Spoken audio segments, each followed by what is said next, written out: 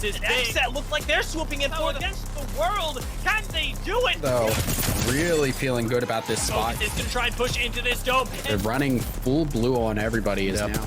No, wait, hold up. Not going to end up taking it. Error are being chewed through right now.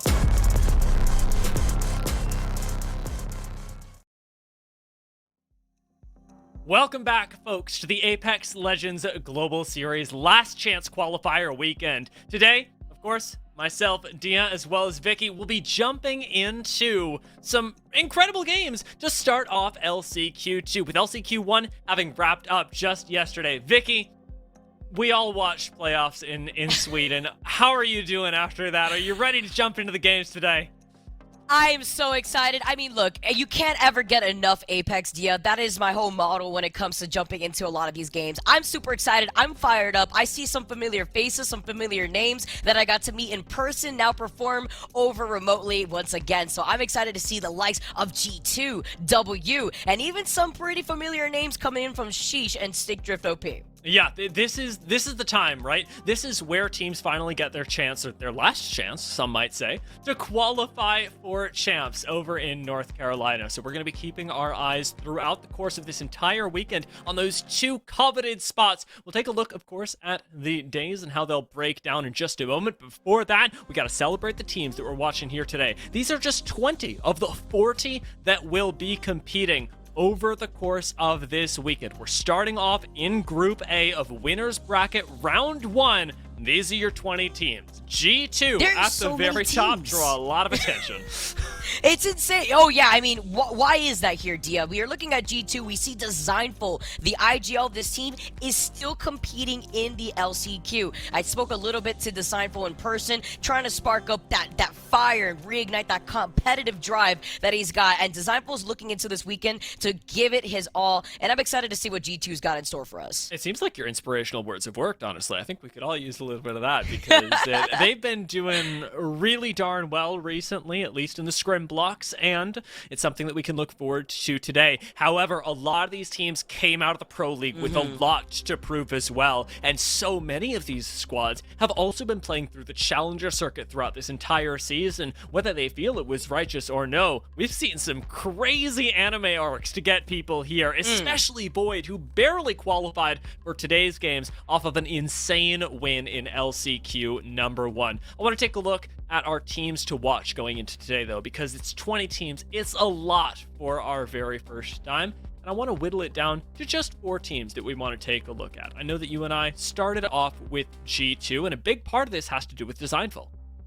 Yeah, absolutely. And, you know, we're highlighting G2. We have to highlight the other teams here. IGL back. I mean, they had a lackluster ALGS Split 2 play performance, but that doesn't matter here, because this is a different weekend. This is a new mindset as we look at our other teams here. HCH, you were highlighting a little bit about them, Dia. They've been really popping off alongside G2 within their own scrims. Yeah, and the really amazing thing about HCH to me is the way that they're willing to bend the meta. They are one of the only teams that I've seen pull out the Seer seriously and not as a meme. They whipped out the Watson yesterday, being inspired by the plays over at LAN, and HCH have an incredible amount of confidence that really shows when we start hitting World's Edge and Storm Point. Sheesh, of course, the next team to highlight. I think everybody is very comfortable with over at home, and we get to see some really fun plays when it comes to them, with Timmy whipping out the Pathfinder more often than not. Last but not least, W are definitely drawing a lot of attention, and I was surprised that they didn't make it to playoffs.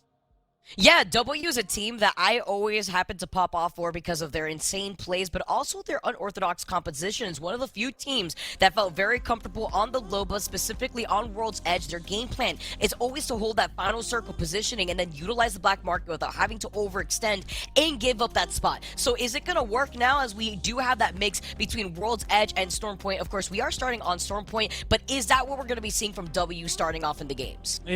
It's going to be an interesting thing to experiment with, because as we had sort of talked about earlier, LAN is starting to impact people's views of the meta, what the right way to play the game is. We actually had the privilege of watching some of the EMEA games this morning, if you were up early enough. And well, what I can say from what I saw there is that there are a lot of the teams that went to LAN that, regardless of how they performed, are dominating when it comes to LCQ2, because that international experience, when compounded with the Pro League experience that they already had, has put them ahead above the rest.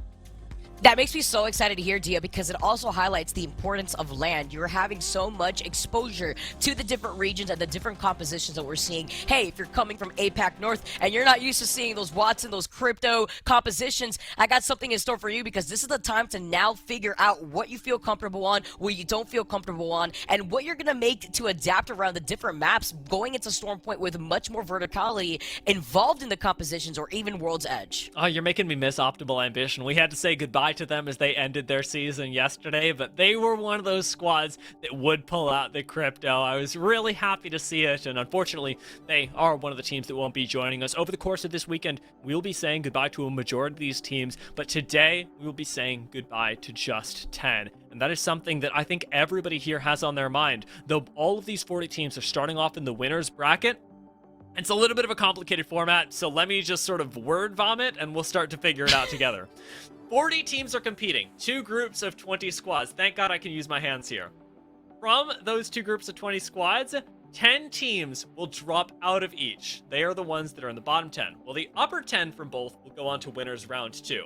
These 2 teams, or these 2 groups of 10 teams that were in the bottom 10, will go on to losers round 1, where we will finally find out who will be dropping out today. We'll be covering today on stream winners round 1 group A, and then winners round 2 with the top 10 teams from each lobby. So we get to see everybody as they start accumulating those additional points for the finals.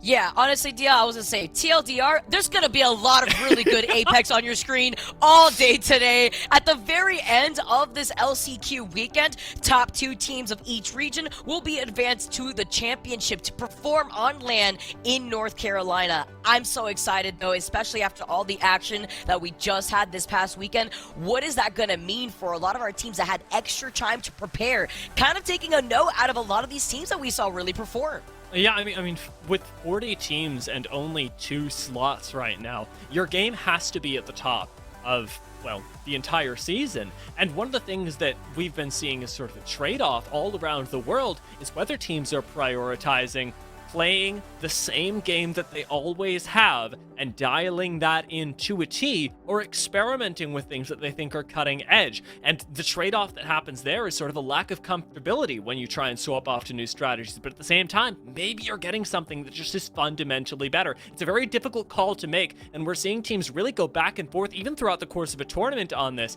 Given the fact, though, that we are going to be starting off today's games over on World's Edge, I think that it gives these teams a lot more comfortability, because they're starting in a place that they know. So often, we've started these challenger circuits, and even throughout the Pro League, sometimes we'll start on Storm Point, throwing everybody into a little bit of a tussle at the start. Now, it's time for calm, collected gameplay to start us off in LCQ number 2.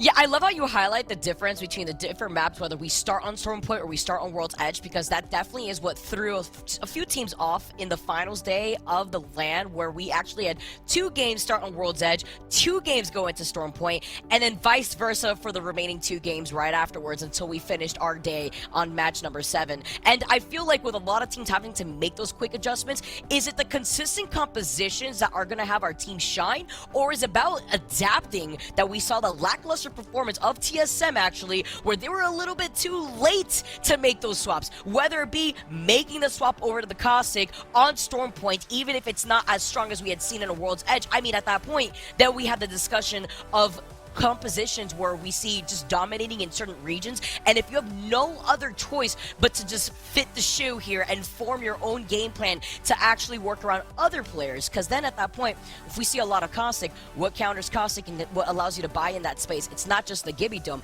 it's another Caustic, actually, and it's about winning that trade that is so important. It's crazy. We could talk about this all day, Dia, but, you know, just to highlight, since we are seeing a lot of Apex today, it's not just this group that are going to be playing today. Group A that we are going to be focusing right now on the stream, it is also Group B. We have heavy hitters in that group like CLG, Sentinels, Complexity, Furia, another team that actually runs some pretty interesting compositions. Shout out to Zero out there, but a lot of these teams actually are bringing out their best, and it's just a lot of Apex overall being played between these 2 groups. Yeah, I mean, I want to take a look at the 20 teams that we're going to be covering once again, just before we pop into the game, because you started talking about, wanting to mix things up, and one of the first things that happened in Split 2 with the introduction of Stormpoint was people starting to experiment around Stormpoint, and specifically around things like Horizon and Bangalore. My eyes today, for all that we talked about the teams that we should be focusing on, are absolutely on Torrent. They were one of the first teams to pull out the Bangalore on Stormpoint, and they have stuck with it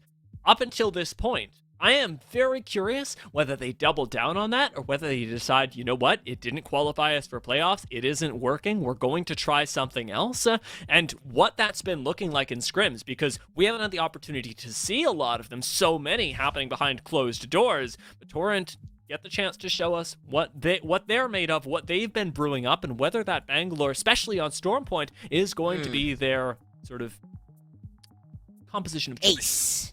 Yeah, we've been seeing that a lot, especially within the EMEA groups, where we saw a lot of the Bangalore at the start of Stormpoint in the Pro League. Some teams ended up staying on it. Some teams actually wandered off of it. I'm also looking at teams like Sheesh, like we talked about before. Got to highlight Nicewig out there, who was streaming the B stream in the Pro League during that Split 2 playoffs. Absolutely insane energy from this man. I wonder if he has a voice right now or if he's recovering like me. But then we take a look at the drive that watching this LAN has brought for some of these players. I know we saw Noko talking a little bit about it online. Wingman season is looking to continue their dominating run like we had seen in the Challenger circuit. This team is definitely a team that you want to look out for. And of course, we have to highlight Tripods and the effort that Nick Merckx and his team Deeds, Luda, are actually putting in. And I believe our first game has actually started. So let's talk about all these teams all together in the game here, Dia, as we get set up. World's Edge is going to be the first map that we see for the first 3 games before we dive into Stormpoint. I'm really hyped on it. I'm glad that you brought up Noko there as well, because I was actually talking about Noko yesterday after the stream and just reflecting on the way that the season has treated them. I know that, sort of individually as a content creator, Noko does his own thing. He plays his own legends, and it's been largely inside of Challenger circuits in the ALGS that he's been on Gibby duty. But man, oh man, does that guy slay at Gibraltar. I called him and Joey Blackout out for some incredible plays that really were the one things keeping their teams together, and that's been something really impressive about Noko and his growth as a competitor more than anything throughout this season that has really driven a lot of my attention. As we are going to be jumping into that first game, you already know World's Edge is going to be coming at us. However, Charlotte Phoenix are going to be showing up down 1 member for our very first game. Oh man, and I have to point something out that obviously would catch my eye, and it's because we love the grieving zone here, Dia. And what is in that replicator? Well, we got a turbocharger out here, so, if you do enjoy the Devo, you do enjoy the Havoc picks here. Oh, I'm expecting our Lobo squads to go absolutely crazy, because we already saw some of the changes coming into the replicator that are not live right now, what we have seen speculating for the replicating changers, and I feel like the replicator is going to be such an important thing to focus on after this season here. If you want to fight for control, if the R301 is going to be in the replicator like we had seen the flatline and the longbow, expect there to be a fight for these machines, because it's going to be absolutely crazy. This was something that we got the chance to talk a little bit about yesterday as well, was the sort of consistency that you get off of replicator play. Unlike with beacons, where you get a little bit of advanced knowledge, you can quite literally just use the exact same really nice gun every game as long as you're making your way over to the replicator. We see a lot of people doing it with the flatline, and both the 301 and the Rampage being thrown in there next season. Things are going to get pretty darn crazy. I love that you brought up the replicator as well because of the turbocharger, especially since we've got washed in this lobby over by Climatizer, and already inside of a fight, I say their name, and already they're going at it. Zerbo taking to the skies. If they make it out up here, mark my words, they're going to be picking up that devotion. But first, they have got to win this fight. This is actually insane. We're seeing such quick action. We're seeing Ampoy land some of these wingman shots. Wondering which of these squads actually dare to try to contest Wash here. Zerbo on the horizon. You see JLo getting the knock, but they trade that as Impulse gets the knock onto Zerbo. Nice shots from Ant Boy. Still has the arm shield up. He's going to full send it around this corner. This is up against G-Force that Washed are fighting right now. The knockdown shield's going to be enough, it seems, as Ant Boy doesn't quite land. That last wingman shot needs the reload, but doesn't get it in time. Zerbo coming around the corner with a nicely placed thermite. Starts buying a little bit more space for the team. Reloads the alternator, but needs to find that extra bit of damage and simply doesn't have the time, taking to the skies. This is where Zerbo is at home, but a Valkyrie even better to escape. The team fight for Washed continues on Struggle Street. Are you kidding me? Having the gravity lift put down on the door, forcing Impulse off as Impulse now moves in. G-Force now in that 1v1. They take care of Washed. What a fight. What a reposition from Impulse to clutch it out. And Washed is going to be the first squad to get down. You know what? I'm happy to see the early action. I'm sad that we aren't going to be getting that Devo picked up early. You know, Washed would have gone for it, but to see that kind of fight over by Climatizer is the closest that we've gotten in some time, and it seems like we're going to be getting even more, moving all the way up towards Climatizer as the zone continues to pull this way, and Torrent are making a very early rotation in. You were talking about Torrent a little bit. I like this position. We've seen the circle pull up sometimes over by this building, and depending on the compositions that you're running, like what Torrent is running right here with the Caustic, taxing the big boys with the Valkyrie and the Gibby, this is amazing for them. Their goal right now, they already have the information for the next circle. They want to infiltrate and take some of this free real estate away from where they could potentially get pinched, and they're just going to be sitting there the entire time waiting for a lot of these teams to move and funnel into their line of sight. Most of their positioning going to be based on their, of course, zone prediction, and in Climatizer, that can get really iffy. With Caustic, you love playing inside of these small buildings, but so many of these Climatizer zones have pulled us out to the north of Climatizer, over to the fence lines, and to try and prioritize that is risky in and of itself, with so many other teams paying attention to it.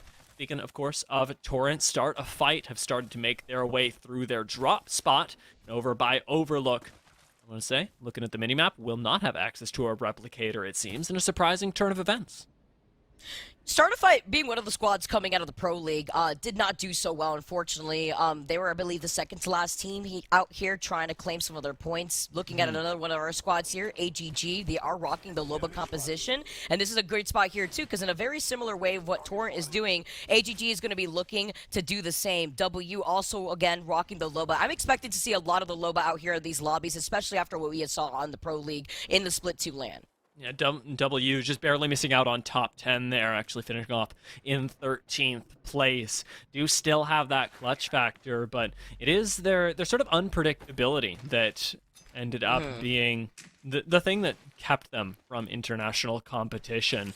It's been very difficult of a season for them, as their constant sort of changing of compositions did mean that sometimes they were figuring it out just as much as other teams around them. Start a Fight moving down over towards this eastern side of Torrent, are playing the high ground right now, and you're pretty darn safe as Start a Fight and as most of the squads inside of Climatizer, because, let's be honest, there just aren't that many people here yet. You're still in round one, you're still safe.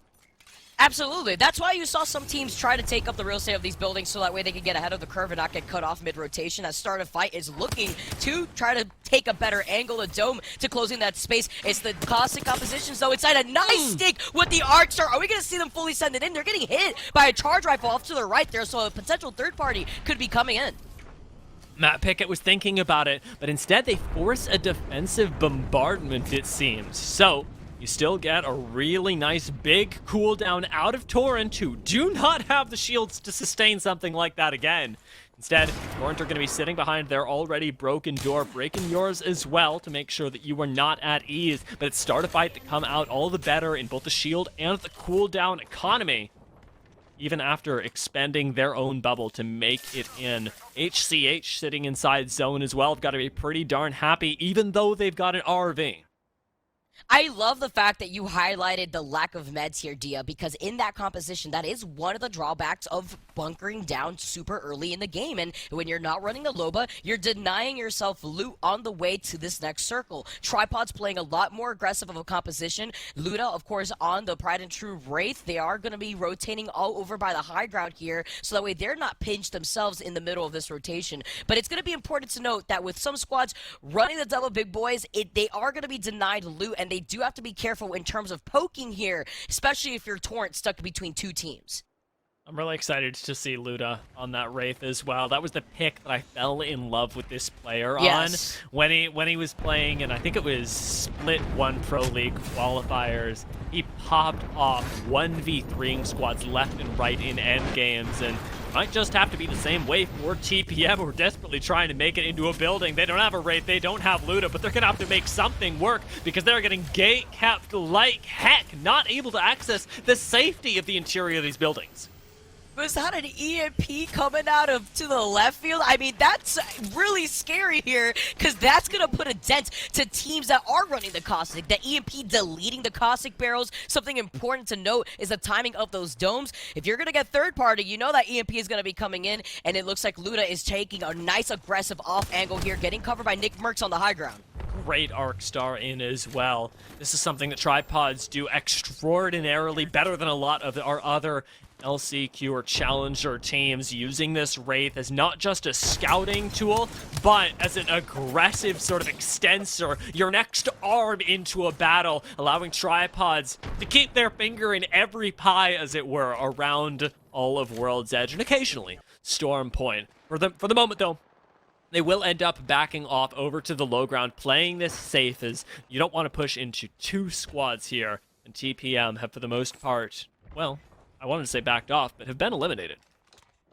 It's crazy. That's going to be our second squad out, which means we still have 18 squads in this lobby, but it's just the first round closing in, so not surprised, but still seeing the early action and not overextension from any of these teams is great. We see a redeploy coming out on our screen as Lazarus are just going to still keep this real estate over the building. Sometimes we see the circle actually pull over that building specifically, but I do think it's going to continuously pull north, where you see a lot of these teams already sharing some of that real estate over by Climatizer. Look at the plethora of Lobo Black markets too. I wonder who's going to steal what from who here. As we can see, Team Sheesh now, they're making the rotation away from Epicenter. They have the beacon control over there too, and they are going to get contested as they make that rotation. All of a sudden, W just aren't feeling that unique anymore. I remember when they were the only squad Right? that was whipping out the Loba last season, and we were all like, wow, we see a Loba, I guess it's W. Not so much anymore. It could be anyone now. It could be absolutely anyone. The one squad that it really can't be is G2, who are avoiding interaction with everyone, taking a very slow rotation up from Thermal. They're all on purples. They've got every bit of cursory loot you could possibly imagine, but they're taking their time actually finding these engagements in sort of an uncharacteristic G2 way. I always think of them as a zone team, but I also think of them as a team that loves to fight early. This is actually such a change from their play style, and I'm wondering here, is this something that they are picking up after the first land that we had seen over 952 days? They learned their lesson. They were very overly confident. Some could say even cocky to an extent, looking at the way that G2 would play. But I think right now, slowing down their game plan while feeling out what's happening so far within this first game, within this lobby, is a good idea for them to try out a new approach. Tripods now still holding on to the high ground here, holding on to the edge of the circle. And they have to, because it doesn't look like they have any sort of information in terms of the beacon here. And that's going to be important for Tripods to know if they do want to continue pushing north into this next circle, if they just want to hold their position on the high ground here. One of our miracle squads on the opposite end of Tripods here, Void, are holding down that high ground.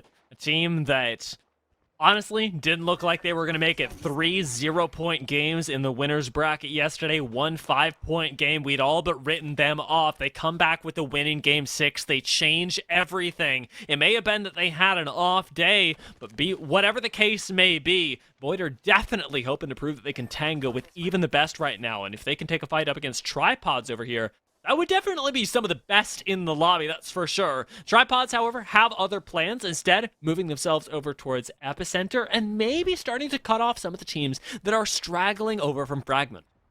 That's an interesting choice right there from Tripods. Yeah, they knew that there was still that team over to their right, but it wasn't about fighting King of the Hill here, because they may have information or may want to get information if they want to traverse through Epicenter. We already saw Team Sheesh had made their way away from that, but for late rotating teams like G2, I'm worried about how Tripods is going to try to take that. Right now, fortunately, relatively passive are the tripods. Everybody sees 18 squads left. They know that these first two teams have fallen in relatively quick succession, and they don't want it to turn into one of these high-action, high-variance games. Charlotte Phoenix, one of those squads that is going out of their way, literally and figuratively, to avoid engagements, as G2 finally realized that, well, they better get in ring now rather than never, and do find themselves a nice place, if not an optimal one. This is not typically a position that you'd envy being in, despite the fact that it's relatively safe.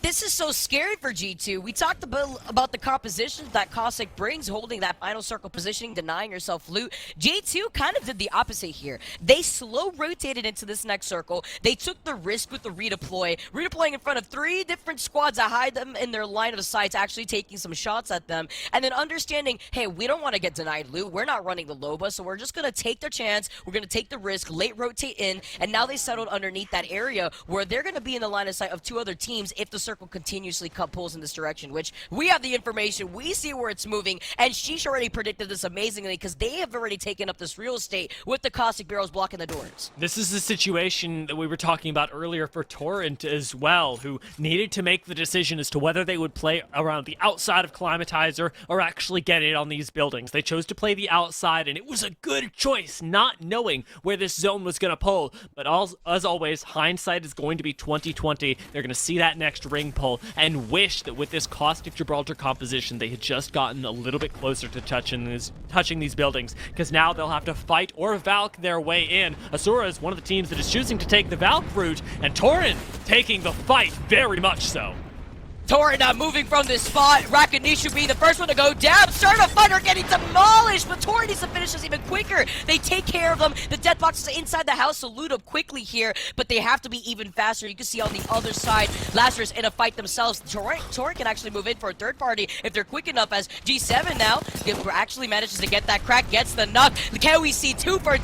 The PK, the bombardment to follow up for Lazarus. Dank goes crazy in this fight around the RV, and as 2 of our Pro League squads pop off, Torrent and Lazarus both, we are whittled down 2 more squads just like that in the span of what must have been less than a minute. Even Torrent starting to poke their heads out over here, realize that the fight has already concluded, and that is the power of LCQ teams in here, is that all of a sudden 3v3s aren't taking that long anymore. When you decide to fight, the fight is done almost as soon as it starts.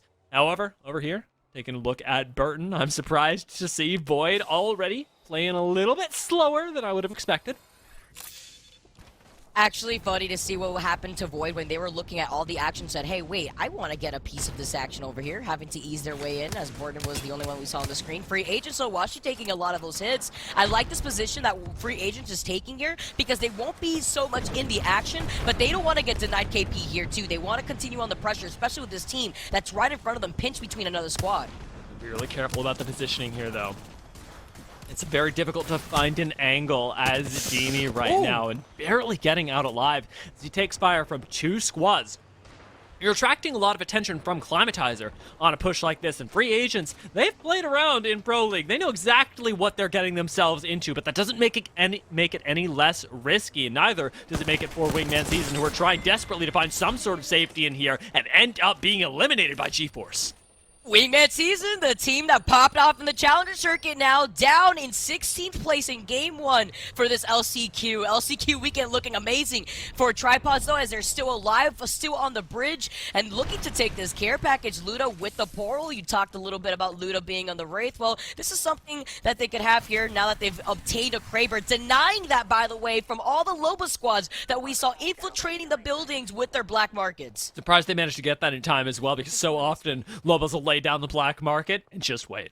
Just wait for that care package to hit the ground, rip that right out of the sky. But Tripods, they're wise to it, and Luda is right on top of being able to pick up this game-changing weapon. I know that the nerfs around the Kraber surrounding this next season have been a really popular discussion recently as to whether it should actually happen, and so much of that is because it's a game-changing weapon. It can turn a fight, it can turn everything in a split second. Now that tool in the hands of the very capable Tripods.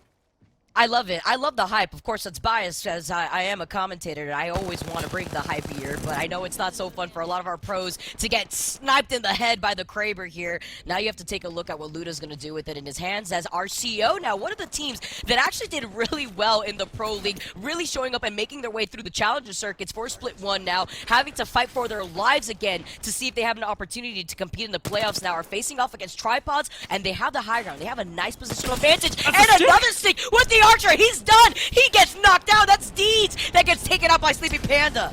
This is big for RCO. No way to turn that around. Arcstar almost as game-changing as the Kraber, but in the kill feed, you'll notice we've been whittled down a few more squads. Torrent ended up going out during all of that, and the chaos continues to reign supreme on World's Edge as we start closing in a little bit more. So much of it in the desperate fight for positioning over here. G2 going out in an attempt to get inside Climatizer as well, and Xset already down to just one member. Hakulo, you surely got to imagine is going to get peaked here. Xset being one of the few teams to run the crypto, but it's only up to Hakulo. He clutched out that 1v1 with the Zypho, but Lazarus aren't going to let them get away. Another stick on an Arcstar, by the way. All these sticks is insane. Look at this aggression that we're seeing with the nades here. Lazarus now trying to fight for their life underneath the building.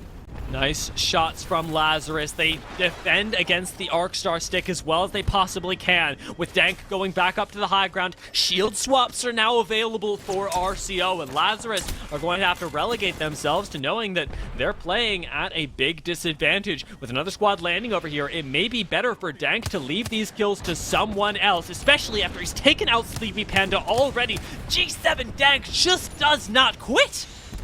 This is insane. This is crazy right now with some of these later rotating teams looking from the outskirts, now moving in. Stick Drift OP playing off of the fence line. We've sometimes seen the circle pull this way, but they still need to traverse a little bit north to make it into that next circle. They're being blocked out by another player, and Luda gets a knock in the feed with a Kraber onto Lux 40, just highlighting the power that the Kraber can do in terms of play, which means the tripods are still popping off.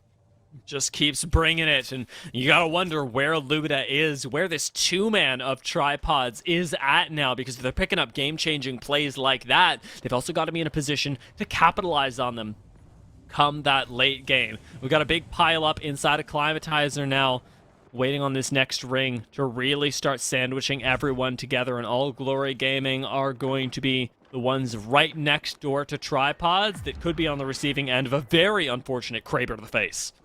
Oh, but Deets is out. Deets is not in this, which means that All Glory Gaming have the man advantage here.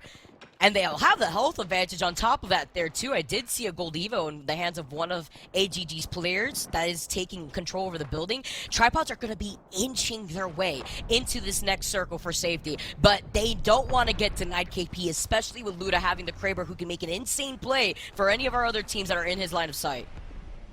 As Exo and Sushi start walking in, Stick Drift OP will be the next ones to contest the area that RCO had previously landed in. RCO, for their part, are trying desperately to disengage. They suffered so much trying to take out Lazarus, and now it seems like, even though they took to the skies, that suffering just isn't over. Sleepy Panda gets his shields cracked, almost gets taken down, and all of that is from simple ordinances, not even any concentrated shots, while Luda keeps stacking up the damage, getting a little bit of revenge on RCO for earlier. All Glory start going down as well, with just Jaguares left to defend. He manages to fend off free agents, but cannot step back into the ring for his compatriots.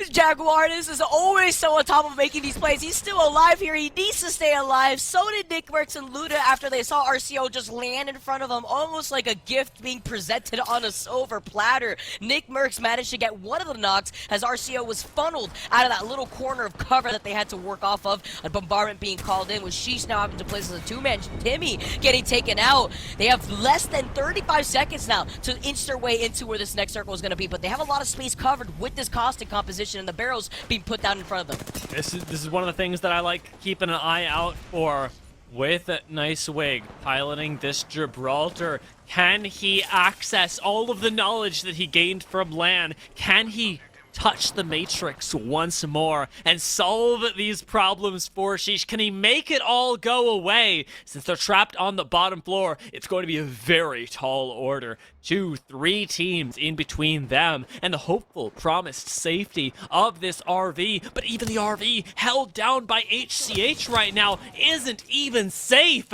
They're sitting, interestingly enough, without the Watson that they were running yesterday, instead just looted up to high heavens with this Loba.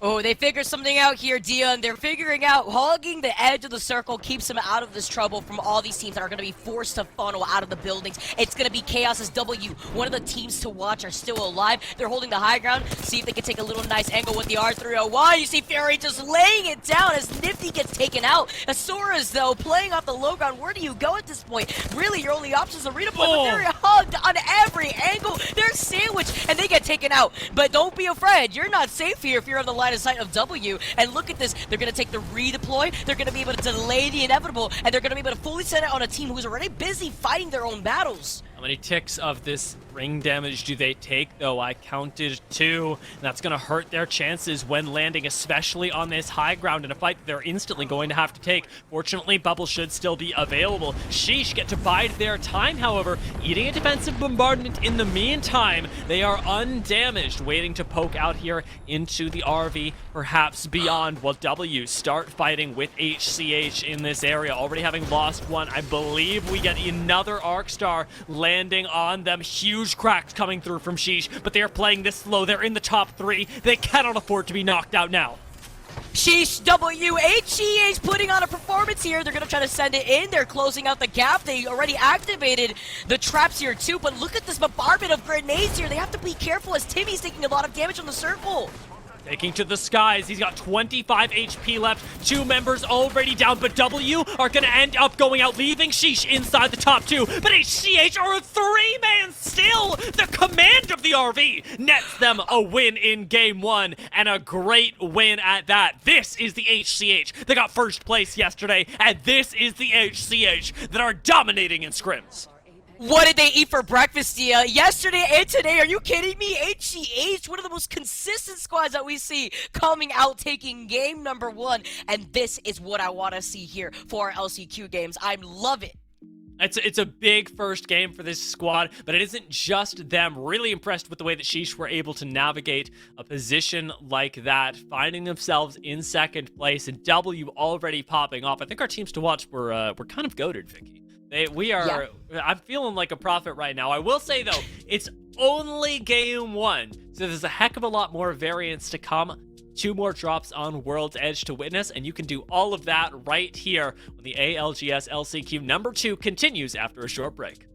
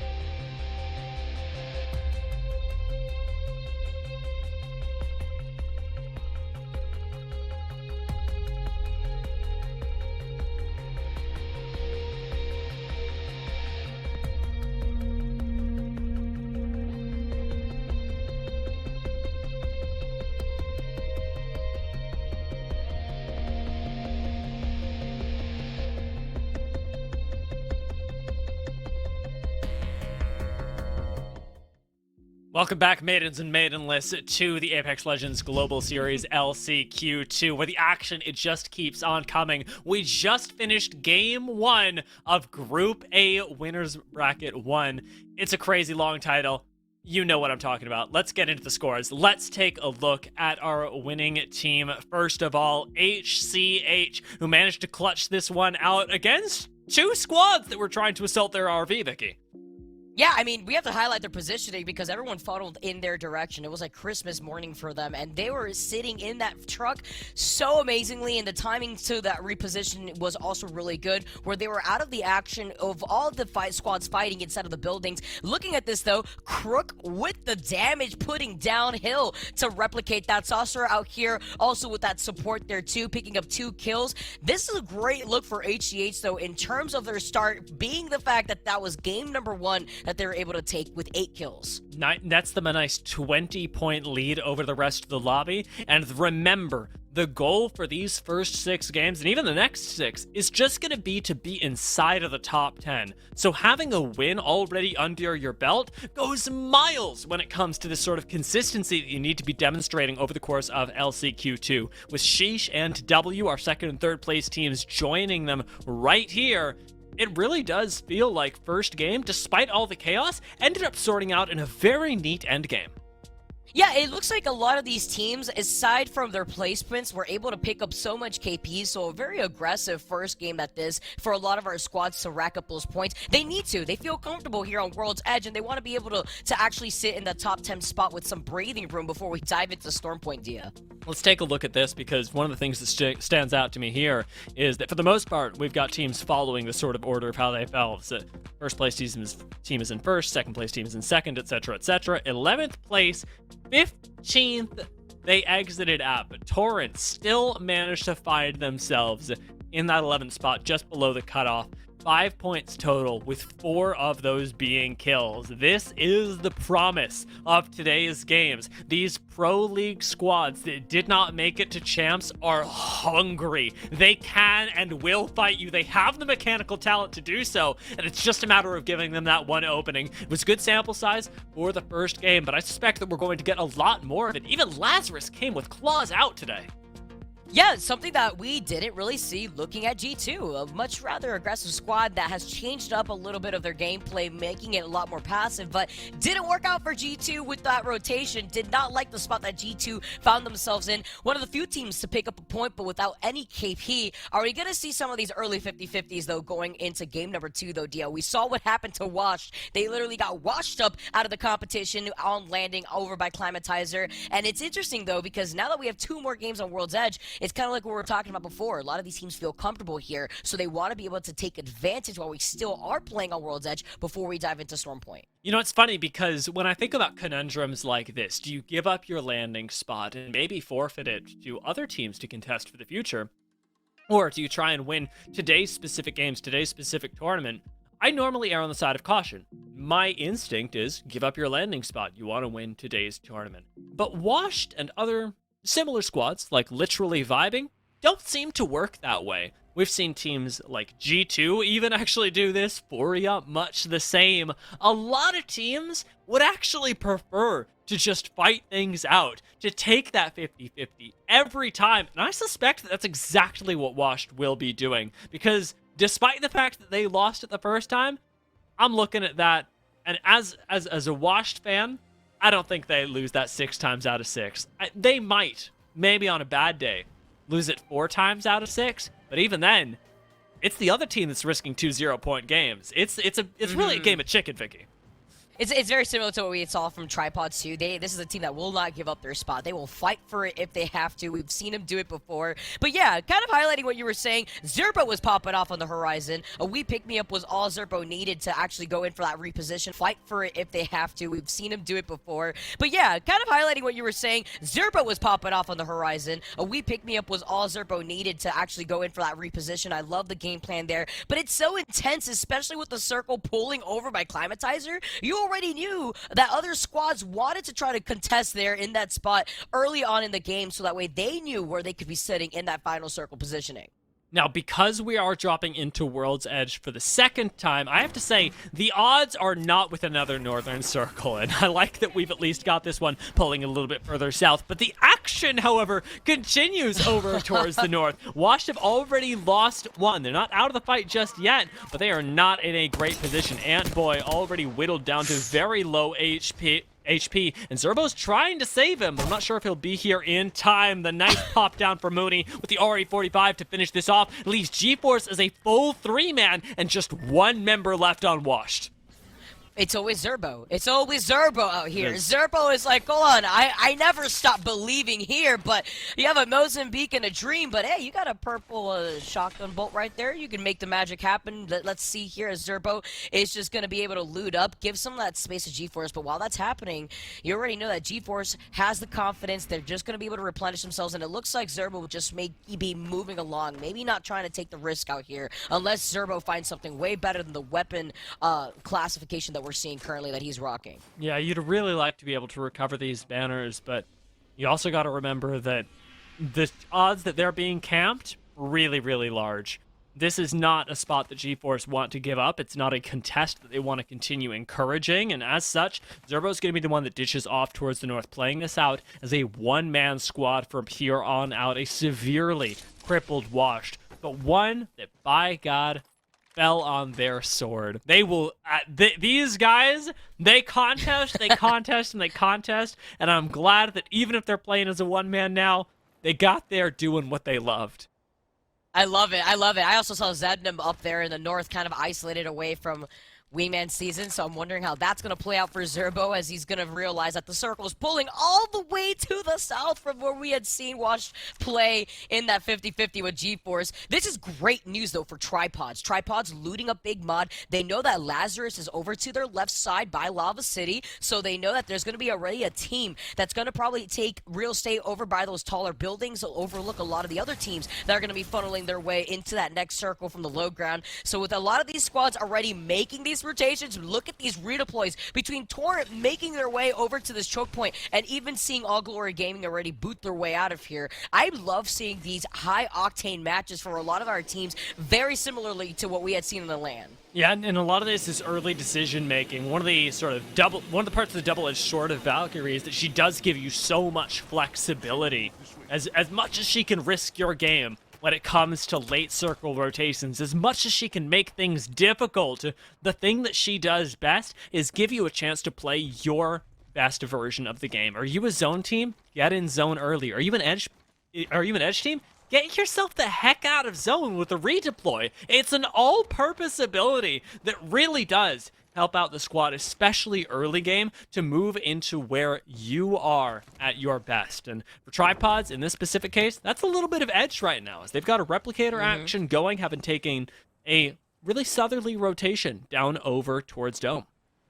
I love the Valkyrie compositions, the Valk meta, as you could say here. It's basically the get out of jail card if you feel like you're too late on your rotations. If you want to be quick with your rotations, looking at your composition, if you are running the Caustic and Gibby, or if you're running the Loba there, it's going to be just a great game plan overall. Torrents now, noting that where this next circle is pulling, they're going to be just taking a little bit of the outside of the fence just to take that rotation in, taking some shots at another one of our teams that are over by Lava Siphon, but overlooking what the state of the circle is pulling. I'm expecting this to be right outside of the eggshell of Dome. Expect it to be out a little bit in the open between Launchite and Dome, which is going to be so chaotic for a lot of our teams that have to traverse to the low ground between Launchite and Dome. And with Torrent sort of, I think, predicting that as well, they're going to take the redeploy and try and get a little bit closer. Because they are running that Caustic Gibby composition, one that is much more comfortable when at rest, their goal has to be to get themselves as close to center zone as possible so that they can be one of those forces that just repels other squads during the next couple rings of this game. Start a fight, however, sitting down here in Lava City, are relatively comfortable for right now, separated by a great distance from the squad that is currently engaging them, so giving both teams a fair shot at farming up their Evo shields and putting themselves both in a better position for this late game. Xset, however, they might not make it there because they're already involved in a fight with All Glory. Going back and forth, X is one of the teams that we saw rocking the crypto out here in this lobby. He's taking some notes out of what's been happening over by APAC. G2, though, maybe kicking things up finally, getting a little bit more aggressive at the start of this game as they make their rotation away from their landing spot, which is Thermal Station, over to the squad that looks like they were in some trouble by the choke point. The bombardment being called in is going to force G2 to reposition here, give some respect and space, but they're not going to give up the pressure. They want to take this fight. They've already exited out of the building, and now this is G2's chance to strike. Okay, gents, full sends it off the top of the building as well, cleaning up some quick kills. RCO get wiped off the map by stepping a little bit too far outside their door. I think it's safe to say that's the G2 we know and love. This is what the G2 that I want to keep seeing, ending these fights so quick, not overextending until the other team overextends first. Unorthodox decision, too, coming in from RCO, who is one of our stronger teams out here, trying to take on that fight, looking like they had nowhere else to go. Except, though, they came out on top from their previous fight. We were looking at them face off against what looked to be All Glory Gaming, so they have some breathing room, as some of our other squads don't have the same grace. Torrents, they see the bombardment right in front of them, start a fight. They're the squad that's hugging the outside of the eggshell here, but Torrents actually calling it off. They actually want to back off a little bit and hug the middle area between launch site and dome, maybe looking to see if they can take the high ground of launch site, so that way they don't get pinched for any of the other squads redeploying away from Lava Siphon. Yeah, running this Gibby Valkyrie and Gibraltar, it's possible to have a little too much breathing room. You want to be in these tight corridors like this. Charlotte Phoenix, the ones that desperately want out as they get eliminated by HCH. Torrent? But I believe Torrent are coming in for this third party, and we've absolutely got the right read on that hill. 1 HP has to make his very quick exit, and Torrent should be able to clean up some of this KP with just a few more nicely placed wingman shots. Lobo Bracelet will help get you out to safety. Arcstar ahead on the aggressive move. Torrent seem like they're going to give this up for the moment. Just enough space was bought in front of them to let HCH seemingly disengage peacefully. Nice moves.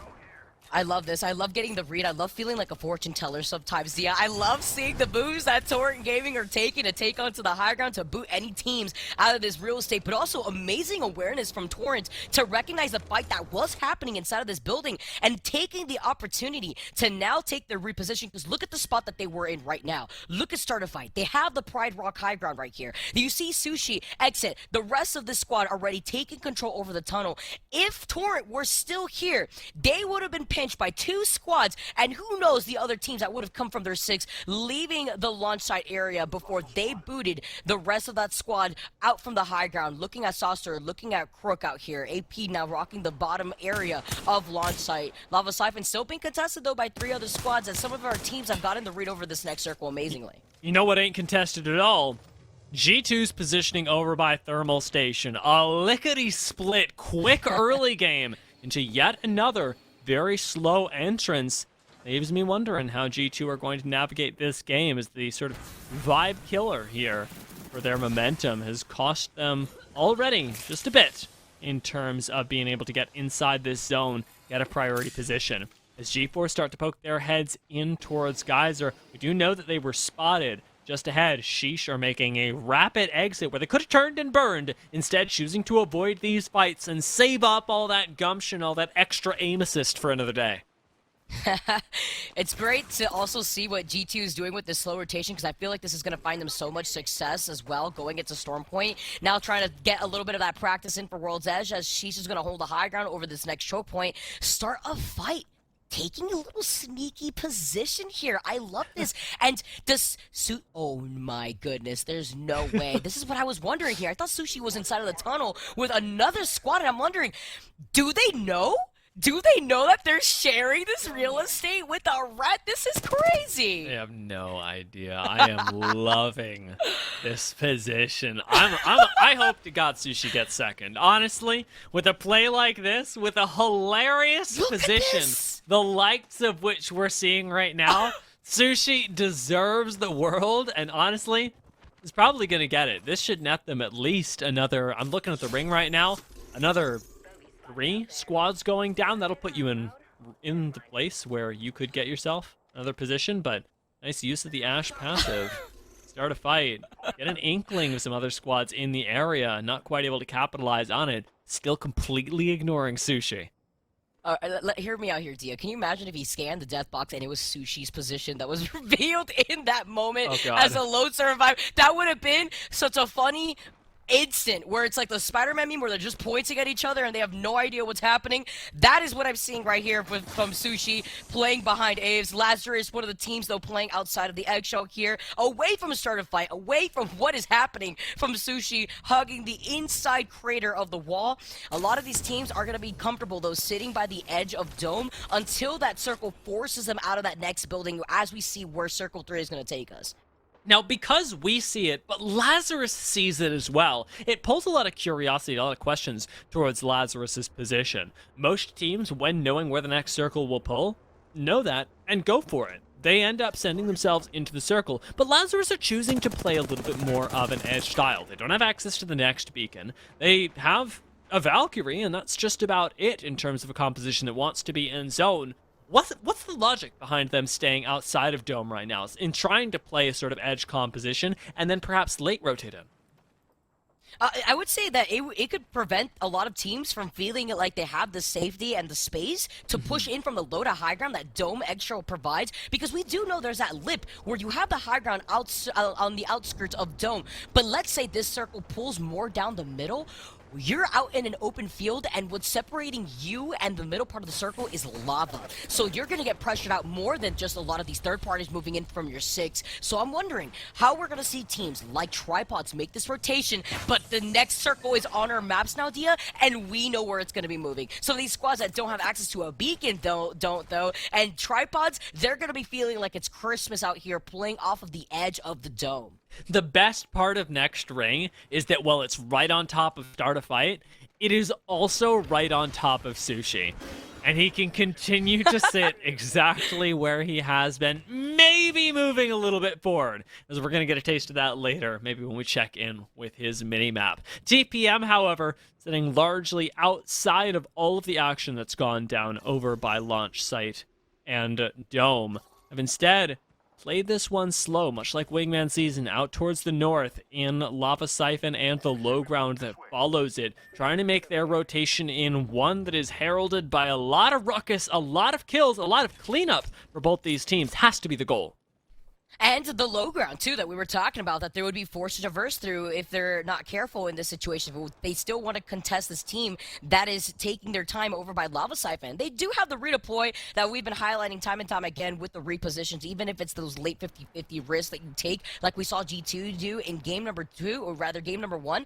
But you don't want to put your team in that position either. They don't have the intel of the teams that are either inside of the tunnel, waiting outside of the tunnel, who are already over by launch site. You would be put into the line of sight of so many teams if you don't already know where you want to go. Look at this redeploy though that we're currently seeing of Sushi now making their way. It's a different type of Sushi out here, but it's going to be Sponge that's also going to be making this rotation. They're getting pinged everywhere. The charge rifle, the beams on the high ground from the car. This is insane here as TPM are fighting for their lives. Lose only up Sushi for now, but cannot expend the Dome defensively. Instead, eating damage from I don't even know where. You're going to lose a second as TPM, giving Sheesh 2 KP now, and quite easily cleaned up at that. Going to be able to finish off this second kill. We aren't whittled down another squad just yet, but it is another team severely crippled now that there are just one person left. Crazy how we were talking about those risky 50-50s. You have Wingman Season looking at the feed, not knowing who's dropping down, but seeing these redeploys and saying, all right, we got to be careful here if we want to take some of this real estate. Lazarus now making the moves with their own redeploy, getting some intel with the Valkyrie passive, getting the scans down below. But do they know that a team like Torrent could be sitting on the high ground south of launch site?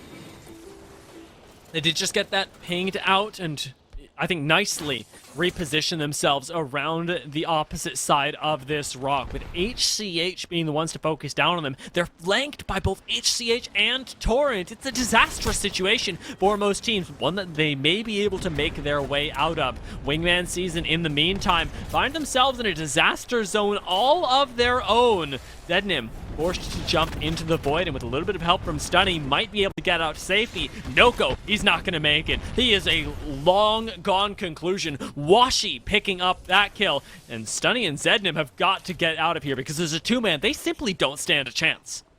And without their Gibby, too, here. They don't have the dome. They don't have the safety that dome provides and even the space that they could buy into here. I mean, you could talk about makeshift solutions with the portal actually closing in that gap, but look at this. It's free agents making their move. Lux 40 knowing it's a duo now wants to push in, even closing into space with the Nox grenade. A nice move to buy them a little bit more space. End up taking out Stunning. No additional mobility outside of this Wraith now, and free agents have nothing to fear. Jumping around the boxes, even eating shots from above. It's really no problem for them as they have so much effective HP to work with. Zednim still manages to buy a lot of time before he goes down, but eventually Wingman season will meet their end in this second game. We're whittled down to 14 squads now, and it might be 13 very soon. Timmy starts to engage G2, who are in a fight with 2 teams now. Things are getting crazy over by launch site.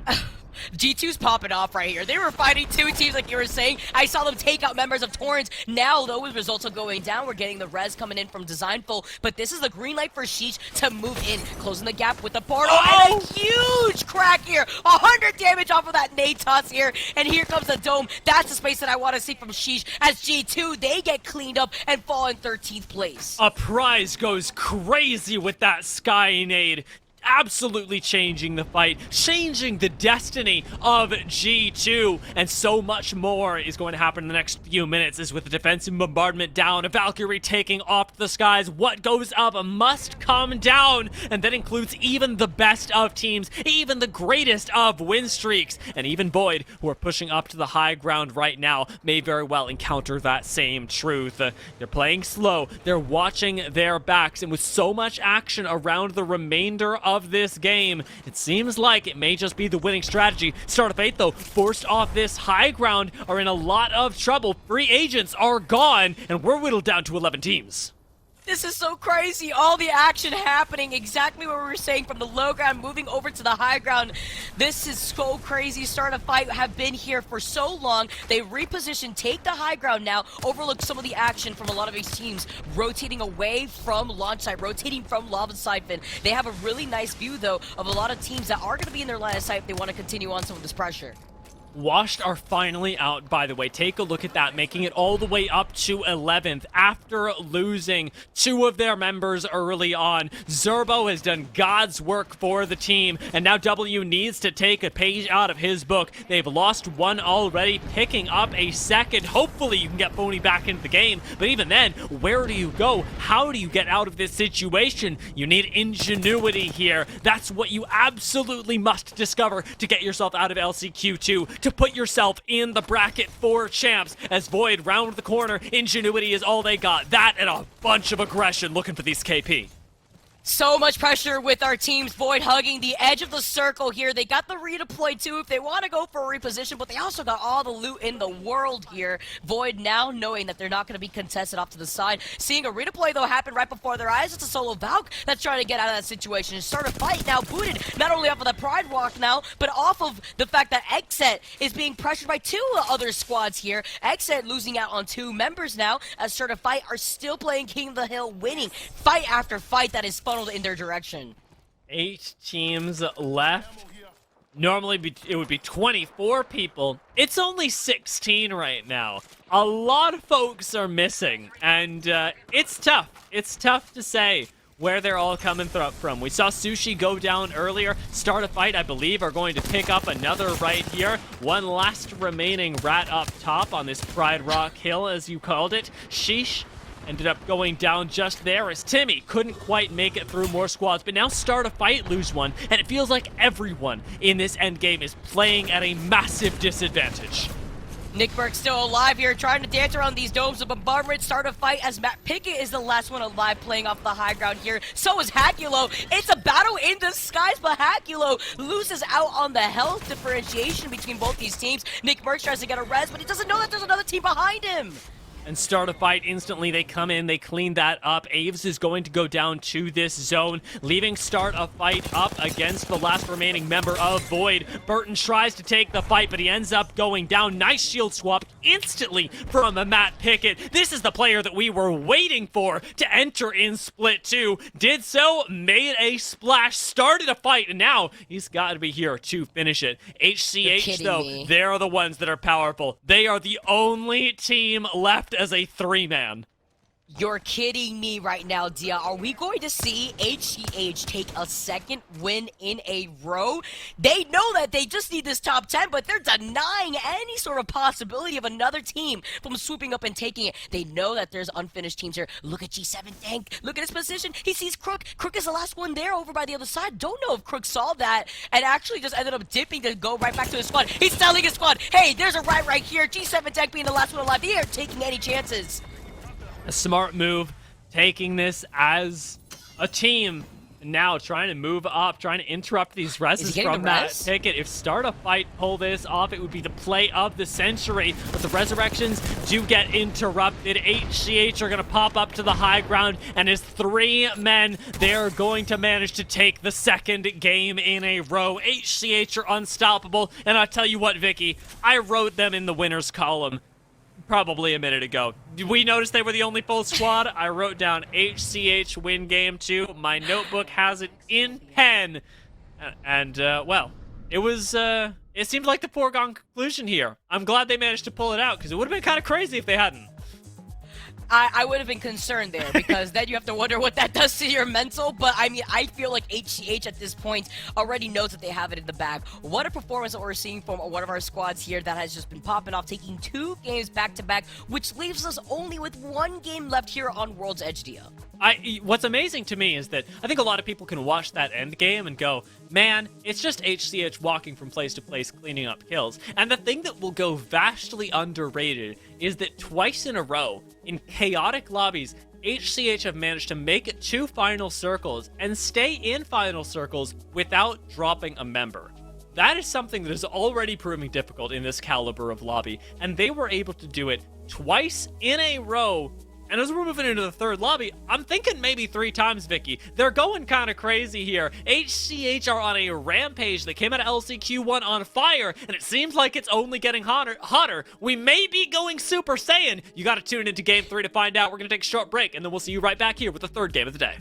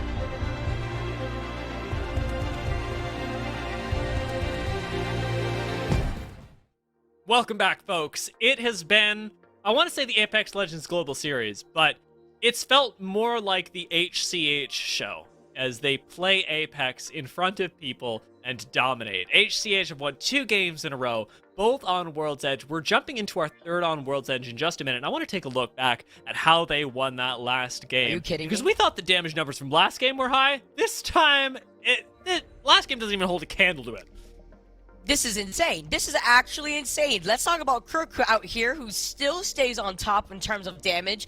Over 2,000 damage. But also want to highlight the KP. All 3 of these members were able to clean up for HCH. 6 for Hill, 4 for Crook, 5 for Saucer. I mean, if the 12 extra points for taking the win doesn't do it enough, the KP will definitely be the cherry on top. That's 27 points in addition to the 20 that they got for themselves in game number 1.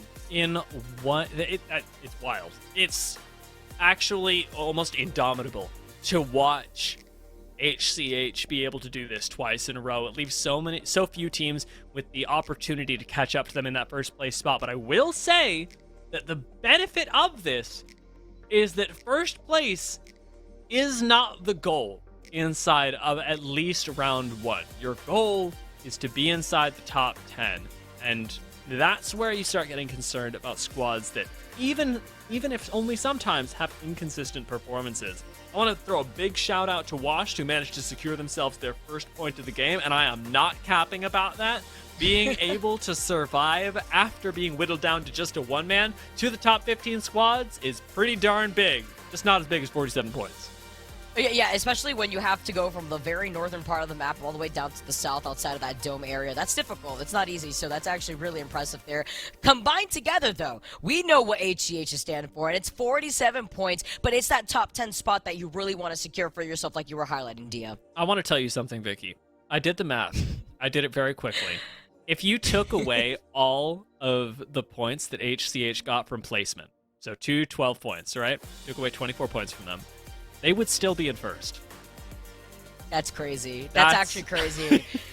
That's insane. That means that they're very kill heavy right now. They are feeling themselves. And then looking on the other side of the page, G2 changing up their playstyle a little bit, getting a lot more aggressive in game number 2. But if you're taking a look at HCH, they would be potentially already at match point going to game number 3 if we had a match point format out here, which is still insane to say because this is just game 3. We are only halfway through this day of LCQ. Yeah, I mean, they are praying that we do. They're hoping to crack 100 points today. I can feel it in my bones, but that's going to have to continue with game 3. 2 games in a row is darn impressive, but we'll see if they can continue that, and if squads that are currently sitting outside of the top 10 can actually catch up, because that's where things are getting really iffy, is when we start looking at, you know, further down the list, teams that haven't quite been able to step up. We know that Washed have encountered some trouble, but outside of that, we've got plenty of teams that, for some reason or another, haven't been able to break even the 10-point mark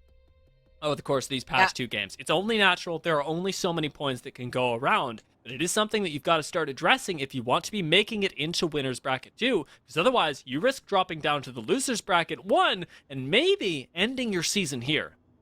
That's why I'm really glad you brought that up, because that's why we were highlighting how important it was in game number 1, where the KP was nicely distributed across the top 10 teams that we had seen perform in game 1. But game 2, HCH said, no, we are not giving that opportunity to anyone. We're going to clean up this lobby. We're going to get 15 kills in total, just all together as a team. And we're going to deny the KP away from all the other squads that want to have any sort of contention in the top 10 now, as we get to see another Southern Circle here on World's Edge. G-Force versus Wash. What is happening? It's what we're all tuning into. Zerbo's got a shotty and has to turn around and find some sort of beam here. Ends up swapping out Prowler for Havoc, so a little bit more range for Wash. They've got a single purple early on. Can they finally win a 50-50 on World's Edge? They got the tools to do it right here. You see the Havoc in the hands of Zerbo. He's looking to put down the beamage here from the high ground as he graffiti lifts himself up on the high ground. This team knows here right here, though. You can see Washed, they have the advantage. They get the crack. And even though Ampoy had purple Evo, he still only has shield cells to work off of to replenish his health. Great work from Washed as well, sending Jaloan down to disrupt this. A nade tossed in here as well makes life all the harder, but abusing even the mobility of this Valkyrie. They managed to take Mooney down down to Flesh. Still no knocks just yet as Wash continue to push up, but the focus from Zerbo is immaculate. First knock comes through, second one sure to follow behind these knockdown shields, and just like that, Wash finally win their 50-50 over Inclimatizer and stake their claim on this POI.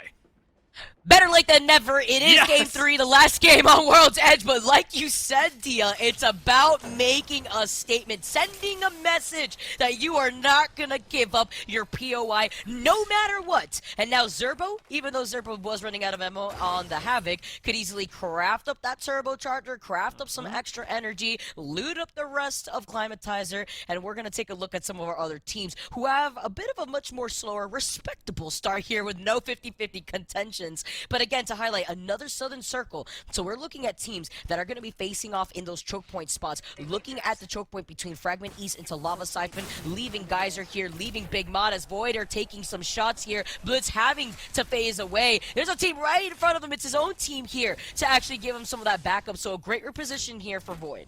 Shield economy pretty rough for them this game, and not having that jump away, that Wraith invincibility, it'll be Ansi that ends up chaperoning him over towards the rest of the team. And seeing this, we've got W flying over, and well, they won't bother with taking a fight just yet. Well, they don't know the shield numbers. They will be encountering the very same squads that ended up pushing Void out, and this time are probably going to be able to take that fight a lot more confidently, given that they've got so much more effective HP.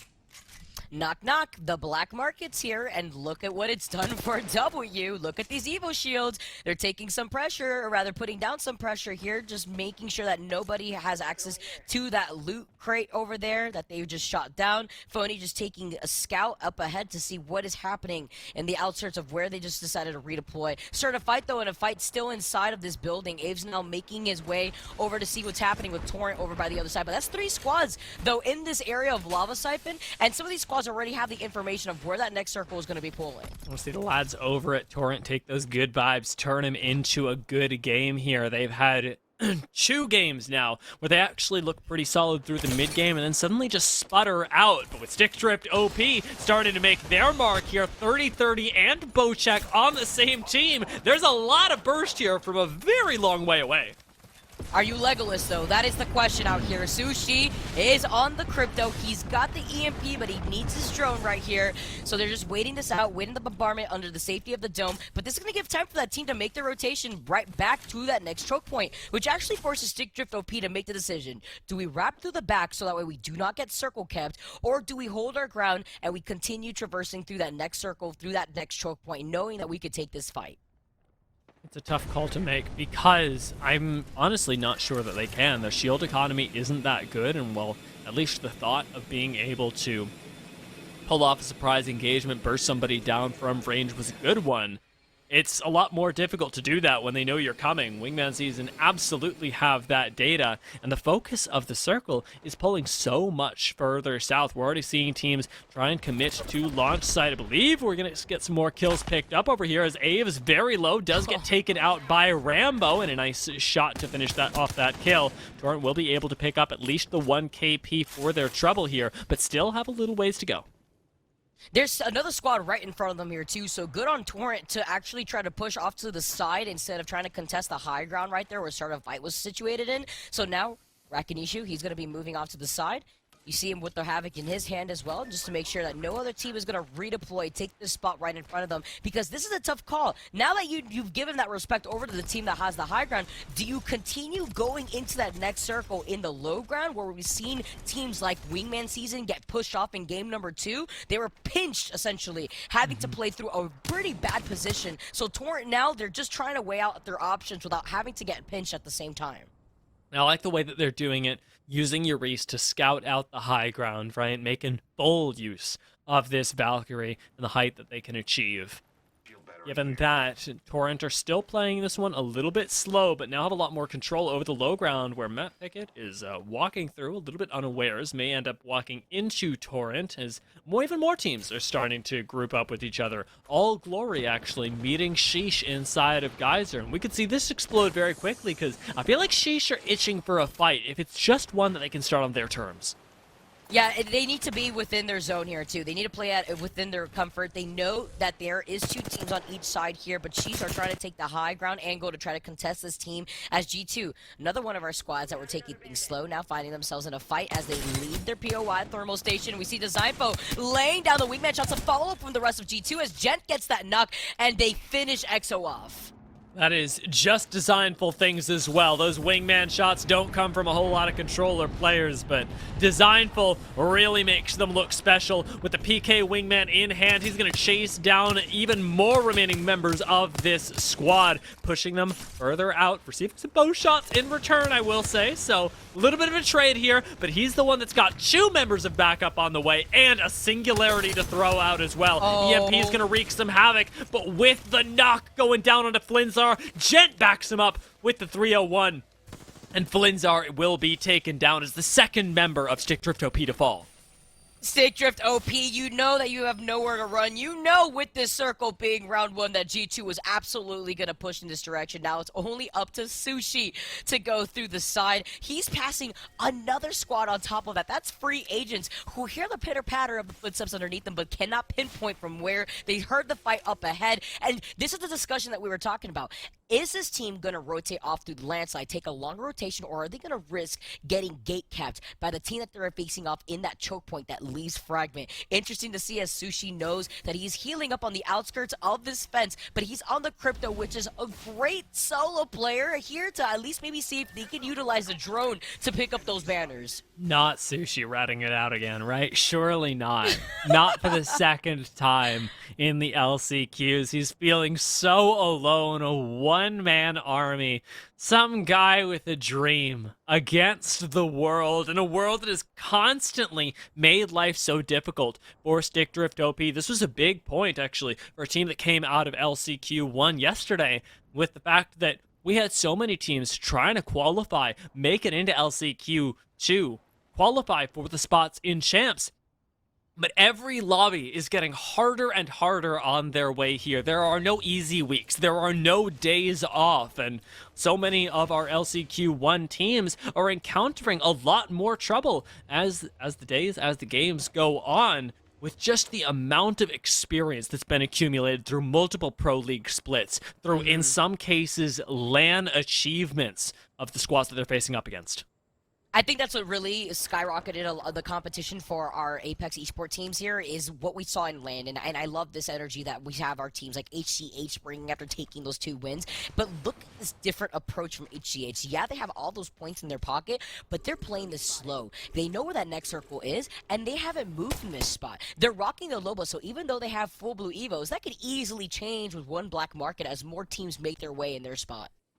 Since we've got even more squads rotating over to make it into Lava Siphon, G2 got the opportunity to take advantage of this. They've actually laid out a little bit of a bait here, choosing not to use that world drop and instead buying some time for themselves to find creative angles just like this. Designful's wingman is a thing of legend, and right now it may just be putting some other legends into the ground. Everybody grouped up inside of this bubble, and with the defensive bombardment coming down, Designful won't be able to avoid all of it, but he gets 82 as a crack back, and that is a trade that you will take.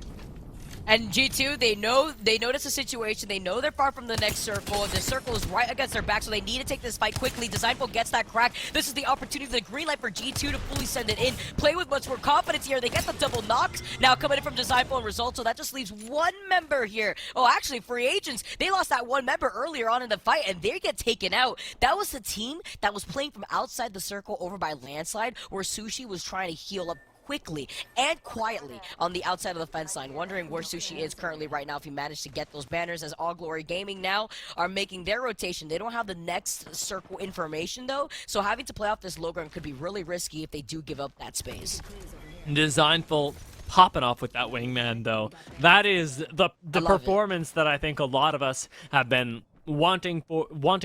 It is the trademark of this player, is absolutely changed things up, changed the game for a lot of wingman players. Nicely done, Sushi. That's a very worthwhile investment. However, you do have something to worry about. Ring's starting to hurt quite a bit, and all these medkits, while they will save you, while they will keep you in the game, it is just you two against the world, and you want to try and get a little bit closer to Ring and get that Ring scan even faster so that you can prioritize safe positions. And that's going to be hard when EXO, unfortunately, his banner timed out, and that is the Valkyrie on Stickdrift OP's team, so they don't have the redeploy potential here. And I'm scared because we know how G2 plays. G2 has been playing on the outskirts of the circle as if they're taking a page out of the Storm Point book, and they're playing extremely aggressive. So if they were able to note that there was a respawn right there, they're just going to continuously play on the outskirts of this circle, play by the edge, and continuously gatekeep more of these teams as they make their way over. Speaking of gatekeeping, I'm taking a look up in the north. We've got HCH about to run straight into Wingman season. These two teams colliding inside of Lava Siphon.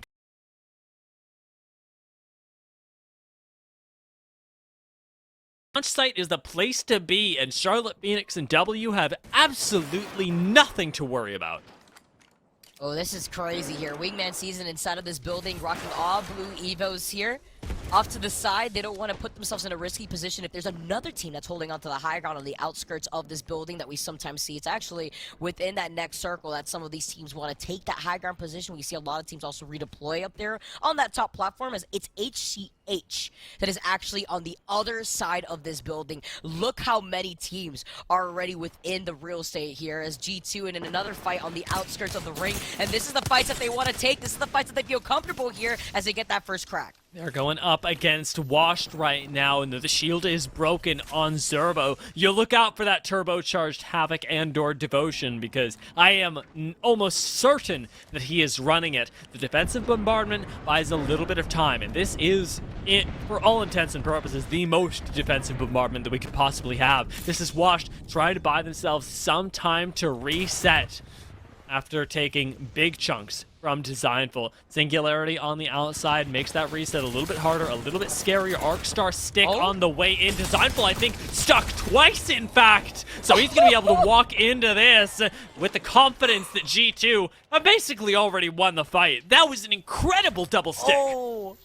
Designful, you're nasty. I do not want to hear this talk about putting down the controller because you are rolling out here with those sticks. Start a fight now, looking to close in the gap. They don't feel comfortable traversing through that low to high ground, so they utilize the phase breach to reposition instead. They're playing off of the edge of this next circle though, but they're pinging down. They know that there's some teams on each side, and a redeploy that just happened on their 6 is going to be able to pick them up on the passive from the Valkyrie.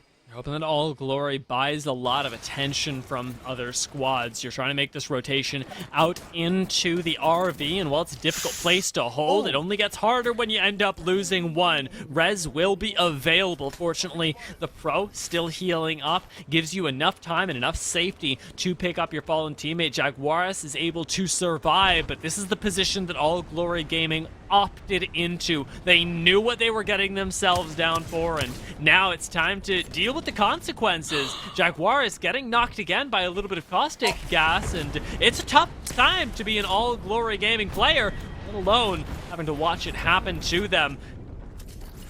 G2 popping down onto the low ground as well, collecting a few more kills, and then casually moving back up. This is the platform that I was talking about before too, with G2 taking up this space. They could get really aggressive without having to overextend too much, but it's not in that next circle, and that's something that they have to note when they are forced to drop down into the line of sight of the other squads that are going to be moving away from Lava Siphon. We already saw it was Wingman Season, HCH that had infiltrated the inside of those buildings, and those are two teams that you absolutely do not want to be in the line of sight for, as Torrents now see another team landing from the skies. They're pitched between two squads, and there's another team on the inside. Where do they go? We've got a noob, folks. The Lazarus are looking to contest this. You got a team on the inside. It is time to fight or die. Claws out for both Torrent and Lazarus, two of our squads that popped off in game one. Now we're going to keep that momentum going, and Torrent are the ones that bubble up first. They're the ones that full send it. They're the ones that find the first two knocks. Tripods go down in the meantime, but as Urice rounds the corner, Lazarus end up following them just as quickly. We're down to the top 12, and Torrent makes short work of Lazarus. Ooh, Torrent with the Torrent sandwich out here. G2 dropping down from that platform, not giving the chance to any of these teams to ping them down once they start rotating to that next circle. I like this here, but do they know that there is still a team in their line of sight right behind them? There's 2 teams inside of here. They put down the dome. That's the game plan, that they want to just try to fully send it in, but they know that they're holding on the door. They don't want to be put into this risky situation. They don't want to be overextending for absolutely no reason, but the circle's closing in less than 3 seconds, so they still have to get moving. And with that circle closing in, as you mentioned, you now do not have the bubble available for when this is moving, relying heavily on things like the Valkyrie rotation that you've got to imagine they're taking right now. G2 take to the skies, but on the other side of this, Wingman Season gets shot out of them. Lava Siphon becomes a massacre, and it seems like Launch Site isn't much better as Xset fight for their lives, hopefully making it out alive, but against Asura's, things are rough. Xset go down, and Asura's find themselves a squad wipe.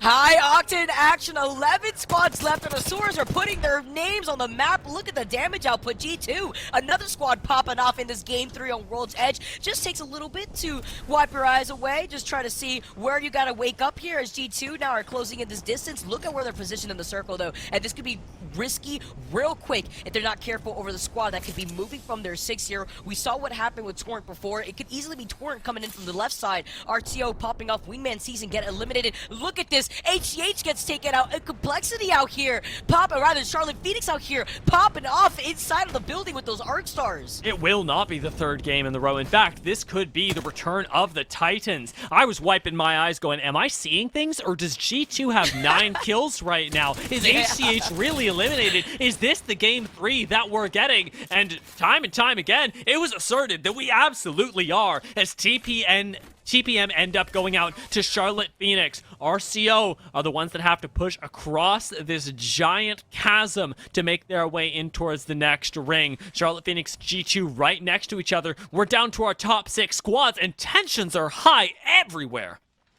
I love Charlotte Phoenix's playstyle with this, not only with the caustic traps, but we've been seeing them grief teams in every angle from inside of this building, between the arc stars, between the charge rifle, and what is this? We're gonna see a redeploy happen right here off of the corner. That's gonna be Boyd saying they're avoiding a lot of the action. They're just taking their time, and this is what their game plan is gonna be, while a lot of these other teams are be fighting off of the side of the circle. Torrent taking pokes at W right now. These 2 teams will come to a head. Likely not this circle, but the next one, almost certainly, as they will have common enemies in front of them, but not enough to distract them from the knife that they have at each other's throats.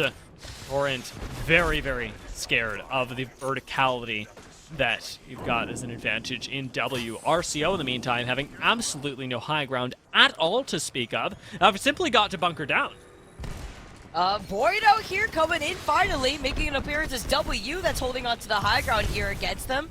They're going to be able to hold to the side, putting down some of these grenades here, but they're getting pinged in every angle, and they're getting pushed from every side. They have to utilize this middle console right here for extra cover, but I'm worried about the squad that's going to come on their 6. I mean, Torrent are third-partying this, absolutely. There are no 2 ways about it. You hear the shots going off inside. You go, this is exactly the moment we've been waiting for. W are forced off of the high ground, and Torrent come in amidst all the chaos and clean house, not even having to use this defensive bombardment, but instead utilizing it as a way to clear out their side, make sure that there are no rat players on the side of this building where W are in fact hiding. G2 in the meantime have tried to take an aggressive fight and ended up being whittled down just to the 1 member right now. RCO pushing up. We haven't moved down from 6 squads yet. With all these kills in the kill feed, you've got to imagine it's going to be soon. We got trades back and forth with W and Torrent as there's action on both the high and the low ground. RCO had pressured G2 by just combing the Nox grenade. Actually insane from Sleepy Panda as he gets taken down. They're going to go for the res on the low ground with some surprise fire coming in from Holiday. They're holding a nice little off angle here and a nice gold backpack to actually keep RCO in this fight. Charlotte Phoenix have not moved from this spot, and why would they? They know no team wants to push in on this spot unless they're running a caustic themselves. It's going to be difficult to get past those barrels by the doorway. Keep your eyes on Torrent, though. They just won the almighty battle for the high ground, sent the last member of Void packing down to the low. Even though Gent is able to survive on the outside, Charlotte Phoenix have their hands full battling with RCO and the last member of G2. Torrent are the ones that have free reign outside. Just now, Stink looks out the window and realizes exactly how much ground is being given up right now. We're down to our top 4 squads as RCO took out Void. Euris is juggling with that very same squad on the low ground and winning the battle with the wingman solo, pulling over Rambo for a little bit of an extra assist. G2's still in it, but it's time for these teams to fight. Will somebody help Jet? He needs all the help in the world. He was pitched between 2 teams, and the only member left from G2. So we have the Rat here from G2, Torrent taking the high ground, RCO playing off the low ground, and Charlotte Phoenix taking up the real estate inside of the building off to the right. So much chaos, but with Torrent having the high ground, they're in a pretty comfortable position, but they're going to be inching right towards RCO. That Volt goes crazy, though. Sleepy Panda loses the shield, and Torrent still retain the high ground. In a 3 versus 3, it is all important, and it opens up RCO on this low ground to eating shots from the side from Charlotte Phoenix. Playing the wall is an excellent position from Torrent, and they throw out the bubble, covering the traps in front of them, forcing teams to go through this hellfire, this mist of death that they've laid down. RKN, though, eats a few too many shots as the shield goes down. Euris takes to the skies. He gets taken out, and all in the meanwhile, Rambo is sitting on the side, not able to contest, knowing that G2 RCO are all waiting for you. Now it's just Charlotte Phoenix versus RCO, where they've cleaned up Rambo. They take that high ground advantage, and they send it all the way home, taking Charlotte Phoenix to a Game 3 victory. Taking Game 3, the last game on World's Edge, Charlotte Phoenix putting themselves on the map, holding down their position, and it comes down to what we saw at the very end right there, Dia. The Caustic Nox grenades, the space that it buys in. If you aren't Caustic yourself, that's going to be so difficult to claim the same positions that Charlotte Phoenix was able to claim. Their amazing performance and so much KP going into their pockets. Our first victory not going to HCH as well, taken away by a very deserving CLT. But with G2, RCO, and Torrent all in those endgame circles, all with a ridiculous amount of KP, especially G2, who, as a reminder, had 9 kills. I am sure that the scores are going to be thrown into absolute chaos, and that is before we even speak of Storm Point coming up. I know, I cannot wait to see what the outcome is looking like for a lot of our teams that definitely started picking up the pace in that Game 3, but the change of the game is going to actually, the pacing is going to change up a lot. Now that we move on to Storm Point, are we going to be seeing these consistent compositions? Are we going to see less Caustics? Or are we going to be seeing more Horizons, more Ash, more mobility being prioritized on Storm Point, Dia? That's a really big question, and not one that I can answer, but one that I'm sure all these teams have prepared, practiced, and hopefully good-looking compositions to answer that question for you and for all the viewers at home. We're going to take a very short break. When we come back, we'll be jumping into map 4 of LCQ number 2, winners bracket number 1 on Storm Point. Don't go anywhere.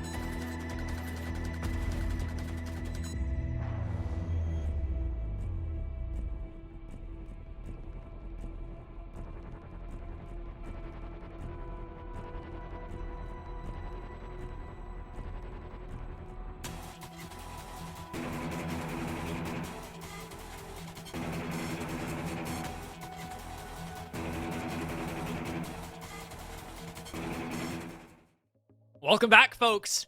That was 3 games down, 3 games of World's Edge that we are now done with. No more for winners bracket number 1. It's your last chance on World's Edge, already gone. Now it's time for Stormpoint. Now it is time for the chaos, the strats, the extra spicy, extra special picks to reign supreme. But let's take a look before we jump into that. Back at last game, and our winners, Charlotte Phoenix in game 3, finally took one away from HCH. I love it. Even though they were holding that position for so long, look at the damage output that they were able to put onto a lot of those teams that were rotating outside of those southern buildings. And I love it here. Stink, not really stinky out here. He's not the one on the Cossack, but he does have over 1,500 damage with over 6 kills. Greek coming through with that damage as well. And Bowser out here with the space created from not only the Nox gas, but from those barrels outside of the building that Charlotte Phoenix was holding. And that building ended up being their lifeblood. A 20-point game pushed over to them by some incredible play, being able to defend that launch site sort of northern zone from squads like G2 and RCO. Torrent coming in from the high ground after taking that one all the way away from W, who ended up going out with 4 points here. But notice how close Charlotte Phoenix and RCO are. Yeah, this is actually crazy out here because RCO put down so much damage. They cleaned up so much KP. I know we're highlighting G2 a lot here, but a lot of these teams really went crazy in game number 3. Looking at the other page, though, Xset were in some trouble, unfortunately falling down short. So was Lazarus here. And the combined standings overall, HCH still consistent to have such a lead with over 50 points here, with Torrent right behind them with 24 points. I mean, if you just take a look at this overall leaderboard here, Dia, it's extremely close between our second place teams all the way down to 10th, where Lazarus is sitting with 14 points. It's ridiculous, and that is the thing about days like today, is that getting into top 10, where again the cutoff is only 14 points. If your goal is to get into top 10, you basically need to win a game. You need to get darn close multiple times, if not, and that's something that I know every single one of these squads can do. All the way down to 20th place right now, Wingman Season, with a single victory, would send themselves well into qualifying territory. That is the promise of the LCQs, that if you can achieve your highest highs, they will take care of you all the way up until you have to qualify for those last 2 spots. You need one good game, and that is what I'm looking for on Stormpoint. For teams that haven't had their chance to shine yet, to really take this one and blow the heck up.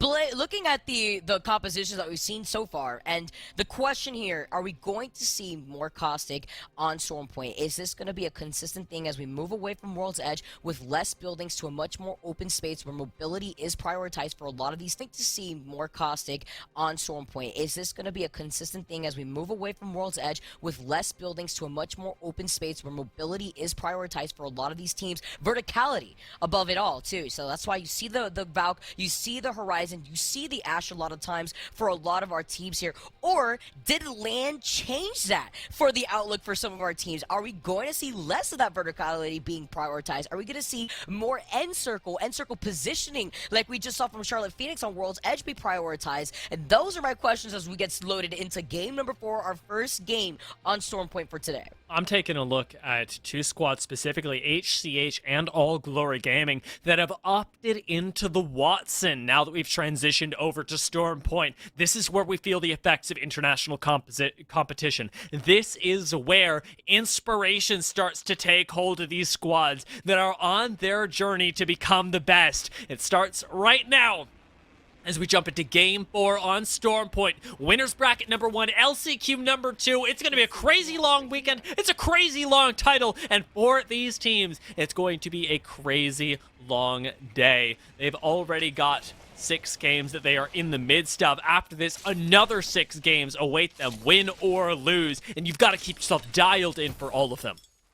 This is going to be insane here. Looking at what our squads are running with the Lobas, looking at their game plan for holding on to those last circle positioning. Xset and Start a Fight, though, are going to have an early contention here. Looking at Start a Fight, having some loot on the outskirts before Xset decides whether they want to fully send it or take a high ground positioning over Start a Fight. Now, when I contest, at North Pad. I do always prioritize the outside more than the building, giving you a lot of flexibility, a lot more ground to cover, and most importantly, this high ground that Matt Pickett now has. XSET have got to be comfortable contesting over this area. If not, they've got to start leaving now, because start a fight, can and will hunt you down, and just like that, the sort of promise that gets made with the contest, XSET don't want to take the 50-50. They give up their POI in a sort of counter to washed style. I like this decision, though, from XSET, because they want to prioritize looting, at least on the outskirts of North Pad, before you see a lot more of these teams rotate away from the wall. I'm looking at the team that's right there next to that Trident, as we see in more teams now, uncontested for their POIs, just looting up safely here. RCO taking a much slower approach, though still rocking full white Evos, and that's a little scary after you just saw what Charlotte Phoenix was able to do in game number 3, where they're also now rocking in game 4, 2 blues and 1 purple. See, odd start for the RCO squad, but now they've moved their way over to swamps. They do get a lot more safety this way, especially if they can Evo up a mere 150 damage. Not too tall of an order to be able to get yourself to the blue level, and a little bit more safety here. XSET continuing on their exit, mirrored by Stick Drift OP. It feels like there's just nowhere that you can go that isn't already either in the process of being looted up or about to be looted up. But both of them go their separate ways, and Stick Drift OP should be able to make their way in no problemo to areas like Cascade Falls, and hopefully over to where the ring is pulling down by Launchpad. Yeah, they don't have that information, it looks like, for where that next circle is going to be pulling, but we do here, and Stick Drift OP are just trying to take a smarter approach for this next rotation. A lot slower of a game in comparison to what we had first seen on World's Edge, as some of our teams are just prioritizing looting here. Zervo, Amboy, they were denied some of that loot here, so they're just putting down some pressure over by that team who's already built up their Evo shield, but I did see on the outskirts G2, so we may see a third party soon if G2 still sticks to their guns and plays much more of an outer ring playstyle like we saw on World's Edge. And Torrent would be the ones in the middle of that stylish and confident sandwich, so they've got to be careful about how much noise they make, and specifically, even Urice watching their backs with the height that this Valkyrie can achieve for scouting purposes. In the meantime, Washed are going to end up going down to the low ground, having had enough of that, as Torrent, having finished up, the Spiders now have nothing more to distract them from potentially taking a full-on 3v3. It's all a lot of hemming and hawing, though, as around the map, we haven't seen anybody full commit to fights just yet, even after so much damage gets dealt to Saucer right there, even after Asuras receive a bunch in return. These two teams are playing it really slow, not wanting to risk anything of their tournament lives. We're just seeing poke pressure from every direction for a lot of these teams, unless you're that grenade right in front of Light's feet. OBH now managing to try to get away as well, trying to restabilize, but HCH have the green light to note that they have the pressure advantage. They're moving in, they're closing in the gap, but how aggressive do they want to run here? The charge rifle coming in from Crook as Lights gets taken out. The Phoenix kit almost went off as well. Light was robbed in this corner, and now HCH, they can start putting the choke and maneuvers on. No hope for Light as he was trapped in the corner, unable to move. And Saucer is going to round the corner right into a bubble, a nicely placed trap, but it isn't going to be enough to catch Saucer out. Not like this. His competitive experience, his mechanical skill is too much, and HCH take that fight clean. I love how clean and quick they were, but it wasn't quick enough with this poke pressure because TPM are on their 6.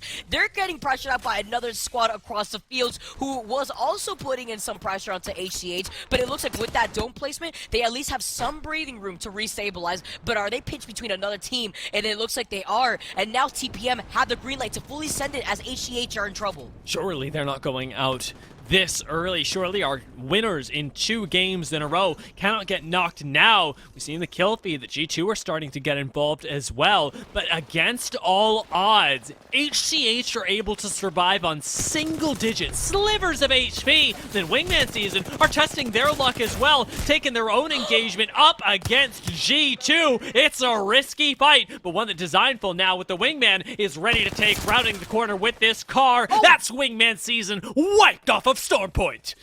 I love this here, and I love the pings. I love the communication as Jet and Designful were the last ones alive, but here comes Zerbo, here comes Dayloan, here comes the opportunity for Watch to clean up some quick KP off of Designful, who is the last man standing here for G2. now that he's lost both of his teammates. It's not just the pain of that, but the fact that Wash are now even more kitted up. They came into that fight with white shields. They leave with purple. It is absolutely terrifying. And while Designful did manage to get out alive, he finds himself in a sort of Zerbo situation from when we were over on on World's Edge, rather, having to rat things out, being in 18th already. You gotta wait until you get actual placement points starting to funnel in. Once you hit that 15th squad and above, and that's really, really difficult, especially on Stormpoint. Especially since we're also on Game 4 here. G2 knows where they're sitting currently in terms of points. They had an amazing pop-off Game 3 game where they played a lot more aggressive with a lot more confidence here. We're just going to be able to loot and replicate whatever we need here for Designful, as he's going to be taking his time to rotate into that next circle. HCH, though, are still alive. Saucer is literally the definition of one shot, and it looks like they may be down a man here, and they're down a hill, which means that their game plan for holding onto these buildings have gone down the drain unless they could get this res, where they know maybe that there's another squad in this area, so they have to be careful. They're pulling off the res anyway. It may be a little bit ballsy, but it's going to be all that they've got. That is what HCH are giving us today. They're all. We're going to see it play out right in front of our eyes as they do get Hill right back into the game with not as much loot as they would like, but plenty of time to accumulate some of it. A reminder that because things like the flatline are in the crafter, you can also pick yourself up a very nice automatic weapon and make that game even more stable. This is spotted, of course, by a squad right next door. Nobody's going to actually go on the push just yet. Instead, waiting for HCH to come to you. Free agents are scaring me a little bit. They have the Trident blocking the door. They are playing a very stabilized game plan right here of just holding onto that door of that building and not moving away from it. Even though they hear the res right outside their doors and their windows, you can see that they're just sitting in those corners, not giving up that space. Now looking at Void, who are in that next circle, they don't know where the next circle is going to be pulling afterwards though. So they're putting down some pings to see if they can either rotate with the redeploy, see if they can get a scan if possible, so that way they can plan where they want to sit down next. I feel like such a silly little boy right now. I'm looking at the way this ring is pulling, and I definitely thought we were going over towards swamps. I think even RCO with their early rotation felt very similarly, but now that we've actually reached this point in the game, it's become clear that the ring algorithm never had that in mind. We are going over towards Launchpad, and that's going to cause a massive traffic jam through these choke points, both the small little cave area in between swamps and Launchpad, and, of course, the larger entrance that collides with that coming from Antenna. A lot of teams going to be swapping their way over from the west and doing their best to avoid all of that. We've got a creative, an ambitious squad moving their way down. Washed are trying to circumvent everything by coming into Launchpad through the north.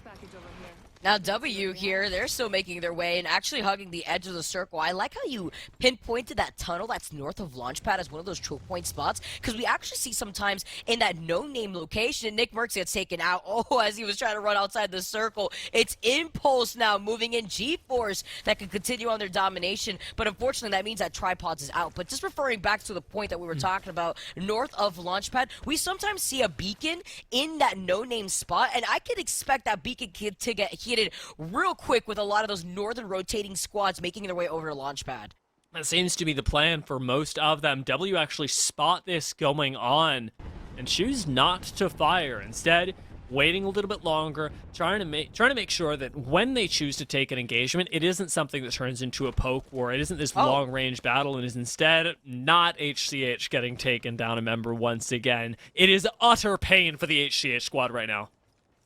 Can't have anything here in this lobby. HCH says, all right, we got Hill back in, but we have to trade it out for Saucer, which is absolutely not what they wanted here because they had already built off of the evil shield that Saucer was working off. I'm actually wondering if they just entered inside that building, not expecting that team to be there, and then maybe Saucer just getting 3-2-1 down to start a fight or playing off this low ground. Look at Lazarus, though. They are in such a good spot over by Launchpad. You could say even the God spot as they have the high ground, and we've seen sometimes that top platform where that final circle rotates a little bit of the edge, the cliff of that high ground ledge, kind of outside. So they would be in a really good spot to ping down a lot of other teams that have to rotate from the low ground. I'm keeping my eye on some highlight squads from last game as well. Torrent already in Launchpad had a game that rocketed them up to the top of the standings. It may not be in that first place, but they're sitting right at second, and a convincing second at that, with W waiting around to get into the ring. We've got, well, a design pool that I will say is succeeding and ratting quite well, and probably starting to accumulate placement points soon. I love it. I love the little crater that he's found himself a new home here, as Xset with this redeploy are trying to find where they can land. They actually wanted to take the high ground by that choke point that you were talking about before over by Launchpad, but they noted maybe on the Valk passive that there was already another team taking up that space. It's been a real crowded sight over there. A lot of teams have tried to make their way, washed sort of leading up that effort, as everybody realized with this next zone pull, things were going to get a lot more complicated.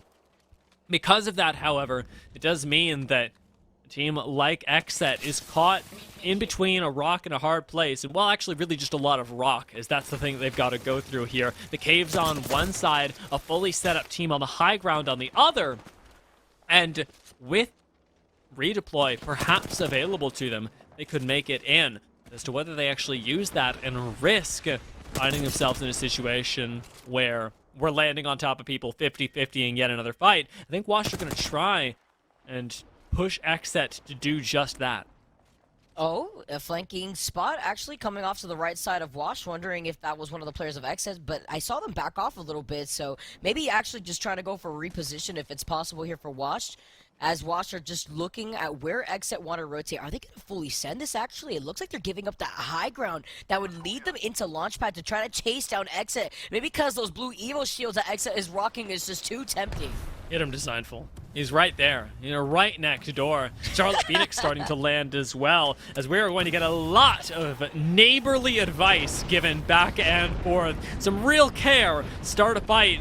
In the defensive bombardment initially, Arcstar starting to rain down. That one's going to hurt. Shields end up getting almost cracked on both Rakinishu and Aves, with Matt Pickett able to avoid the majority of the damage.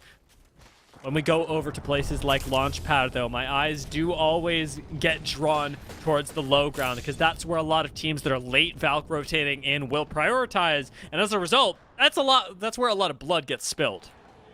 Yeah, always in those little crannies all the way in the bottom of Launchpad. That's what I was saying earlier. Lazarus being on this high ground could overlook some of the action happening right below them. And with the black market on top of it all, it's not like they need to drop down and give up that position for loot. Xset, though, are still getting sent on, but it looks like this trade is going a lot better for them. After you could see Hakulo, Kenny being able to rack up those Evo shields, the blue. Now you can see Jay Lowen just trying to take a much more aggressive position with the bombardment separating the squad.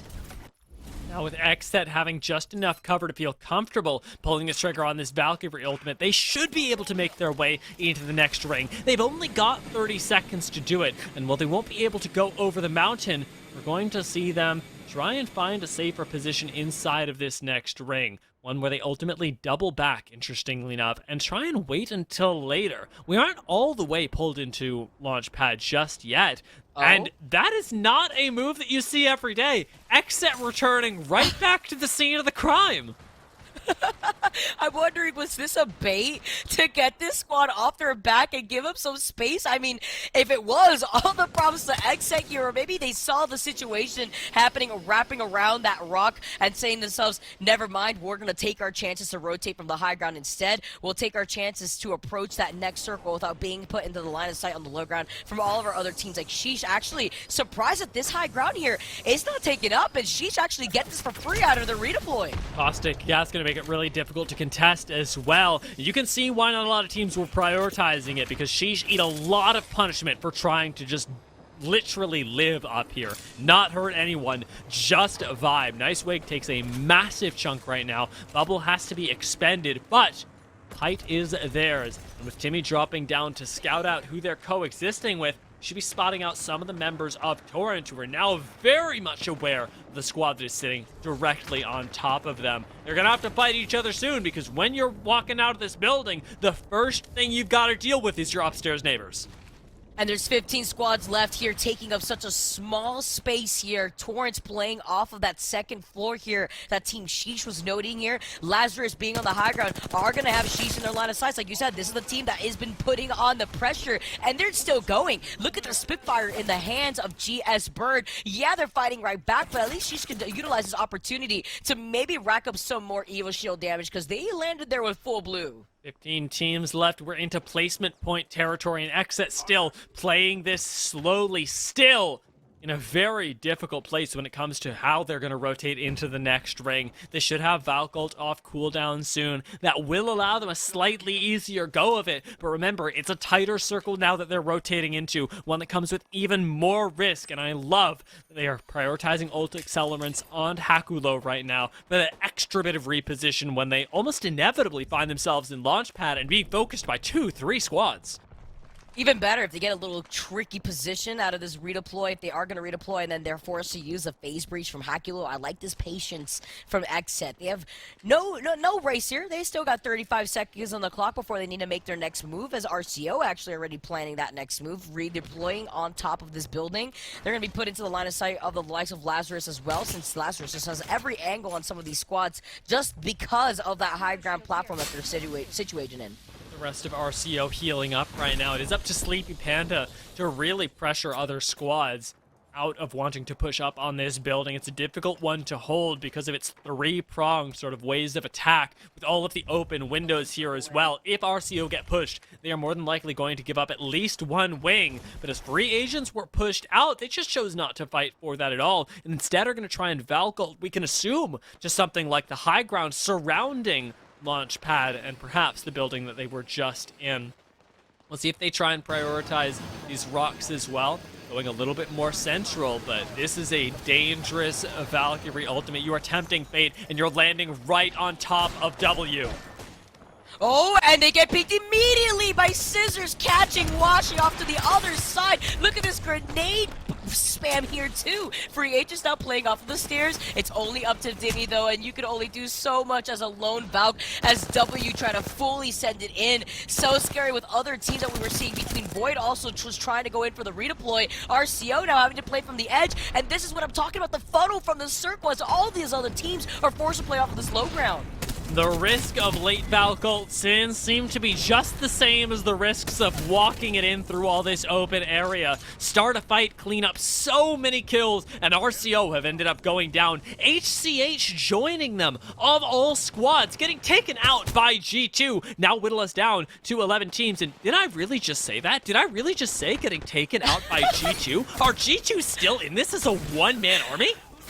Designful is knocking on everybody's doors to remind everybody why he does what he does best. Clean gets taken out from Exit, one of the squads that actually walked their way into that next circle. Actually not utilizing that redeploy that we thought they were going to use on the outskirts of the door, but they knew the risk of those late game Valk rotations. So now they're playing off of the edge, but they're out of the line of sight of a lot of the squads that have taken control over the middle part of that circle. They tried to make it work, right? Xset did use the phase breach. As they did, G2 were felled eventually, but still, kill going over them. No small thing. Plenty of placement points as well. It is a good game for G2 in this fourth of the day. As Xset try and poke right back, they pop into where Stick Drift OP had felled their partner, and now get themselves the shield swaps, the extra bit of loot, and though they are a two-man, hopefully a little bit better of a position inside of this game. They do have the remainder of Void in front of them, Lazarus above them, and All Glory Gaming below. I gotta say, we haven't seen anybody do it just yet, but if you drop down into the center of the map right now, or into the center of Launchpad right now, you're surrounded by Watson fences.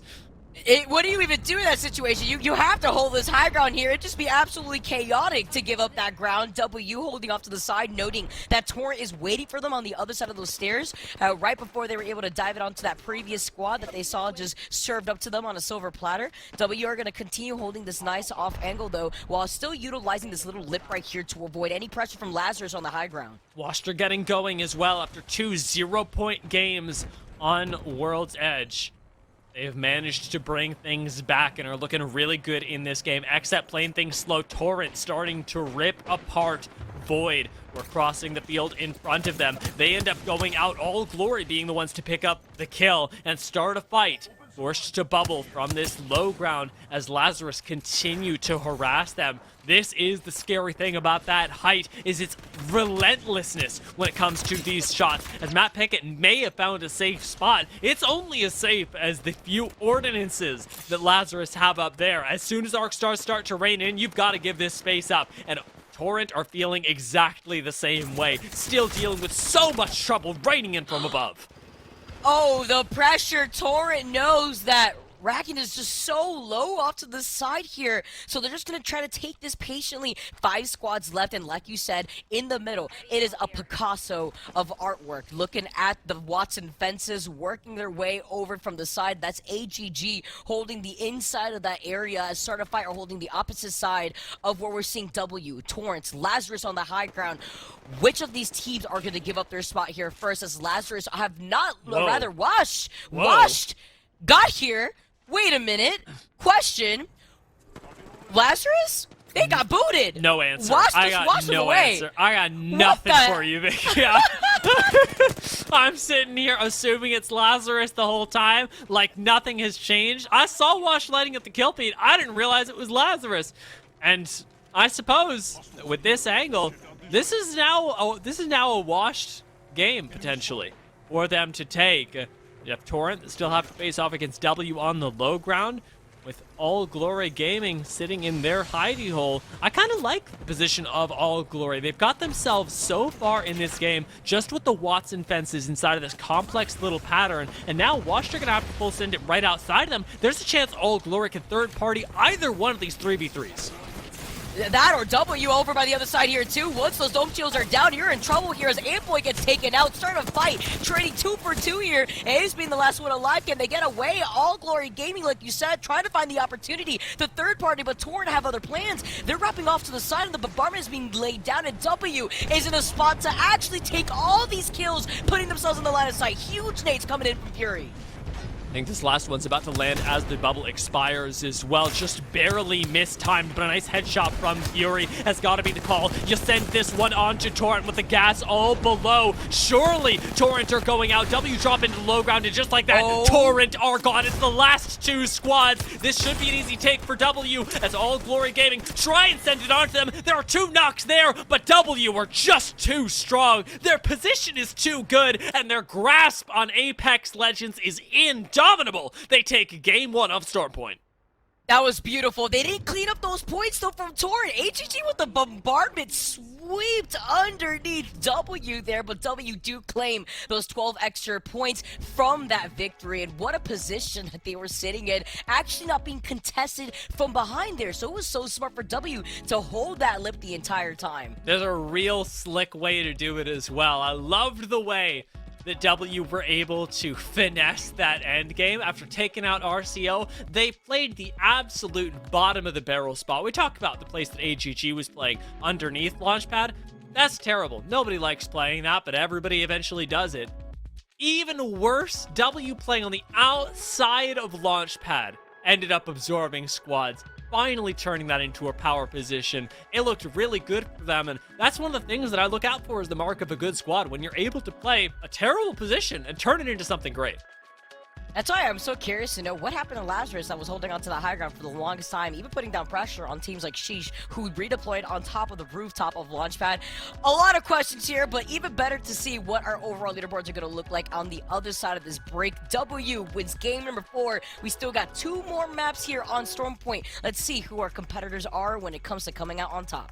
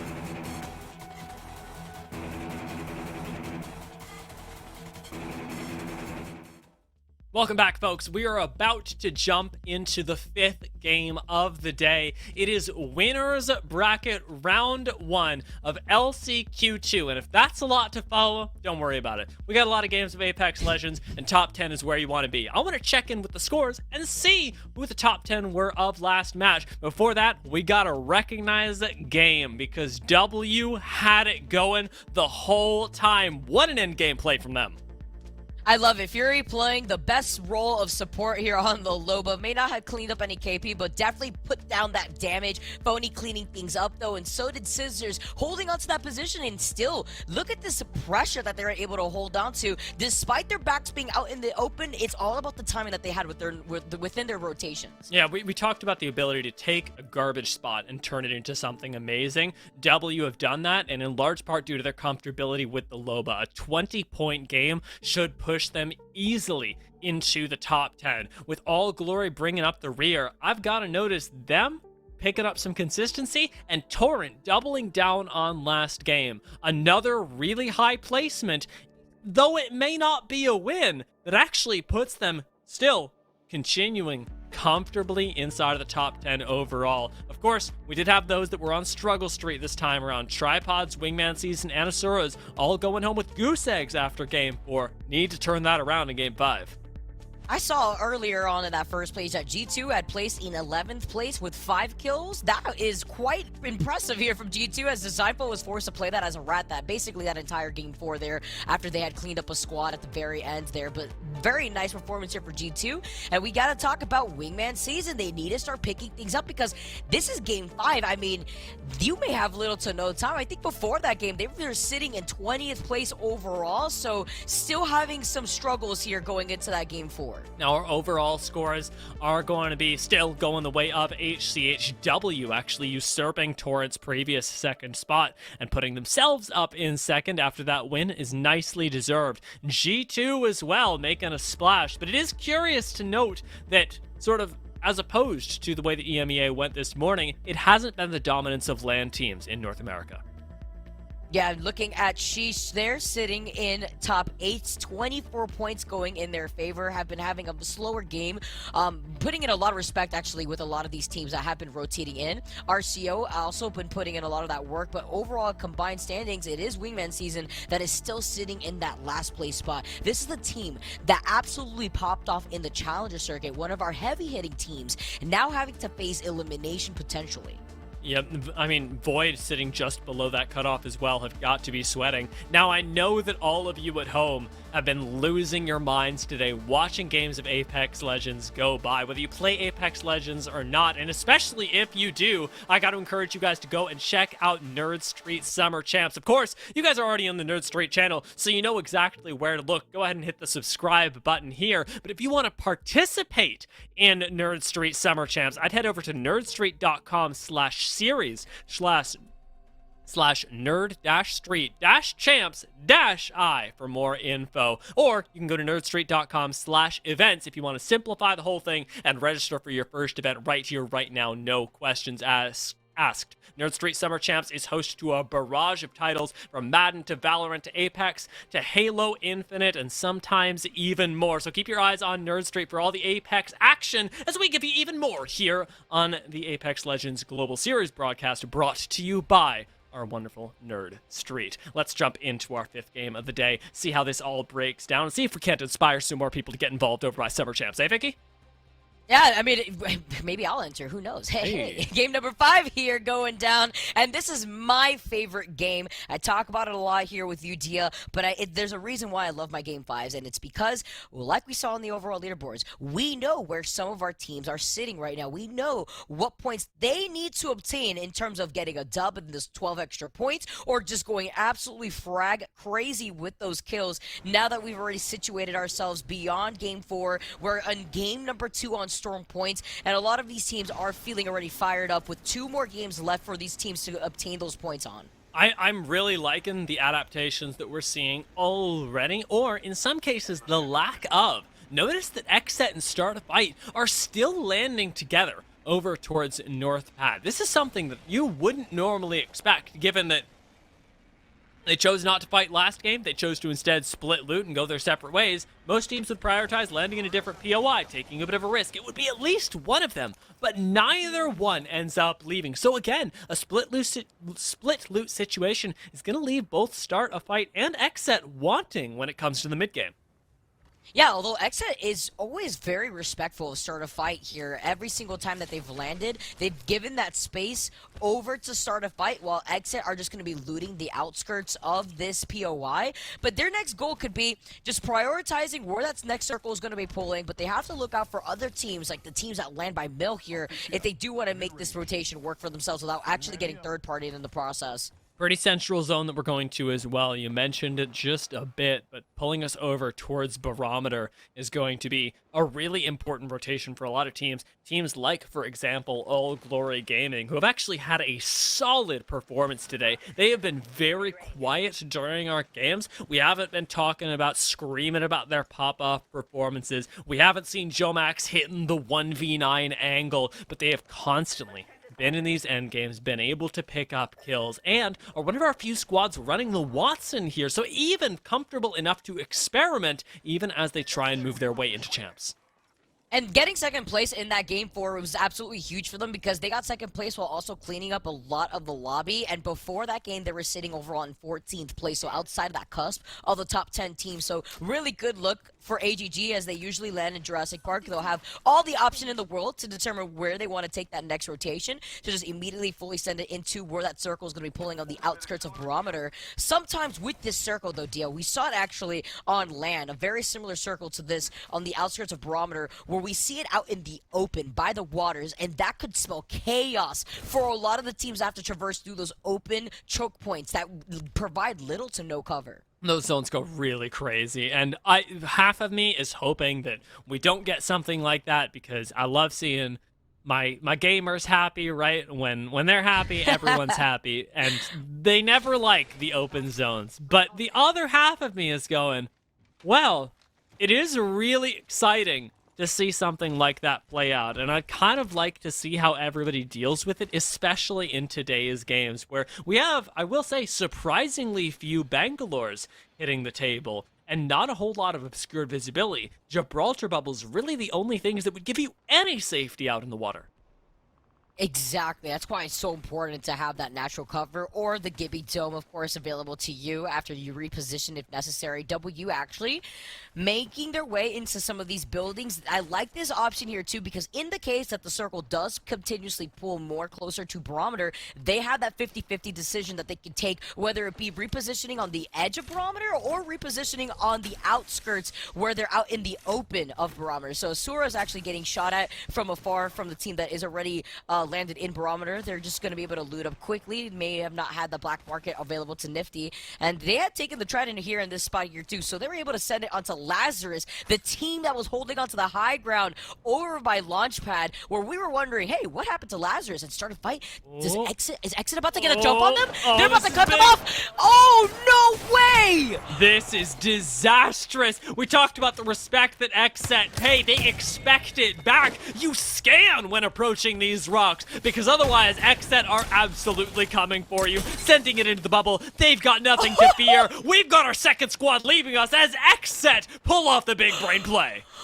Oh, that was beautiful. I love how amazingly executed that was of Xset. They called it, all right, let's give them the POI. Let's give them the loot. It's all good. They thought that we left like we left in the last game. That's called conditioning right there. And we're just going to wait for them to go to the same spot that we were expecting them. Okay, I love it. Love this play here.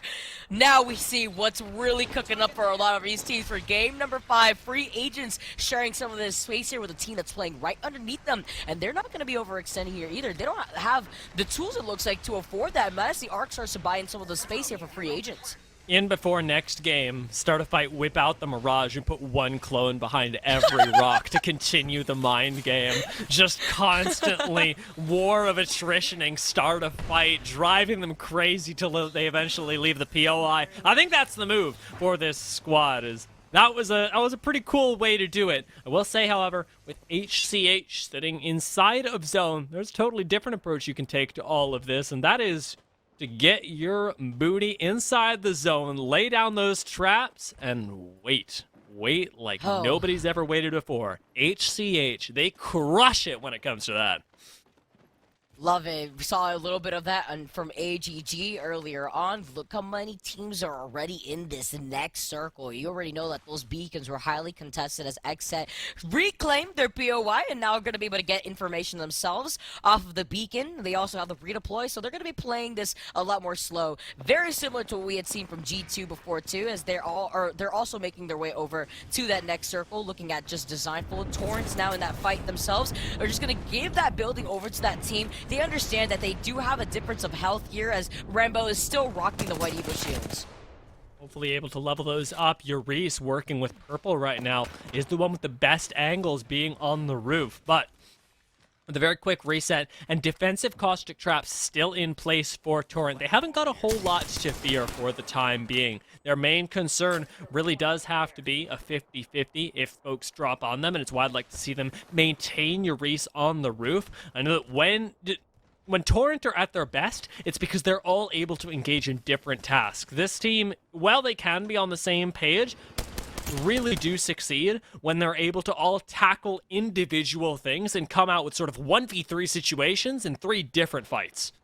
That's a really good explanation. They do micromanage little different things a lot together as a team, which is what makes them work, but it's about getting to those positions that they want to obtain. Sheesh now playing off the low ground, noting that there is that team that's inside. I believe that's TPM.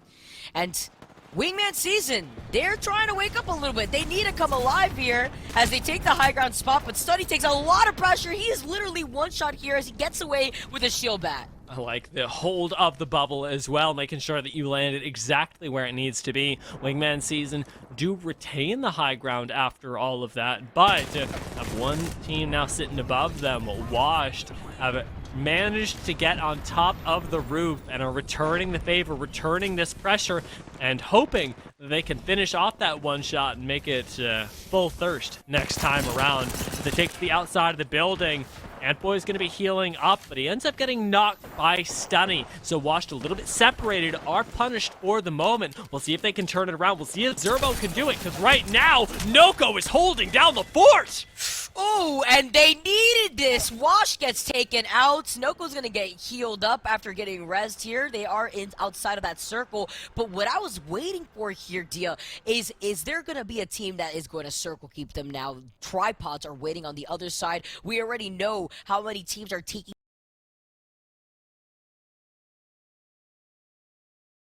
There's 2 teams within this area here alone. TPM playing off of the outskirts of that building. So a lot of chaos waiting for them on the other side of this ring.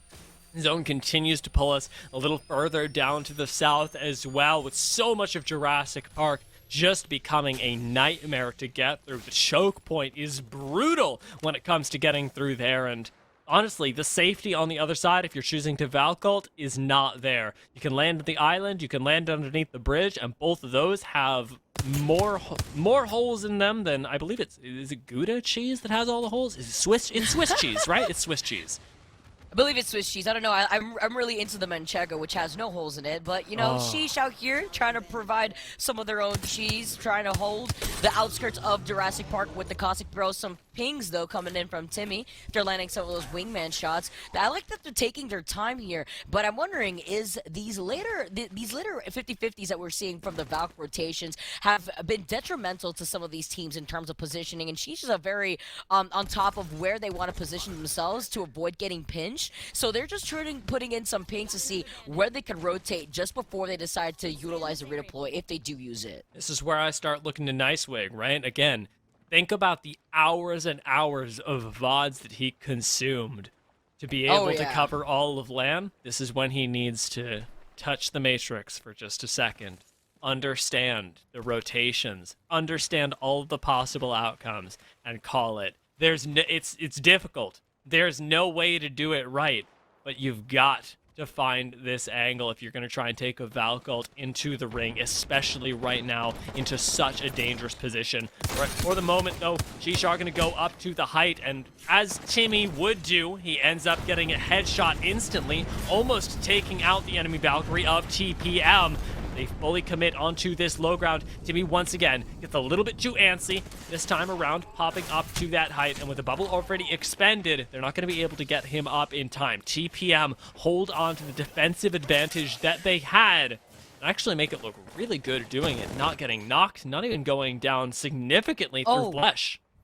It's RCO that came in for the third party. That's actually why Sheesh was trying to back off of here. They took way too long with this fight, and now RCO had the green light to actually ruin their plans, foil it, as you could say, as RCO are just going to back off themselves. They were unsuccessful with the third party. Yeah, they got a knock onto a prize here, but let's see if a prize can get back up, or are we going to see TPM actually contest them over by the other side?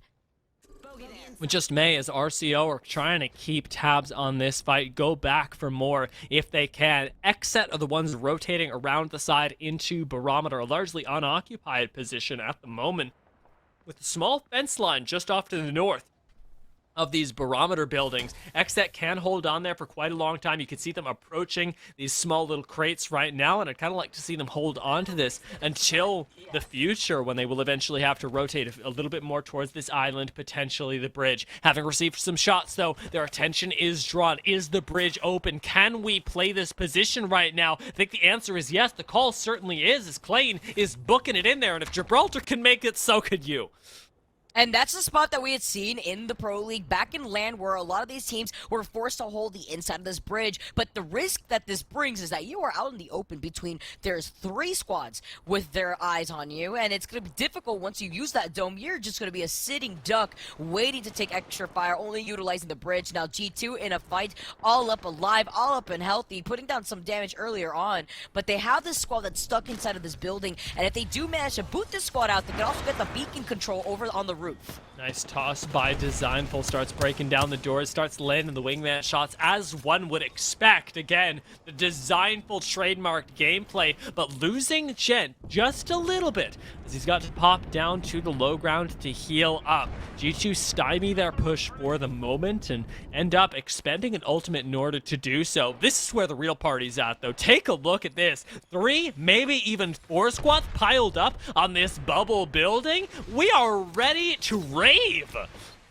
I mean, Void, free agents, another squad out to the side, which I think was CPM who had made their way over to the side here too. HCH on the outskirts, but with Hill being on the Watson, what do you do in this situation? It's not the caustic traps actually blocking your point of view here. You have the pylons as well that you have to worry about, and while a lot of these teams are forced on the outskirts looking at Void, you have more teams making their rotation over behind you into that next circle. And Void are just at the cutoff. Remember, they have 2 games to make it into the top 10. They're currently sitting at 11th. Every point matters for this team, and they're going to be playing this with the utmost precision, maybe even a little bit of desperation as they look in at HCH.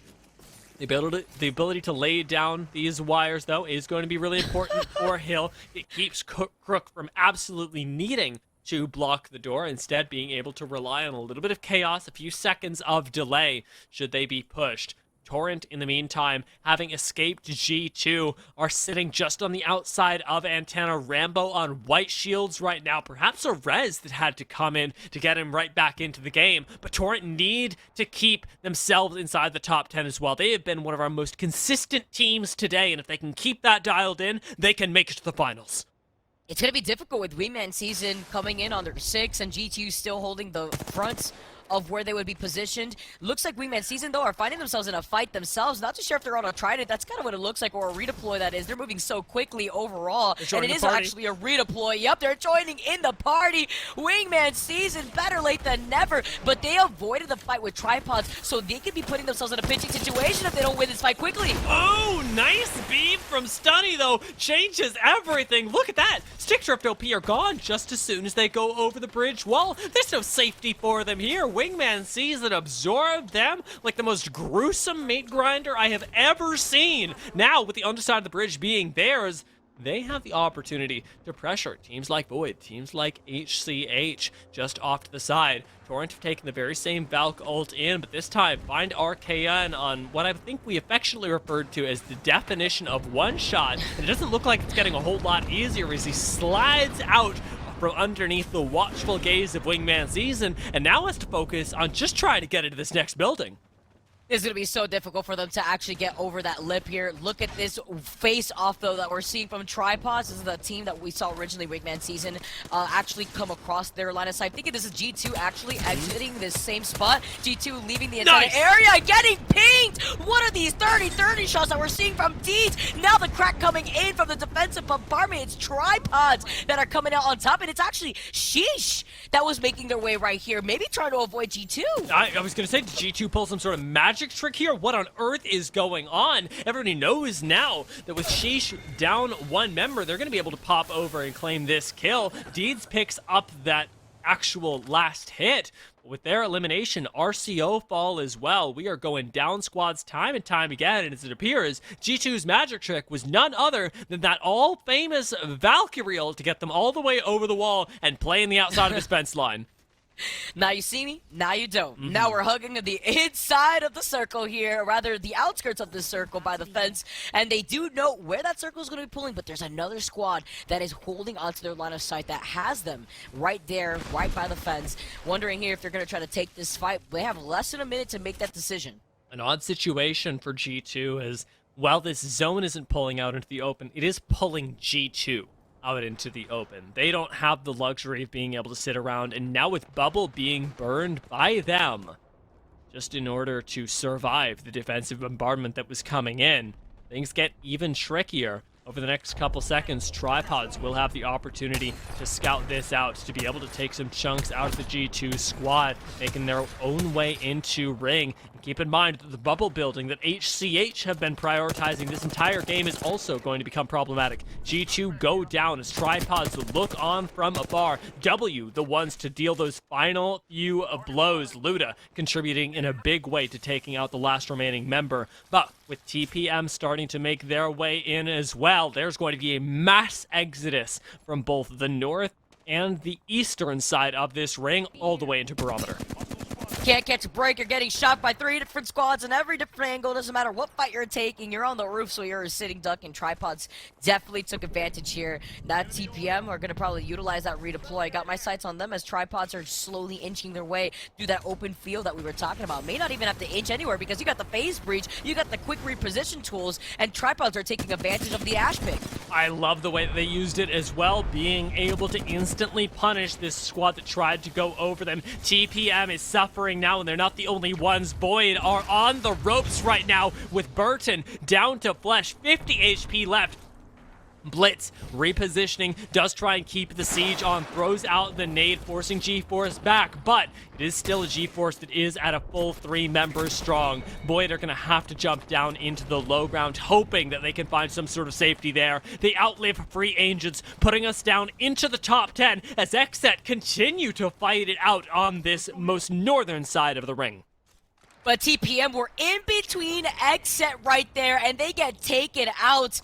As we could see, some of these teams making their rotation in, Tripods popping off, hugging the other side of TPM in an XSET and Tripod sandwich. Now XSET, though, are making their rotation over. They hear the fighting happening inside of this building, highly contested building. There was 3 other squads here, but look, it slowed down just a little bit. Now the action has moved over to where Wingman season is, and AGG are in trouble as they're getting pinged from the high ground. The definition of pain right now. Nowhere to go, no safe place to be. All Glory Gaming have us 1 square inch just to exist, but it seems like Torrent are running into a little bit of trouble as well. Void has ended up going down as they claim that kill, but XSET are starting to get aggressive, and nobody is there to help Torrent. Instead, All Glory Gaming waiting for that sign of weakness, waiting for the time to third party. Clearing out their backs for the moment, keeping Watsons at bay. XSET have managed to usurp the inside of this building, kicking Torrent out to the side, and hoping against hope that Torrent are able to find this pickup. Akulo's going to round the corner. Excellent thermite buys them just a little bit of time. Bubble comes in once again, but Rambo ends up falling, and XSET are all over this fight. They're going to commit. They're going to find these knocks. They're going to find these kills. They're going to push Torrent out of the game, finding 1, and now with the Valkyrie in the skies, playing Duck Hunter as they try and take out Euryce. They don't quite get it, but with RKN down, they refocus on making sure that they do not give up too much ground. but this means that Torrent still have one last man standing. They're getting pinged from the other side as Exit have to give in some of that respect. Who knows what the action's looking like on the inside of this building. I'm getting some PTSD of control here as AGG said, free real estate? Perfect. We are moving in on this. This is a free advertisement for All Glory Gaming now as they've taken control over the inside of this building, but it's only a little half of it that is inside of that next circle. Watson goes crazy for them.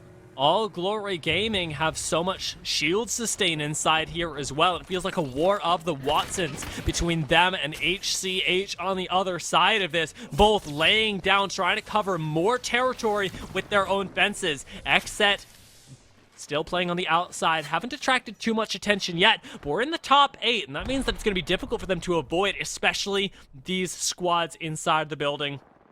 On the outside of Barometer. Teams like W are definitely noticing Xset, and All Glory Gaming are going out to Xset. Okay, Xset. Okay, they booted them off of what they had claimed first, and they established their dominance here as Xset now getting pinged from the high ground. That is G-Force that is on that high ground. They're overlooking a lot of the action while still putting down some pressure, maybe even trying to take some kills from other teams here that are trying to find their opportunity playing from inside of these buildings like what W is doing. W playing this pretty slow. We know that Wingman Season right below them would love to take this fight, but it isn't an isolated 3v3. Scissors baiting in the Arc Stars, seeing if he can eke out just a few resources from the folks on the low ground, but no such luck. W end up having to continue waiting for the game to come to them. Look behind them as well. Tripods are starting to sneak up. This could take the game, the top floor, away from W. And HCH on the low ground are playing in the absolute worst spot possible. They're doing their best W impression from last game, taking a garbage position and making it beautiful. And that's what Watson does best. It's about building the house of where you feel most safe here, but they're going to be forcing between multiple squads. Pinch, you could say here, as G-Force are taking some shots. The phase breach giving them the cue to fully send it. Now the black hole to everybody outside of that dome. Let's see if G-Force have the opportunity. Are they going to give up to the spot? That'd be absolutely insane. Going up in the air, we're actually looking for this dive. Instantly, though, Impulse Go is down. You're whittled down to a 2-man, and despite all the damage that they dealt, Tripods are the ones that ultimately are able to succeed. HCH end up going down, and the push onto Tripods is over with. Xset end up picking up some more kills, though, actually finding themselves the kill leader title. At least 5 kills for them so far, and you're getting climbed on by W. Now Tripods are really in trouble. The defensive dome providing just enough for W to take control of the roof and not let anybody capitalize on it. And Phonies was popping off earlier in the kill feed with the defensive bombardment with all the action happening right above their roofs. Now they take control still of the second floor. They're still overlooking some of our teams. HCH unfortunately was taken down in the middle of that rotation. Just a bad position to walk into that next circle. But look at these Arc Stars. Look at all this space that W is buying for themselves while also utilizing the high ground that they have. It's just, where does Scissors get all of them? That's the real question here. We got 4 squads left. It feels like all of them are eating Arc Stars left, right, and center. W do manage to survive inside of a rogue bubble, but with 3 squads left now, it's a matter of just hunting out the last few remaining members. Valkyries in the sky are coming down. It is raining cats, dogs, Valkyries, but it is all coming into the hands of W, who collect that rainwater and turn it into something beautiful. Now they've got themselves a win in Game 5 of the day. This is beautiful. Back-to-back wins. W just took Game 4 on Storm Point. Now they looked at what HCH did on World's Edge and said, you know what? We could do what you could do, but better here on Storm Point, racking up so much KP and leaving us with just 1 game left within this LCQ here. It makes me wonder who is going to actually come out on top when we do get the chance to check in with those scores, because as you talked about, with double wins, you got to imagine that it's close. HCH had a pretty nice game, actually, thinking back on it. This time around, they went out, and what I want to say is 8th with a decent amount of KP, but I don't think it's anywhere close to where W were. The only way to find out how close they are going into the 6th game, the only way to figure out where that cutoff is going to be for our top 10 to move ourselves into the winner's bracket is to stick around, because we are going into a very short break. After that, we're going to have the last game of winner's bracket round 1.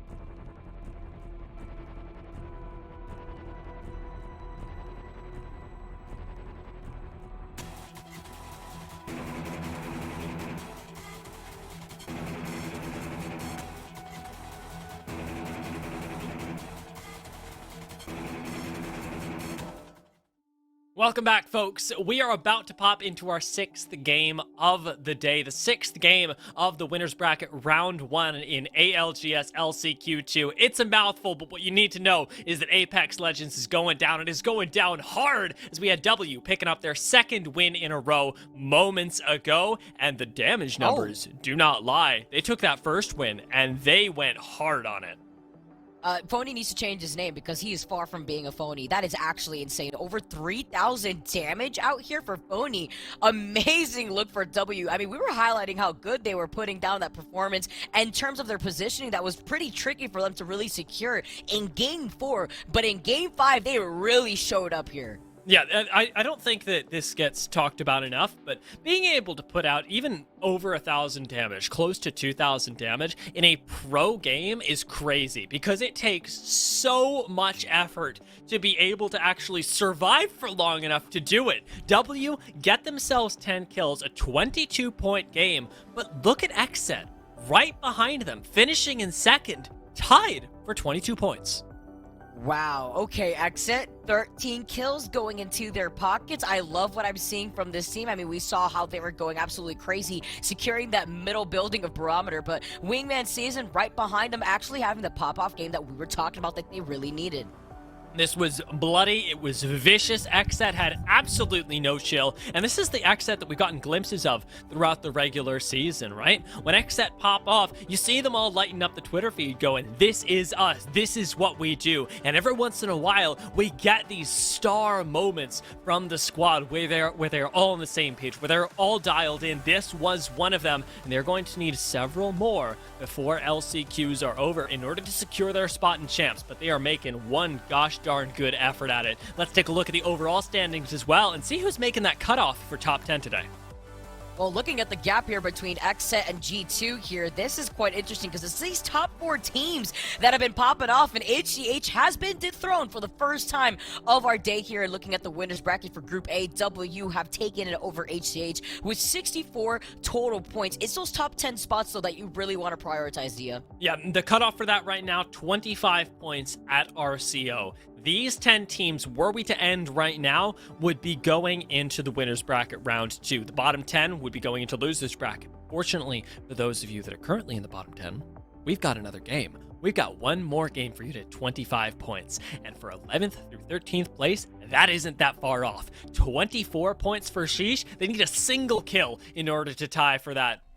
It is ridiculously close, even for Void, who were sitting at 20 points, need a good game, not even an amazing one, a good game to put themselves into those top 10. And if you make it into winners round 2, your life is so much easier. You've got a chance for to qualify for finals right then and there. Yeah, it's going to be so difficult to contest with those bottom 10 teams right there because it's so close in terms of the competition as we get our legends loaded into this final game.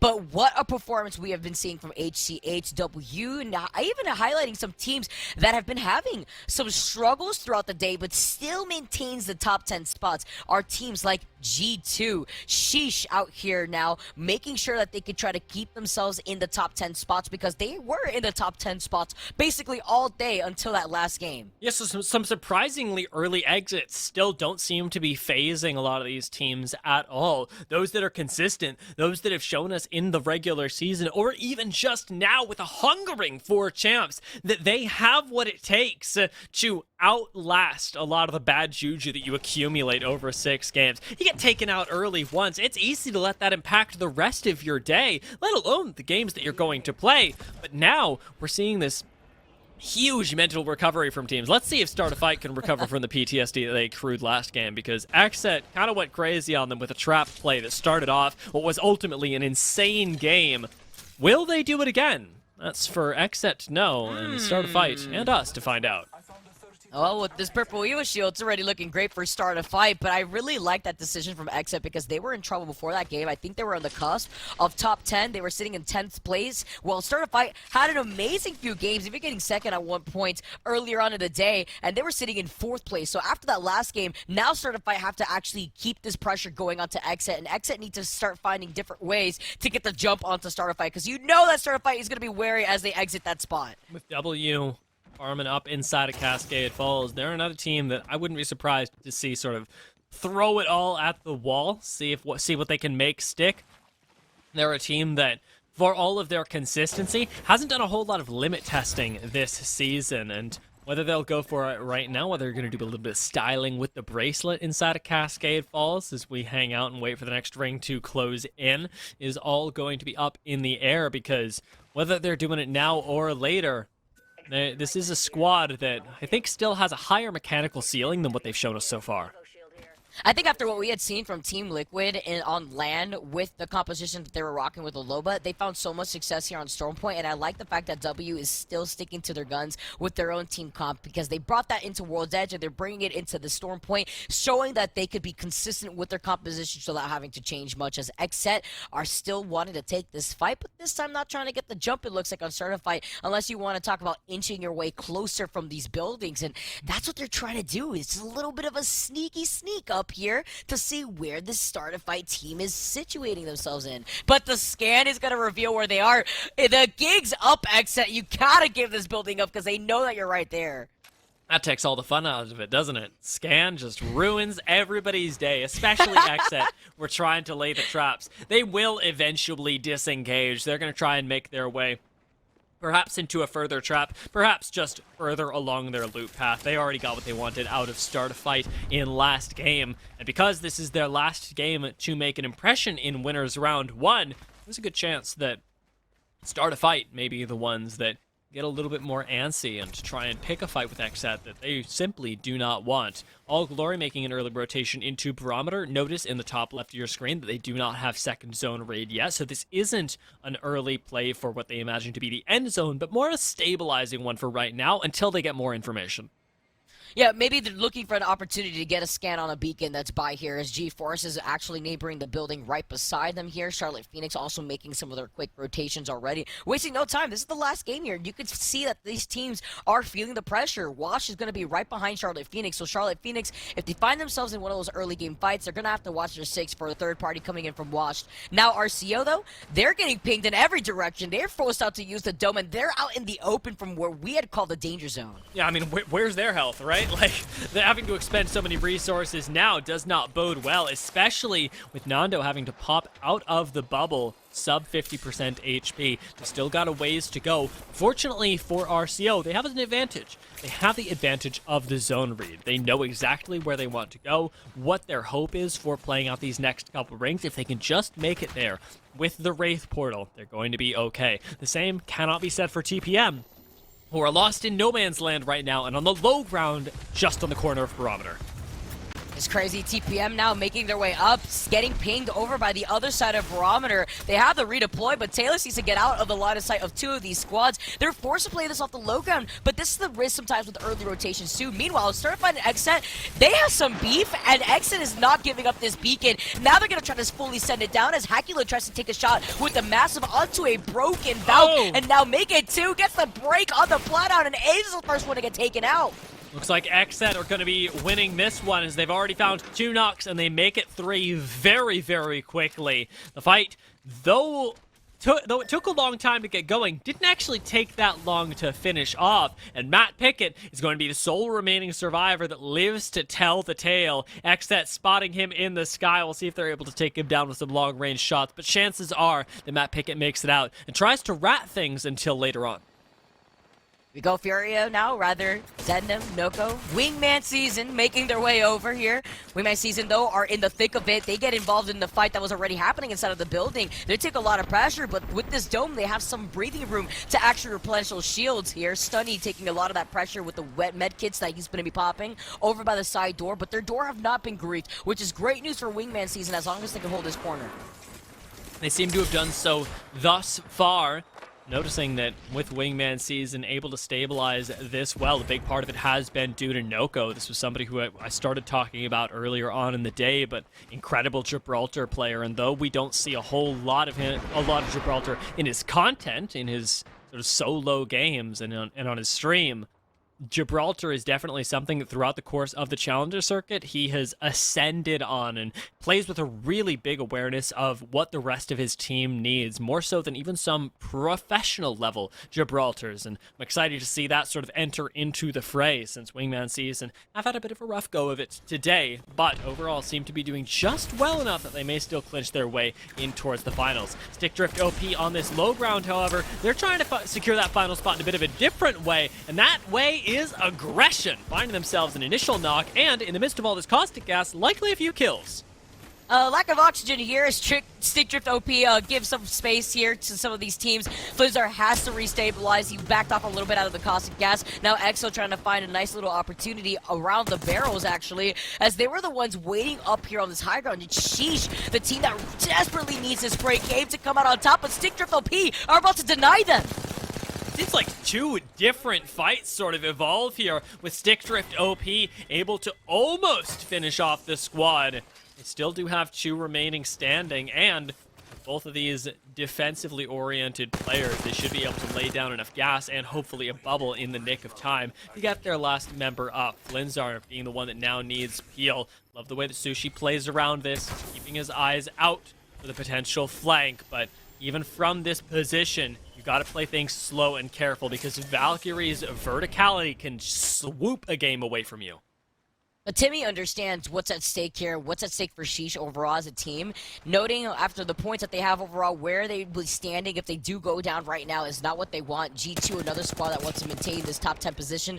Wash losing out on Amboy means that they've lost out on the Dome, and even losing out on the opportunity to really take advantage of that gold helmet here. Now J-Lo can't even restabilize. G2 are looking to strike with Designful, making a little swap over to the Ash. Where does his health go? That's the crazy thing. G2, they just make things vanish, whether it be themselves or other people's health bars. It just turns into two very quick kills for them, and though, well, it isn't the squad elimination. Zerbo running from the dogs right now is not having a good time. This is not the final game of the ALGS that he pictured, at least for these 6 games. We'll see how much they can pull off in the brackets to come. This is definitely a little bit of an unexpected curveball for them, though. And G2 will have to take this in stride, likely moving their way further in towards this ring, one that is increasingly pulling us further towards Barometer, further towards these open areas that you talked about last game. Second barometer circle back-to-back, except this one's taking a little trip down to the west instead of to the east that we had seen before. We have the information of where this next circle is going to be going to, and it looks like G2 does as well. So they have a lot of planning to do here where they want to approach that next circle with the redeploy if it's available to them. But this is going to be insane, because it's like we were talking about before, Dia. The open area that barometer circles provide here leave a lot of teams wanting when they're forced to traverse through that open waters where a lot of teams have already prioritized barometer buildings, so that way they're not the teams that are caught off guard if they're forced to funnel out into the open. And if you are one of those teams, right, if you've been waiting just for some way to answer these zones that pull you out of the open, I've got good news for you, Vicky. Newcastle. Newcastle's coming. It's so Yes. close, man. It's so close. 3 more days until the new season drops, and that's when we're going to start seeing Newcastle integrated. I do hope that we get to see some of this in international competition as well, because it seems ridiculously valuable. I mean, we saw a little bit of the Mad Maggie earlier on in LAN, and I was a big fan of that, where a lot of teams are figuring out compositions that just work within their playstyle, which is beautiful here, because it just gives us different sort of compositions to look at, different tastes of what these teams are trying to provide here. As Lazarus in some trouble here, they're going to be rotating outside of the circle with little to no health. A lot of teams actually taking their time here, as Luda is just trying to get away here as well. Tripod's now taking control over this high ground here to overlook some of the action that's happening right in front of them. They got a decision to make, interestingly enough, Tripods do. When they're approaching this big, massive rock off to their east, whether they try and go more to the north or more to the south, because both are viable ways to get through it. But over towards the north, you expose yourself to, of course, a lot more open ground, especially coming from Dog Island out here. But if you go over towards the south, there are a lot of teams that are going to be piled up in very short or very, very small spaces, a lot of vulnerability to third parties, and maybe a lack of mobility. It's a tough decision to make, and one that they're going to be faced with very soon. Fortunately, an RCO won't be able to make, as Holiday does end up going down and being full thirsted. Free agents, their aim is on point. I mean, talk about taking advantage of another team's mistakes. He was just trying to reposition, but free agents did not let him have any room. Now another team is falling victim to their pressure. Lazarus are holding onto this bridge right here. I like this position because sometimes we do see the circle kind of encapsulate this bridge area right here. A little bit of the open ground to their left here too. But tripods note that, and they're playing off of the building over by the side. Sometimes we do see a beacon inside on the rooftop of that building. Wondering if there is a beacon right here, as Exit are also taking their time rotating into the circle by just utilizing the replicator. This is the crazy stuff that we get.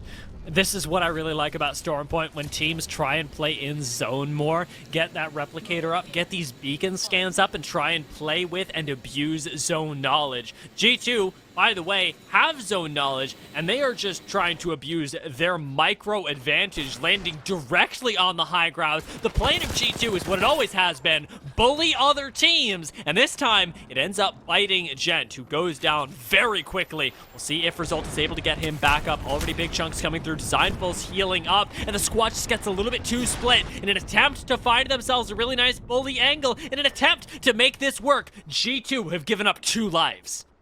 G2, is Disciple going to drop down, or now is he going to claim the high ground away from free agents who were not missing? But that's something that G2 could not note because they were in the middle of redeploying from the other side of the map here. Now it's always up to Disciple, the last one alive for G2, and there's still 19 squads left in this lobby, Dia. He's going for the stick. I love the patience here. He must have done this before. Demi, oh my god, gotta get stuck on that if we're waiting for this long. Still, 61 damage is still nice, but it isn't enough to 1v3 off of. It isn't this massive Uno reverse card that G2 could have thrown out. Instead, Designful now has to leave his 2 squad mates for dead. He's given up his play. He's shown his hand, and he's going to jump down to the low ground and hope that he can avoid recognition.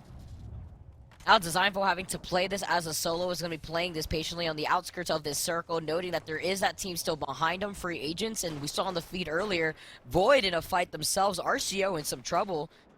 Watch trying to take a nice little off angle here, but free agents now, they're playing off of the low ground. Yeah, they gave up that high ground. They don't even want to contest Designful just in case he's still there. They know how Designful was holding onto the high ground, but even utilizing the phase breach to take a different angle from free agents may leave them disappointed once they note that Designful is not there anymore. Where we going? What we doing? Trying to figure out what the portal angle is here. Noticing that Designful picked up a kill, by the way, so despite the fact that he is a solo right now, still able to participate. We've actually seen that happen before, which is even crazier when we think about it that way. Second time that Designful's been able to do something like that for G2 today on Storm Point in these past 3 games. It feels like it's so frequent for them that even as a solo, they are not to be trifled with. But as Lazarus start getting trifled with themselves, Xset are the ones that find the knock onto GS Bird.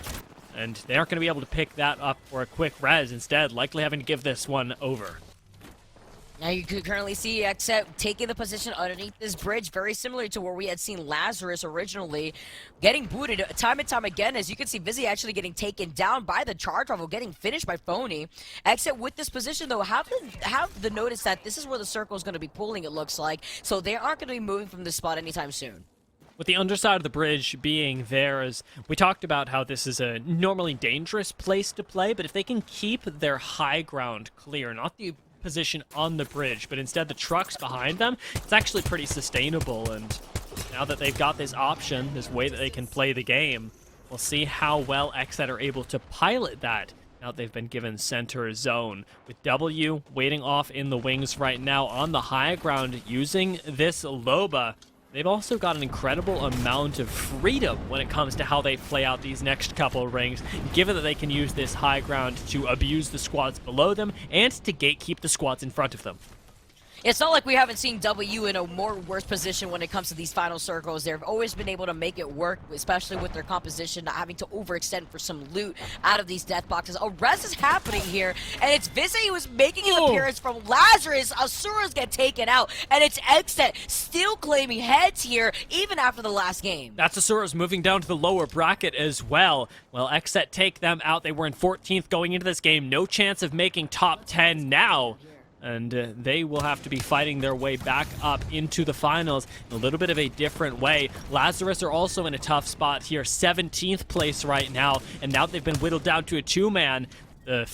idea, the hope that they would try and make it into the top 10 just seems to be getting slimmer and slimmer. W ditched down to the low ground, and while they're trying to disengage here, we'll see if Scissors is actually able to make it out. He does get shot in the back by the G7 scout, so will not be making it out with the rest of W, but the call is to fully disengage. Even Void right now, sitting, waiting behind, is going to be wishing that they could join alongside the likes of W in getting away from what is an increasingly terrifying free agent squad.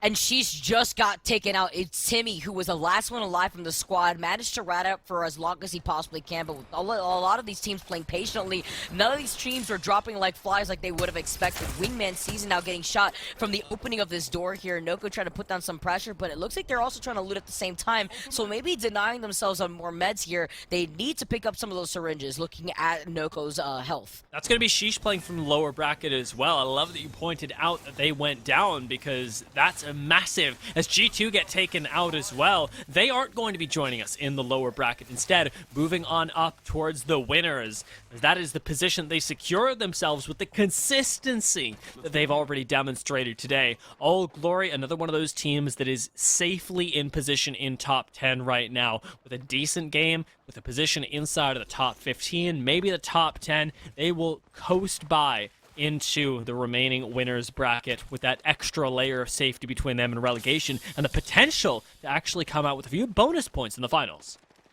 It's beautiful. This is exactly what we want. Some breathing room for some of our squads that haven't had that opportunity even on drop in these early 50-50s that we've seen time and time again. Tripod still in this, hugging the edge though, trying to find an opportunity to ease their way into that next circle, but they see another team right in front of them, and now a redeploy coming out on the outskirts. So it's going to be Wingman Season that are actually making their way over by the other side of Tripods. Sitting in 18th place right now. They're another squad that's at risk of having to play through the lower bracket, and with a Valk ult in, a little bit blind, it's a risky play to make, given where we know they're at. They're not the only ones Valking in, though. Charlotte Phoenix are making their way in as well. Arcstar's in their way. They answer back and actually manage to get inside just in the nick of time, avoiding all the punishment that would happen outside of this building. G-Force end up going out. Another team relegated into this lower bracket as Charlotte Phoenix continue to push up. TPM go down. Another team relegated to the lower bracket. Torrent go out, and though they will be joining us in those finals, squads are dropping like flies. Even RCO have fallen.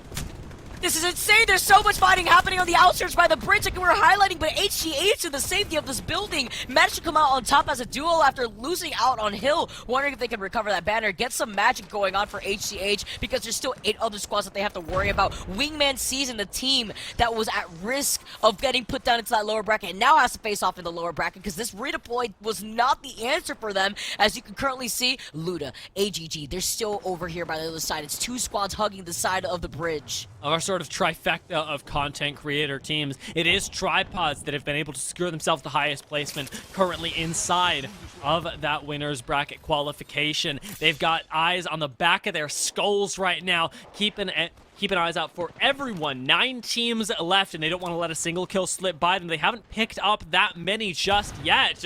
We've got HCH and Charlotte Phoenix battling each other out for square inches inside of this building. It's HCH that are operating at a man disadvantage. They do not have Hill inside of this game anymore, and an Arcstar is massive for HCH. Do they push this? I don't think they have the opportunity here. Look That gravity at that lift is thermite. kind of blocking them out. Look at this thermite. The double blow between the archers with the thermite damage. I mean, it's not like they even have to be there, but poking off the side is not going to help you out, as Greek with the Prowler going to be able to take care of Saucer here. It's just going to be up to Crook to get the magic going, but it doesn't look like they want to take the risk. There's still so many squads up alive. Look at Luna, look at Deeds, look at Tripods lighting up the feed. That's going to be All Glory Gaming getting taken out. Insanity there, and insanity happening inside this building as well. HCH try and stick the res a little bit too quickly, and they end up falling. But as W smell blood in the water, they're the ones going forward. Void right behind them as well. If Void can pick up just a few kills, they could make it into those top 10. But a headshot from W changes everything for Lazarus, taking out G7 Dank and making their journey into the winners finals that much harder. Void have ended up going down as we say goodbye to yet another squad, and W keeps finding cracks with Scissors. This is why I love the Kraber so much here, but these other legends may not. Phony gets taken down. Scissors trying to get the res here after putting on so much pressure and damage with the Kraber. W playing off of this low ground as Phony is going to be able to get rezzed up. They have a lot of squads out in their sides, but playing off of the rock means that they're out of the chaos from inside of that building. It's Charlotte Phoenix, that one king of the hill here inside of the safety of the building. Washi, Luxford, free agents who have not missed leaving Barometer are also still alive over by the other side by the bridge. With a win, free agents could send themselves, remember, into those winners finals. Those are the stakes here. They're one of the only teams that, based on their performance now, could qualify. W on the other side have got their spot secure, and it's about dialing things in, preparing themselves for champs that they are attempting to qualify for through this LCQ number 2. You want to dial in the play style, as everybody here wants to eliminate mistakes from their game. Even right now, W playing underneath the bubble building. Do have to be careful of all of the sharks in this area. Sure, the water is shallow, but these guys are mobile as all heck. With W sitting on top, Fury is the one really dealing damage with this wingman. Look at this, he's peeking 2 squads at the same time. This is actually crazy. Lazarus finally gets called out as there was 1 person left from that team. Currently, we have W, free agents, Charlotte Phoenix, tripods now still up and alive. 2 squads sharing this dome-like building as tripods are going to be forced to drop down shortly. They're going to be able to stay on here, though, for as long as they can because it's free agents that have them on their sides over by the other side of the rock.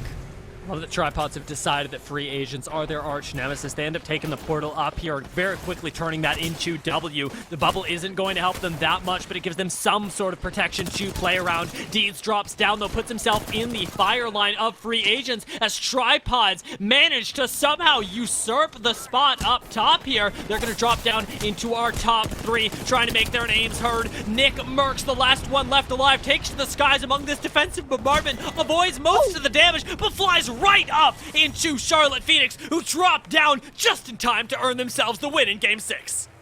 A second win for Charlotte Phoenix for today. It was Game 3 before, now it's Game 6 on Storm Points, and the consistency that we've seen within this lobby is absolutely insane.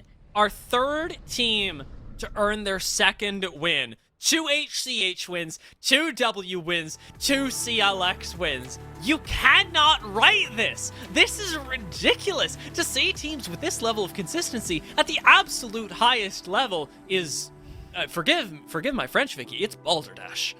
Ew, this is insane. This is insane. I cannot believe this. Charlotte Phoenix coming out over by the side here. We took a look at a little bit of the W stats in that last game, in Game 5, where they had a massive damage game, even racking up over 3k damage. Now looking at Charlotte Phoenix, a little bit of a much slower pace here for them because they took that building deal very early in the game. Shoving off so many teams that were fighting for control there was insane, including the likes of HCH. I mean, their kills really came out of just the end game engagements. Three kills? No, not even 2 kills coming off of the, I believe it was XS squad, but no, HCH squad above them, after they very nearly, remember, died to ordinances in the most interactive gameplay series possible. Now they've got themselves an extra 22 points to add on to what was already a great scoreline. But what has my curiosity here is free agents. The cutoff for qualification was 25 points, but that was before we played another game. It could have gone up, and if it did,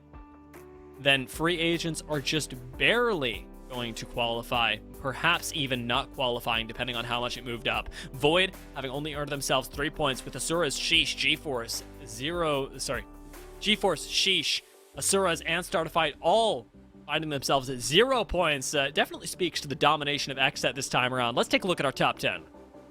Yeah, those double bagels out here is not what we like to see. No cream cheese on top, and that's not what I like here. But the combined standings, W took it over HCH in terms of their consistency. But these are our top 10 teams, and start a fight with 28 points was the cutoff, despite them being the first to go in the lobby in those last 2 games. And check out this monstrous play as well. Free agents from 15th into 9th managed to rocket themselves into the winner's bracket. That's going to be really big for them, as there's so much more safety now that they're in this winner's bracket. And on top of all of that, there's the chance to be able to qualify straight up, not have to play through the lower brackets tomorrow, and just be able to practice it up, dial in your mental, and be ready to send yourself to champs. RCO, however, they're getting relegated down to the lower bracket. Sheesh getting relegated down to the lower bracket.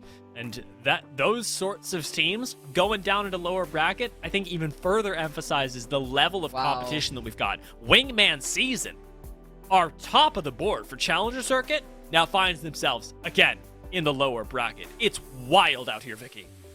It's so stacked. I don't want to be in that lower bracket. I mean, what do you do at that point here? You're facing off against these heavy-hitting teams that were just on the cusp of qualifying in the winner's bracket. Sheesh was there the entire time in the top 10, except for those last 2 games, which determined everything for that team. Even G2 having to struggle for their lives out there to maintain their top 10 spot. The Zypho playing out of his mind as a rat for 2 of those games, still qualified into the winner's bracket. If that doesn't highlight what level of competition we are currently seeing Apex Legends esports in right now, I don't know what will, do. Yeah, they've just been going absolutely insane. And like we talked about 2 games ago, this is more than just a game for these players. It is a game for you guys at home to inspire you, to let you know that you too can be part of the very top level of Apex. A great starting place for that is, of course, to participate in Nerd Street Summer Champs Apex Legends Edition. You can compete in the next $1,000 Apex Legends tournament over here at Nerd Street. If you head over to nerdstreet.com/series/nerd-street-champs.i/Apex-Legends for more info. But if all that was too complicated,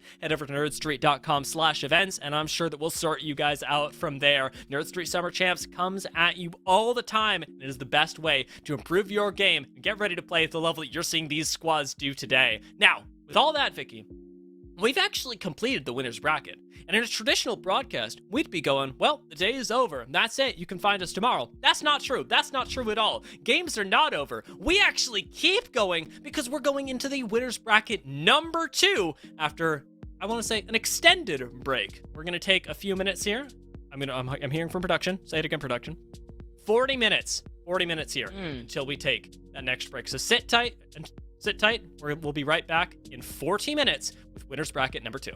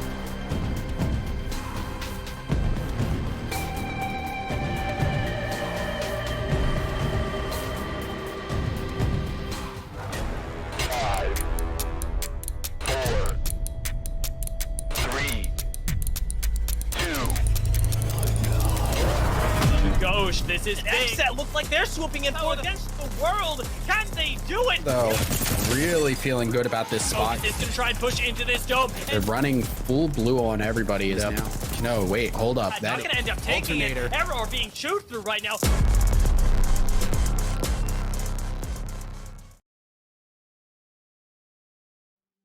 Welcome back, folks, to the NAALGS. I'm still Dia. I still got Vicky. It's 40 minutes in the future from when you last saw us, but we are finally, at long last, starting off winner's bracket round 2 of LCQ2. It's a mouthful. Yep. We've gone over it time and time again. Vicky, what does it all mean? This means that we're going to see the top 10 teams advance into the final round after the end of today with some points to their name. You can see what happened in day 1, Dia. You actually covered that first LCQ to see which of the teams, the 40 teams that we're going to be seeing face off today here. Also gives an opportunity in day 2 here, which is what's happening today, to say goodbye to our bottom 10 teams in the losers round 2 bracket. That's not going to be on stream with us today, but we will be seeing which of those 10 teams we're going to be saying goodbye to by the end of today. Exactly. There's a lot going on. The point is that throughout groups A and B, the winners round 1, the top 10 teams from both those groups have advanced here. We're in winners round 2. The top 10 teams from these teams will now advance to the finals. Their spots will be locked in. On the left, we've got the teams hailing from Group A, the ones that we covered earlier, the ones that you all would have seen on this very same stream. But on the right, we've got all the teams from Group B, Sentinels, Furia, Unlucky, Ever 8, everyone that we've got to watch moving into this next round of games, this next round of 6 games where we start off on Storm Point. I'm really excited to see how starting off on Storm Point is going to change things up because we highlighted it before when we were covering Group A, Dia. A lot of repetitive winners in this lobby. A little bit of a different case looking at Group B that we didn't cover before, but seeing that Sentinels is still up in their game in just terms of fragging out and also keeping themselves consistently winning some games too. They got 2 games under their belt in the Group B standings from what I'm seeing here, so Sentinels are really coming to shine, and I'm excited how that's going to pair up against the teams like W and HCH. Yeah, I mean, who's going to be giving up games, right?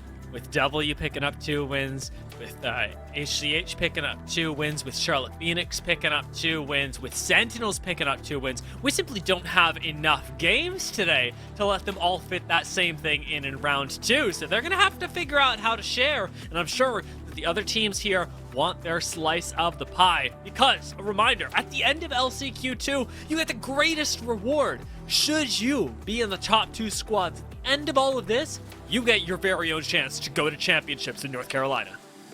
That's the top 2 squads that have that opportunity, which is just insane looking at the competition that we have in our hands right now. Not only is this just the winner's bracket, but again, to highlight, we would be saying bye to the bottom 10 teams in that lower bracket for the first round of the lower bracket. That has teams like RCO, Sheesh, Void, Oxygen, Nightmare, Lazarus, Dexterity, Complexity, CLG. It's crazy. It's crazy to see which of these teams are saying bye today and which of these teams get another shot going into the competition for the second round of that losers bracket tomorrow. Yeah, this is the extended competition where we are having to say, not wanting to, but having to say goodbye to so many seasons, so many storylines that have been told throughout this split, throughout this year of ALGS, and a lot of them are going to come to a close, 10 of them coming to a close today, at the very end of everything.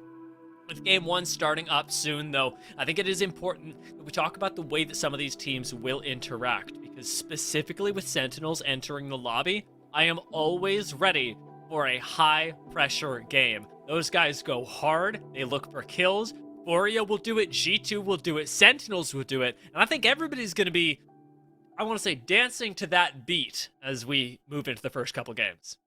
Hey, you talk about Sentinel, and we talk about starting off on Storm Point. There's no Optic Gaming in this lobby, as it doesn't come to any surprise here after their performance in the playoffs on LAN. But that means that Sentinels get to pop off on Mill if they haven't changed their drop spot. Depends on what we're seeing so far within this lobby. But Dia, I know you got something on your mind. Yeah, the Mill. The Mill is actually what I'm really curious about here, because Sentinels are a pro league team. They're insane. They should be unstoppable. Black Hand also like to contest Mill.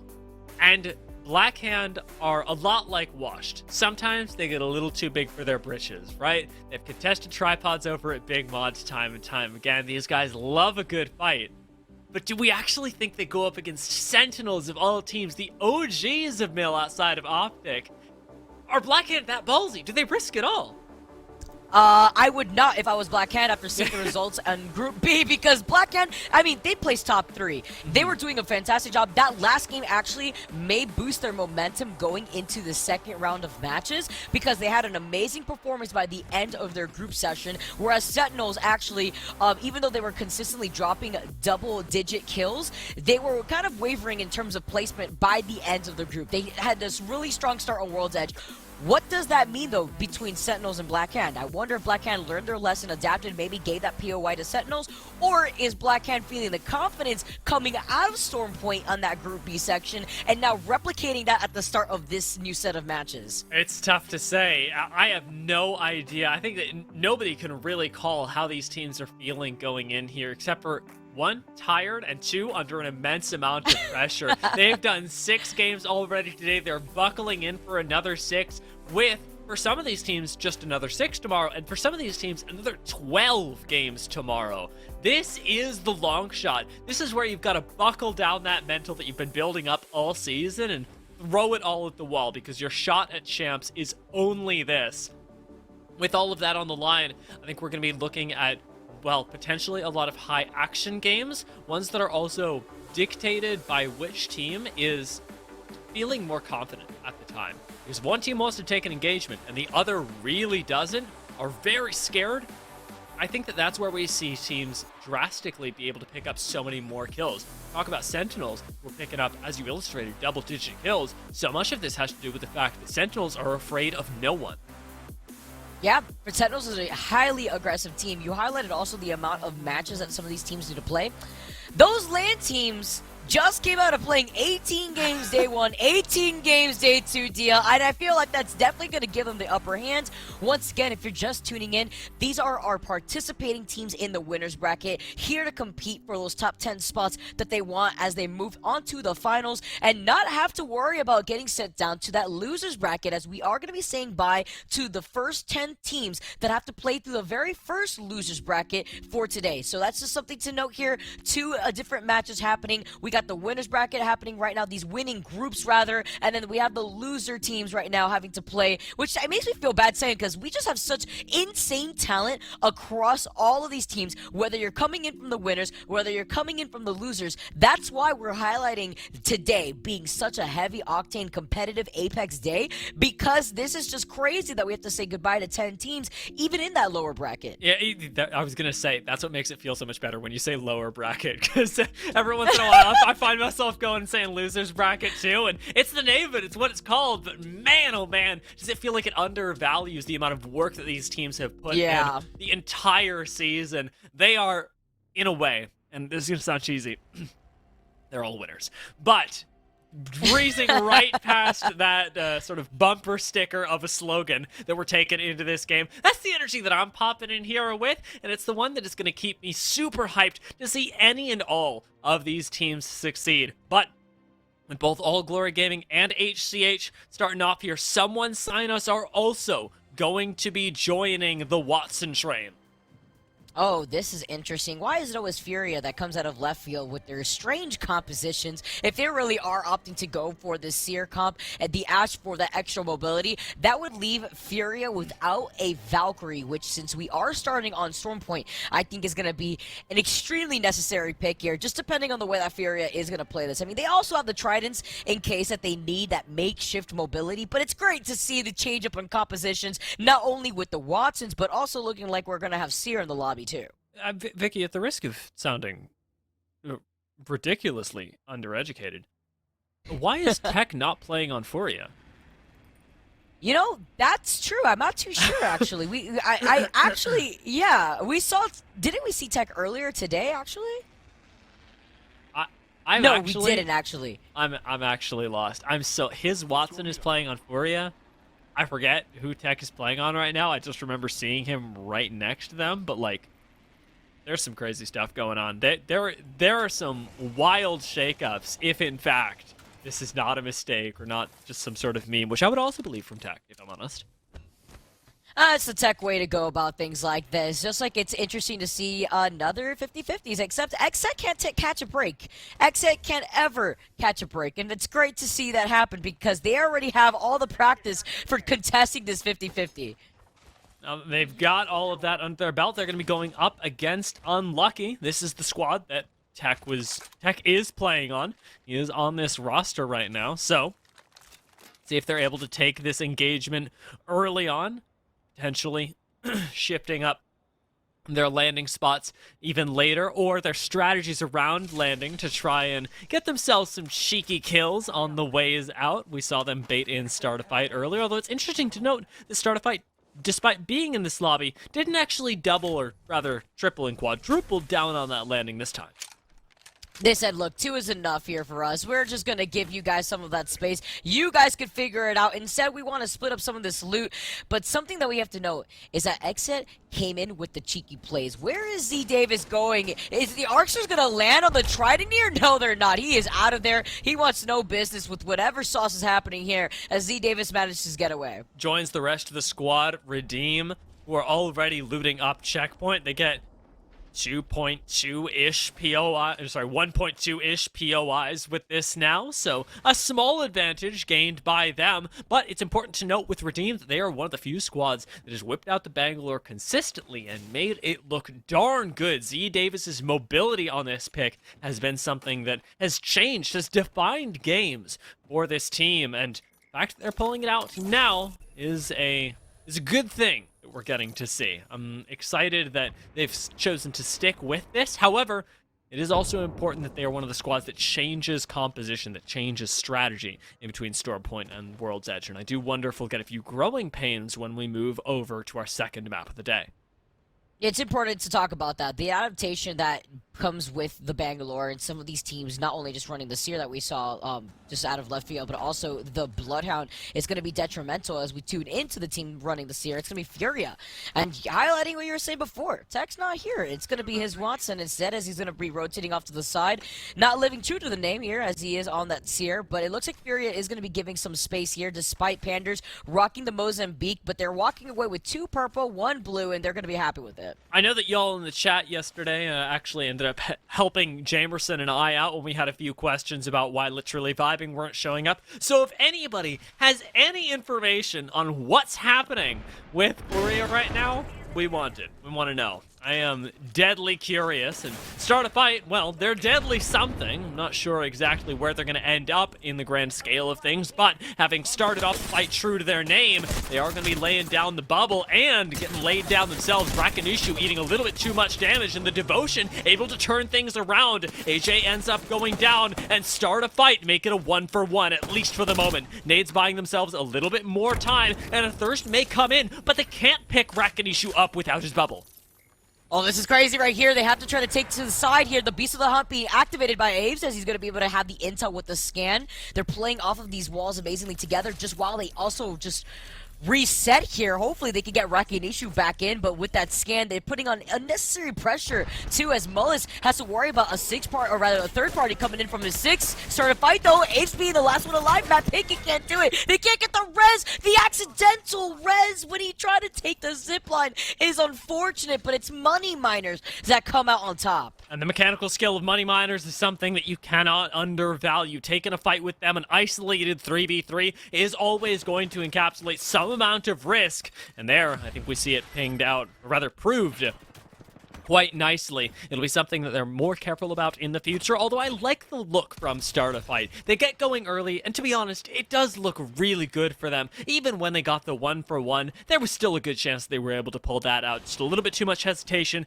letting Money Miners get all on the same page ended up being the thing that bit them in the butt. With HCH making their way over towards North Pad now. We've got an inkling of where this zone is going to end up, as this so often goes further than any POI, somewhere in between Wall and North Pad for a lot of these endings. And we see it become destruction when it comes to a lot of these close quarter fights within these areas here. You can see HCH taking that left side. Sentinels now making their appearance. They were having such a good day today. Can they continue on through the second group here as they're going to run into HCH? This first squad that we saw take 2 games back-to-back in Group A. Nice turnaround from Sentinels there. It's cursory damage, but they're not instantly committing to the fight. Instead, sort of keeping that Sentinels energy that we know and love them for. Constantly staying aggressive and causing some problems. Keeping a look at G2 as they actually get CR ulted, so they are on vision right now. And if they pick into the air with things like that Horizon Q, they're actually not spotted. If your feet aren't making contact with the ground, you're good. Same thing goes for a Valkyrie in the air. So G2 don't make use of that for now, but it's important to note that especially with so many Horizons in the lobby, it's a micro interaction that we can see. Yeah, and that's why G2 is actually just backing off here. I like this repositioning decision from G2. Looking at Furia, who are on the other side of those bunker doors. We were talking about it before. I did some research a little bit here. Dia, with Tech playing on Unlucky for quite some time now, it looks like he's been able to just jump into this team and just fit in so well in terms of this composition. But where does this leave Furia at here? Zera's going to take the rooftops to see where this team is going to be rotating potentially, or maybe their next plans here. Looking at where the circle is going to be pulling, we already have 2 Loba squads taking the end circle positioning. Looking at Z Davis also playing a little bit on the outskirts, but you can only imagine with the amount of teams now making the rotation over, that Sentinels taking the slower approach is going to open things up for them to approach checkpoint without being contested on their 6. Taking a look at Elevate down in Fish Farms as well, and I think about that slower approach is going to be really interesting. They're the ones playing so far away, way away from the zone as Furia continue to farm up the spiders and keep themselves topped up. Finding G2 now as it's not just the spiders. This squad has re-entered the combat and perhaps to their detriment. Furia end up making short work of G2 in a surprising turn of events as I did not expect G2 to re-engage after their initial move away. They said, you know what, we can take this absolutely. We have to keep up the aggression, keep up the momentum that they built up for themselves by the end of Group A here, as Tripods being one of the teams to make it through that same group are taking the real estate of this building, putting in some pressure on 2 different angles, one on the roof, one through the windows here, as D just trying to put down some of that 30-30 damage. You can hear, though, Jurassic Park is the lead attraction for a lot of our rotating teams, especially since it's in the middle, but specifically for the teams that have to rotate from the southern part of the map that usually find themselves over by Jurassic Park. Since free agents have got themselves plenty of resources to exit with now, and they don't want to attract too much attention, like to see them try and exit over towards Antenna. They've still got plenty of freedom left when it comes to being able to disengage from this fight, find themselves a better position inside of the ring, and that's got to be the priority for so many squads in this lobby. 18 teams left already. I think more action than some of them were expecting moving into round 2 of the winner's bracket, but free agents are keeping on their toes. Charlotte Phoenix and Torrent both in here. Even Renegades showing up in these bubble buildings. 3 very, very strong squads. Sort of the holy trinity of this northernmost end of the map right now, is I would not want to step into the center of those bubble buildings. Absolutely not, especially since there's that mobility with the zip lines in between those bubble buildings that from what it looked like from the outside there would have been crazy here as we take a look at Renegades being one of those squads holding onto those buildings. Sentinels now in the fight as they make their slow rotation in. It's Exet that they see actually hugging this building. They got 1 minute and 50 seconds here to take their time, but with the repositioning on the phase breach, look at this, Sinox getting the crack! The revved up Rampage goes real hard, folks, but not quite hard enough to take out Exet from that range, though it got darn close. Klain whittled down to flesh at the moment. We'll still be able to back off and into checkpoint where the next zone will be closing. There's plenty of space. Gets bought by Exet and the rift portal that was thrown out by this Ash. Since they've got high ground as well, it's a brief pit stop for Exet, just to make sure that they get the chance to reposition, reset, and consider their entrance into the ring in the same way that Black Hand are doing, but with a little bit more knowledge that there's a team on their backs, where Black Hand are playing so far out of the ring that I don't think anyone's coming up behind them. Yeah, Blackhand now is just taking their time to actually get the scan on the beacon and then rotating slowly on the outskirts, knowing that Sentinels usually lands in mill. But what is happening here now? Curly, Tech now trying to push in. Unlucky now closing in the gap with the dome. They were found out, but they were trying to be sneaky about it.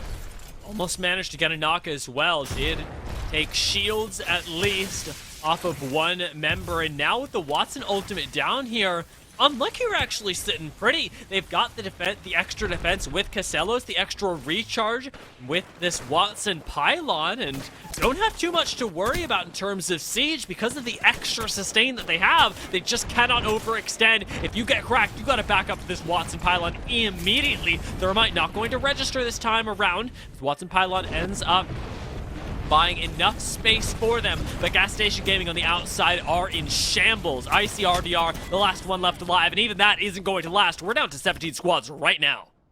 That's amazing here for Unlucky to pick up that kill because there was pressure coming in from the outside and they do not want those KP to just walk away from them and get into the arms of another team. Redeemed that have the high ground right now. Z Davis, as you were highlighting, being on the Bangalore, they've held this position the whole time, and this is an amazing position to hold as long as your right side, your 6, is not contested, because then you're opening up yourselves to all the third parties coming in from your back here. So they're actually going to go in for a reposition just to check to see if there's any late rotators coming in from outside the circle.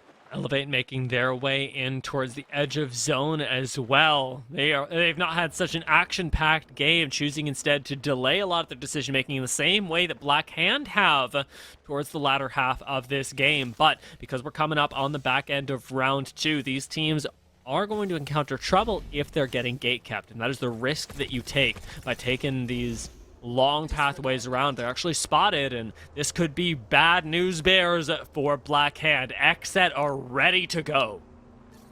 See here, except waiting for the opportunity. They have the high ground. Hakulo is just going to reposition with the rushes of the squads while still maintaining this high ground position. And I like the slower approach from Exet because this is another team that really started to ramp up their own gameplay by the end of Group A. And they even hear them right below them here too. So they're just waiting for the opportunity with so many other teams just prioritizing repositioning. Look at this Mullis fall so low. Money Miners know that they are right next to that neighboring squad. There's so many teams doing this. So many squads are opting for this very late rotate. And I like it, don't get me wrong. I think it's an excellent strategy, especially on Stormpoint. But what's catching me a little bit off guard is that not all of them actually used that time to get things like a beacon read or even in range of it. Just late rotations in, trying to make certain, hopefully, that their fronts are cleared out. But in some cases, like in Money Miners, this hasn't exactly worked. They know that they've still got neighbors relatively close by, and I find myself envying the squads that are already inside a ring. We already talked about the bubble building trifecta up there, but the early push from folks like Unlucky and Redeem has also got them in an excellent position that I favor. Yeah, you see those bubble buildings that we were highlighting before. None of those teams have moved. It's Renegade still, Charlotte Phoenix on the other side, Torrent holding another one of those bubble buildings, and it's insane to see how that's such a safe spot to be in. But if they get funneled outside of those buildings, you know the chaos is going to go down between 3 of those squads, and they're going to be all into the line of sight of those like Z Davis, Joey, and Oxy. So you're just wondering what's happening here. Well, eventually, when they're forced to funnel out into the open, and someone Sinus sees that there's a team crafting right below them, and they're trying to take the opportunity, the jump opportunity to find them, but they reveal themselves. First shot not going to land. Someone Sinus aren't going to be able to get that initial crack, but a nice 57 to the face will turn things around in the favor of Key. The 30-30 providing a lot of value, especially here on Stormpoint, and keep someone Sinus in the driver's seat of this game. They've even got a squad approaching from the north. If they can extend this long enough, it might be Money Miners that ends up being in trouble. And that's going to be Free Agents that's the squad over to their north. So you know that Free Agents always going to be able to land those shots from afar without having to overextend. So I'm scared here as Money Miners now trying to take a little bit of an off angle, trying to cover reads all at the same time. But they're out in the open over by the team that's on the roof here. And someone Sinus now are going to be able to fully send it. That was so fast as someone Sinus got the initial knock, but they are tempting fate with this third party. Fortunately for them, we'll be able to, I was gonna say turn this around quickly enough, but not quite able to, as last shot does land. Someone Sinus get reverse wiped as Reeds turns things around for his team. Big clutch up by Reeds, who has transitioned into IGL this split and is clearly growing in that, but still finds himself at home in the Fragger role. I love all the Watson fences that I'm seeing. Truly, scrims that I have seen for the LCQ are paying off here for a lot of these teams that were trying out the Watson more so than what we've usually seen in APAC North. Taking a little bit of a page out of the APAC North book from LAN as HCH, still rocking the Cossack, are just going to try to close in some of that space here. They do note that there could be a drone that's off to the right, it looked like right here, but they're just their sweet time easing their way into that next circle. Money Miners are out for now, and it's up to HCH to make something out of nothing. Down here on this low ground, they do not have cover from above. An instant bubble actually forced, and that's just with the missile swarm, nothing more. Now that this is expiring, the gas is the only safety for HCH, and they're finding themselves in a boatload of trouble, but trying desperately to keep Black Hand at bay. With Redeem coming in for this third party, we could see the end of 2 squads right now. Black Hand running around through the side, trying desperately to escape now, recognizing they picked a fight that was just a little bit too out in the open. Oh, Redeem picking up those kills with the defensive bombardment, though, and still sending it over. Meanwhile, Sentinels is popping off on All Glory Gaming, and both sides of these circles are being controlled by heavy fragging teams. Redeem now are going to be able to loot him quickly, but Z Davis with a quick shield swap and being on the bang. This is what you need to with Redeem taking these different off angles, and Joey still covering the same spot that they were holding since the start of the game. Blackhand exits the game as Exet hold their hands on the way out, watching it go. Just a few too many angles on the Blackhand squad, and Redeem now have started refocusing on what they know is going to be the trouble zone for the remainder of this game. Those bubble buildings that we talked about so early on that now have the zone pulling away from them are no longer safe, and that means a whole lot of people are going to be coming towards Redeem. I wonder what we're going to be seeing differently from a lot of these teams with so many Watsons now being played. We're going to see more cryptos out in the lobby here. Lux40 just backing off in this situation. Free agents not liking what they're seeing. Instead, just getting out of the thick of it with the bombardment getting sent down. They're just going to give that space over to AGG. A good thing, too, especially with all these Watson fences. Contesting AGG was turning into a nearly impossible task. I would not want to walk in on this. Instead, the focus, if you're trying to take down AGG, does have to be in front of you, does have to largely fall on the tripods who are sitting in front of this team, in between them and the zone, because that is where Watson is at her most vulnerable, when she is in transit, like so many other defensive characters, with the notable exception of Gibraltar.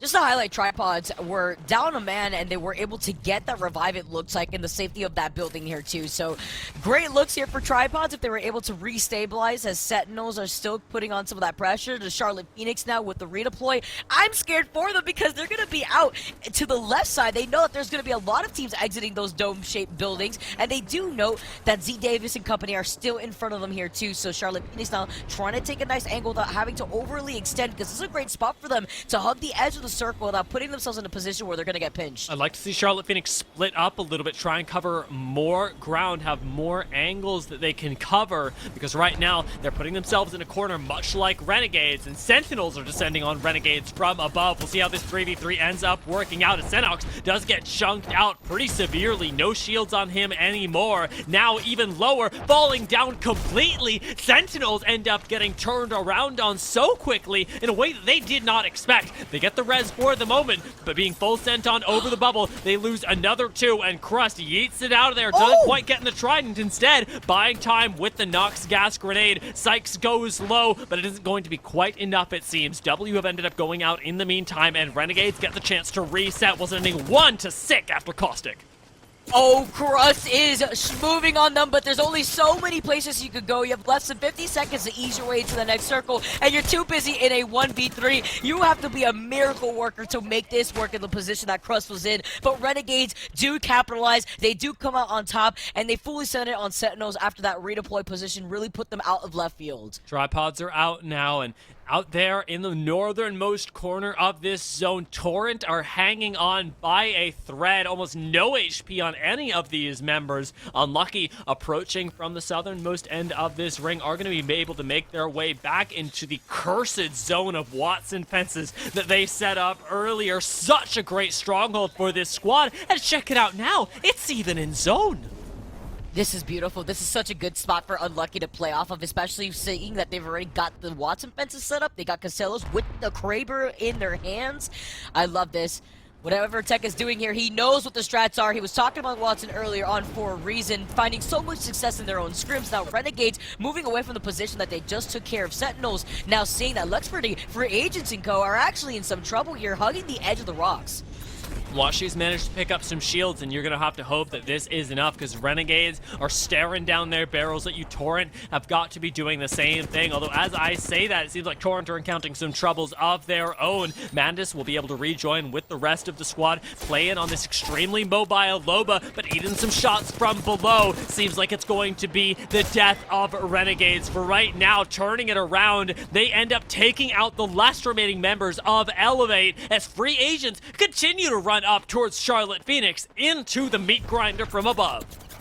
Unlucky getting that knock, though. Originally, I saw that Kraber shot onto Joey there, which means that we may have some trouble going on here. From C. Davis now getting taken down. That leaves only one member left up alive from that team, and Redeem get taken out. That was the team that we were just talking about. Now, Free Agent having to dance from the other side. They're encircled by two different squads at the same time, Dia. It's just a pincer. It's a death maneuver. There's no way out. Free Agents are gone, and Charlotte Phoenix now sitting right above all this mess are looking down on Renegades, trying desperately to get a knock, but not able to finish anyone but the knock onto Madness. Trying now to find themselves a little bit better of a position with Unlucky right below them. These are going to be the last two squads. Unlucky, the team that ended up swooping in to finish off Renegades. They don't have their Watson fences here. They are not nearly as strong. Charlotte Phoenix have all the vertical play in the world with both the Horizon and the Valkyrie. Surely they're going to be able to do this as Browser finds an excellent beam on the low ground, but doesn't commit just yet. You drop, you die. It's over, and Charlotte Phoenix know that, so they play with control in this final ring. And look at this light show that they have for themselves with these mobile respawn beacons. They have 3 mobile respawn beacons on the roof here just for some extra makeshift cover, but wasting their time here. They were taking this very patiently. They fully said they utilized the top of the dome here. Now Charlotte Phoenix, that position advantage. They just lost 2. Yes, it's only up to Bowser. He's playing off the gravity lift, and he gets a crack, he gets a knock. Can he be a miracle worker? Almost, but Unlucky at the very end. End up clutching it up. What a play from them, and what immaculate timing to be able to turn that around from 3 squads into 2 into a very convincing assault on to the high ground. That was so scary, though, for Charlotte Phoenix, because I saw them on the rooftop there. We saw that they had the positional advantage, but the moment Unlucky sent down that dome and used the rooftop of the dome to actually safely get on the roof, that was like a horror movie. That was just bursting through the door, hoping that you have another escape route, because they were looking to shine right there. I can hear the screams still echoing in my headset, because you know as well as I do that you look at that happening, and you sort of take your hands off the keyboard. You're like, well, I can't push up on this. I cannot walk up to these monsters that are now crawling over our building. Reminder, that was with no Watson backup at all. They didn't manage to use any of the fences to stun anything. They weren't getting additional shields. This was pure 3v3 at the very end from Unlucky. And for a squad that was splitting loot on drop, they ended up having a very impressive finish and a great mid-game to boot. Love to see Unlucky with the Watson composition really shine too, because even though we didn't see it at the very end there, you heard them setting up right below just in case Charlotte Phoenix was forced to funnel down and actually drop from the low ground. Then they would have been put up against the threat of the Watson fences. So really good option coverage right there coming in from Unlucky as well. Yeah, a lot of kills definitely picked up, and that'll be impacting the scores. The scores that we will get the chance to see in just a few minutes, as we are going to take a short break, do some math in the background, and then we'll be right back with Game 2 with a winner's bracket round 2.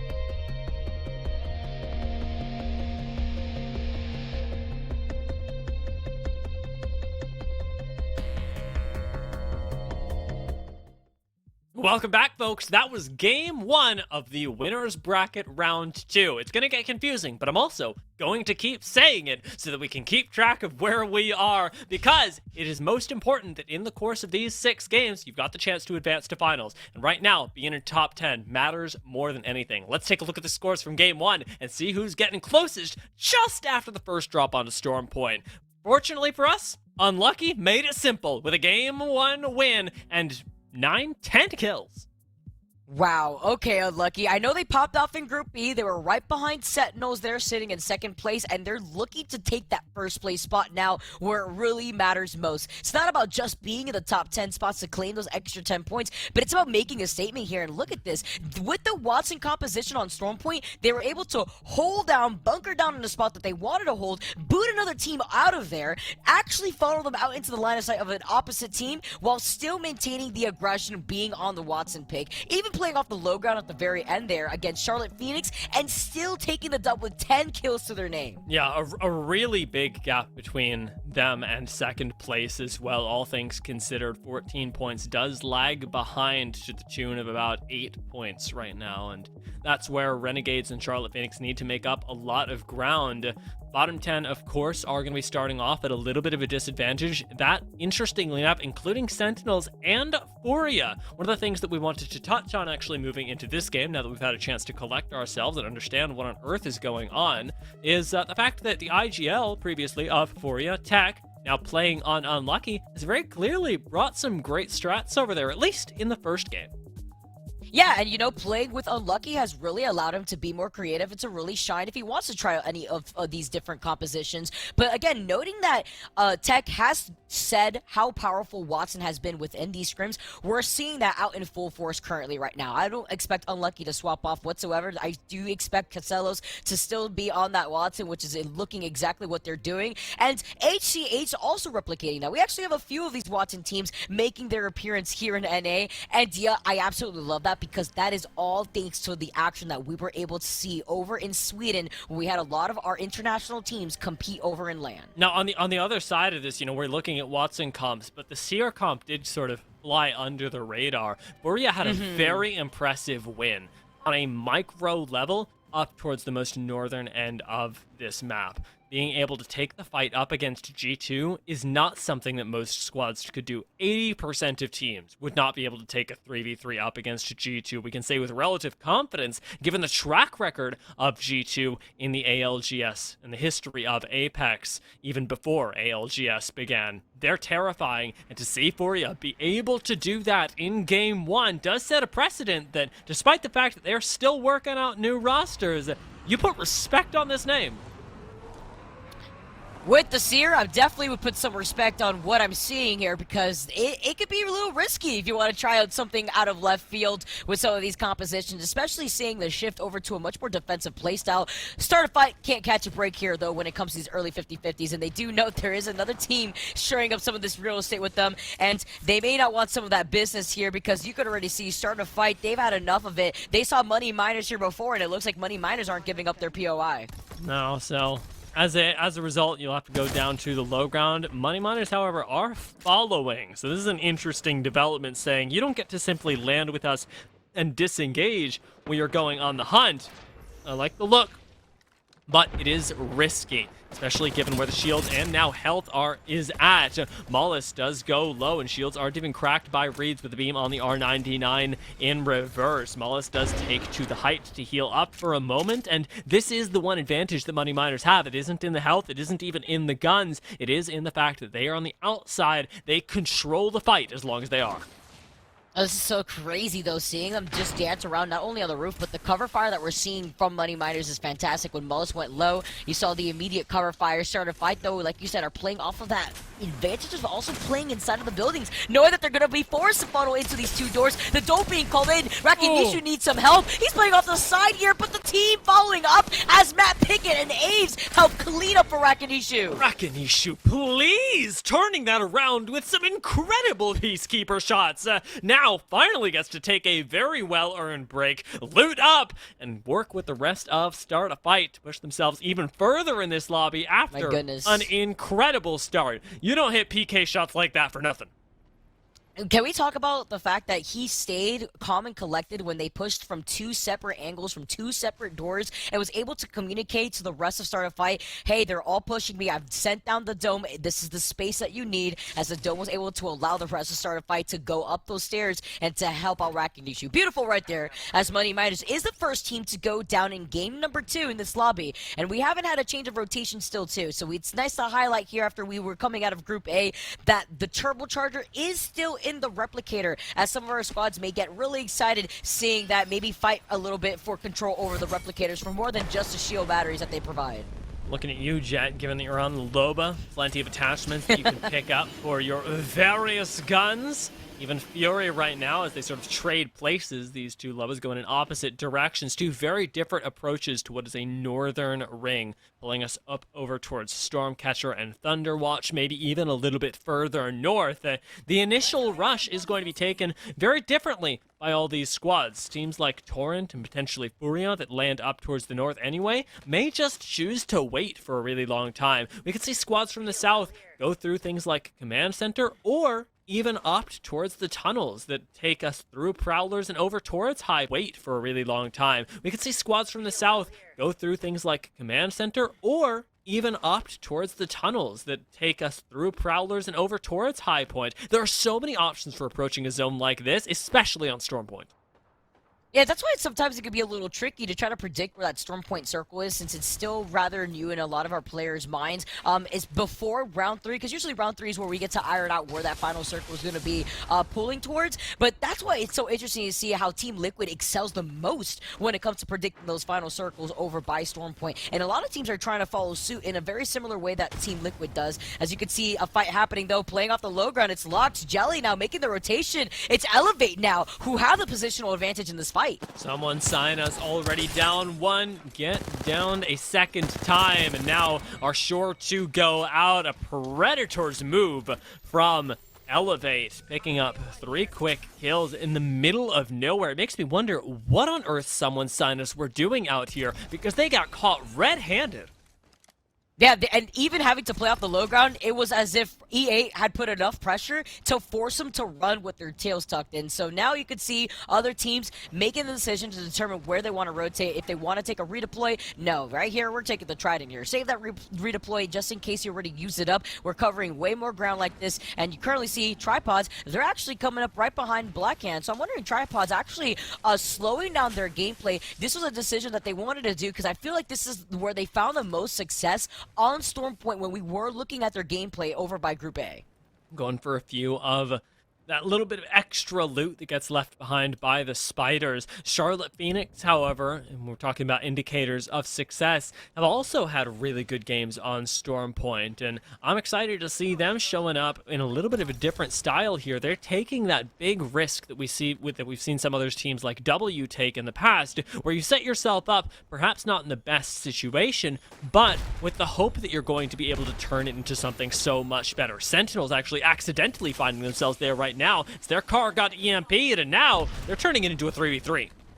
They just found out Elevate after they just came out of a fight themselves. So you know Elevate is feeling nice, but they actually are taking their own way out, saying, hold on, Hot Wheels here. We are getting out of here. That's Sentinels, guys. Let's call it a day. Let's run with our KP, and let's not take any chances. Nice moves. I like this a lot from Elevate, and it wasn't what I expected, and you exposed themselves to a little bit of risk running through another squad, but ultimately able to get out alive. And that, Vicky, that's what counts. Now that they've been able to hold out for a little bit, they actually find themselves on the path behind All Glory Gaming for this rotation, something that could hurt them in the future if they don't keep their eyes out for the All Glory squad. But at the moment, with this hilltop being the really most important thing, you can actually sit at the bottom and feel quite comfortable.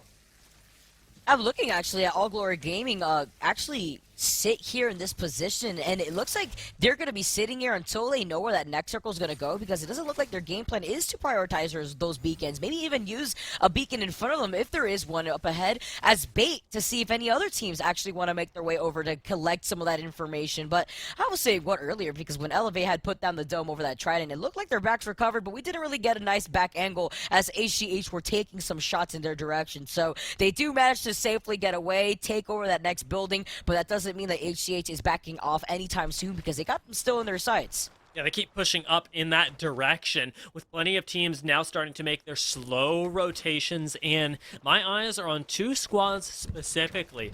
Taking my look up at Furia, who are still sitting in Lightning Rod, taking the very slow rotation, and Torrent, who have a different read on this ring entirely. They do land right next to Furia. They could have taken that slow rotation, but instead, they're moving out of the ring, down towards the more southern end near North Pad. Wondering here, they trying to opt to go for a redeploy, maybe actually get some information. I like this, actually. They're taking a back angle to actually look back at where a lot of these teams are sitting in, and maybe even opt to take the high ground that's over by the other side of the circle. Because in the case this circle continuously pulls up, they do not want to be caught in a bad rotation that would leave them out in the low ground, forcing them to take up that hill battle that AGG is currently sitting in. Why, with Sentinels making this move, the one real problem that they've got is that they don't know who's in front of them. They don't know if this is going to be edge kept, and if it is, you're sent on a very long journey all the way back. It's an excellent idea, and one that you're almost hoping that other teams have called out because it's so good, because it exposes you to so much risk as a team that might otherwise have owned that high ground. Speaking of risk, we've got two of our most mechanically talented squads going at it. G2 end up picking up a member of Sentinels. And as a duo here, too, because they lost out in Jet earlier on in the game, it looks like, and it was G2 that was waiting for them in the middle of that long rotation that Sentinels thought that they had the freedom to take. Designful, he's got blood in his eyes, though. He is looking for the fire as he's going to continuously boot Sentinels off. Sentinels now having to run this as a two-man. It's a 2v2 in this situation, and G2 are playing this like they have all three of their teammates up and alive. This is exactly what I was talking about. G2 make that call that it is a really smart move to come around the side, and man, oh man, do Sentinels end up paying for it, losing another member. They might go out early. Senox gets full thirsted, and with just one member left, this trap does all of the work necessary. Designful rounds the corner, and with just 2 shots from the car, ends up picking up the kill leader title. Again, Vicky as a 2-man.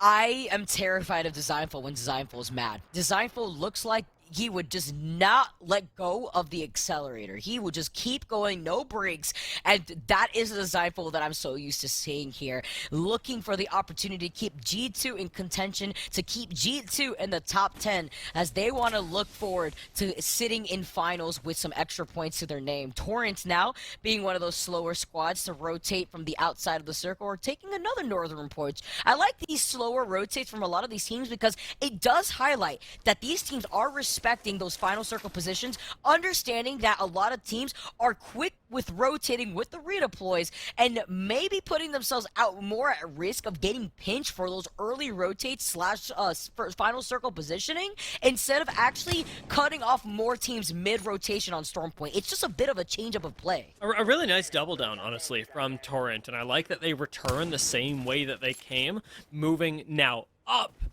Storm Point to try and reverse engineer picks. They become the edge team now. They become the roaming death squad that I think that they were going for initially, but became slightly uncomfortable with when realizing the zone was pulling so close to home. One of the big problems here is that this turns into quite literally an uphill battle, and if Renegades get wind of this, if G2, for example, get wind of this, as we saw moments before, things can go from bad to worse very quickly, because numbers disadvantages mean almost nothing when you have got so much open ground to fire down on.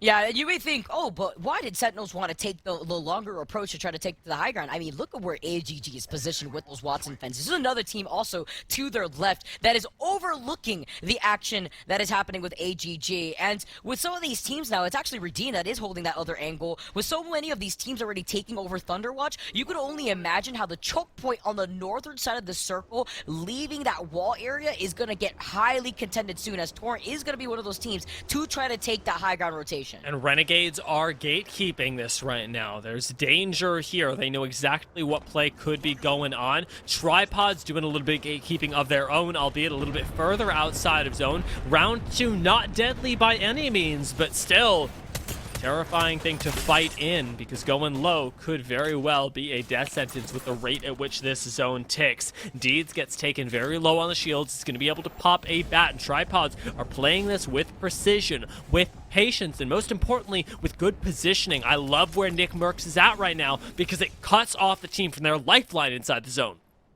And they want to keep playing this with confidence too, because the Tripods, they have been able to rack up some KP in the first game. They had 4 kills, but it's about that final position that they need to work on here. And so Torrent's now in some trouble, losing out on those shields after they made the rotation around Renegades, have now found themselves underneath Thunderwatch, and it still falls under the category of what we're talking about before, Dia. When is it too early to rotate into these final circles positioning, depending on your composition? Because right now, Torrent, yeah, they have the Caustic, but they don't have a building to take over, and they're dancing around another team that's right in front of them.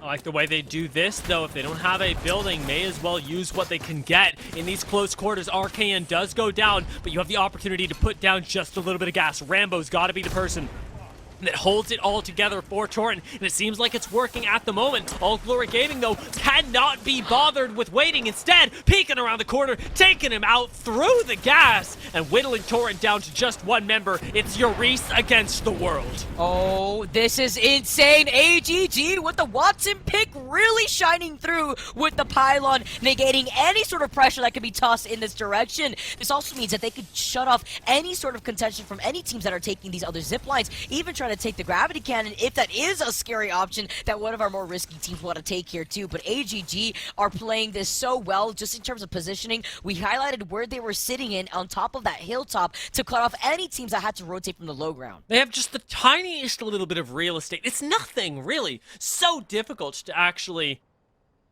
make yours in a tangible sense without squads being able to peek down on you, but it's enough. All Glory make use of the fact that nobody actually wants to third party this fight between them and Torrent, because, well, it's an awful position to actually do that in. You're giving up your height for the low ground. Nobody's going to opt into something like that, and surely nobody's going to opt into something like this. Unlucky Valking in late. Surely don't get away with it, and yet, Vicky.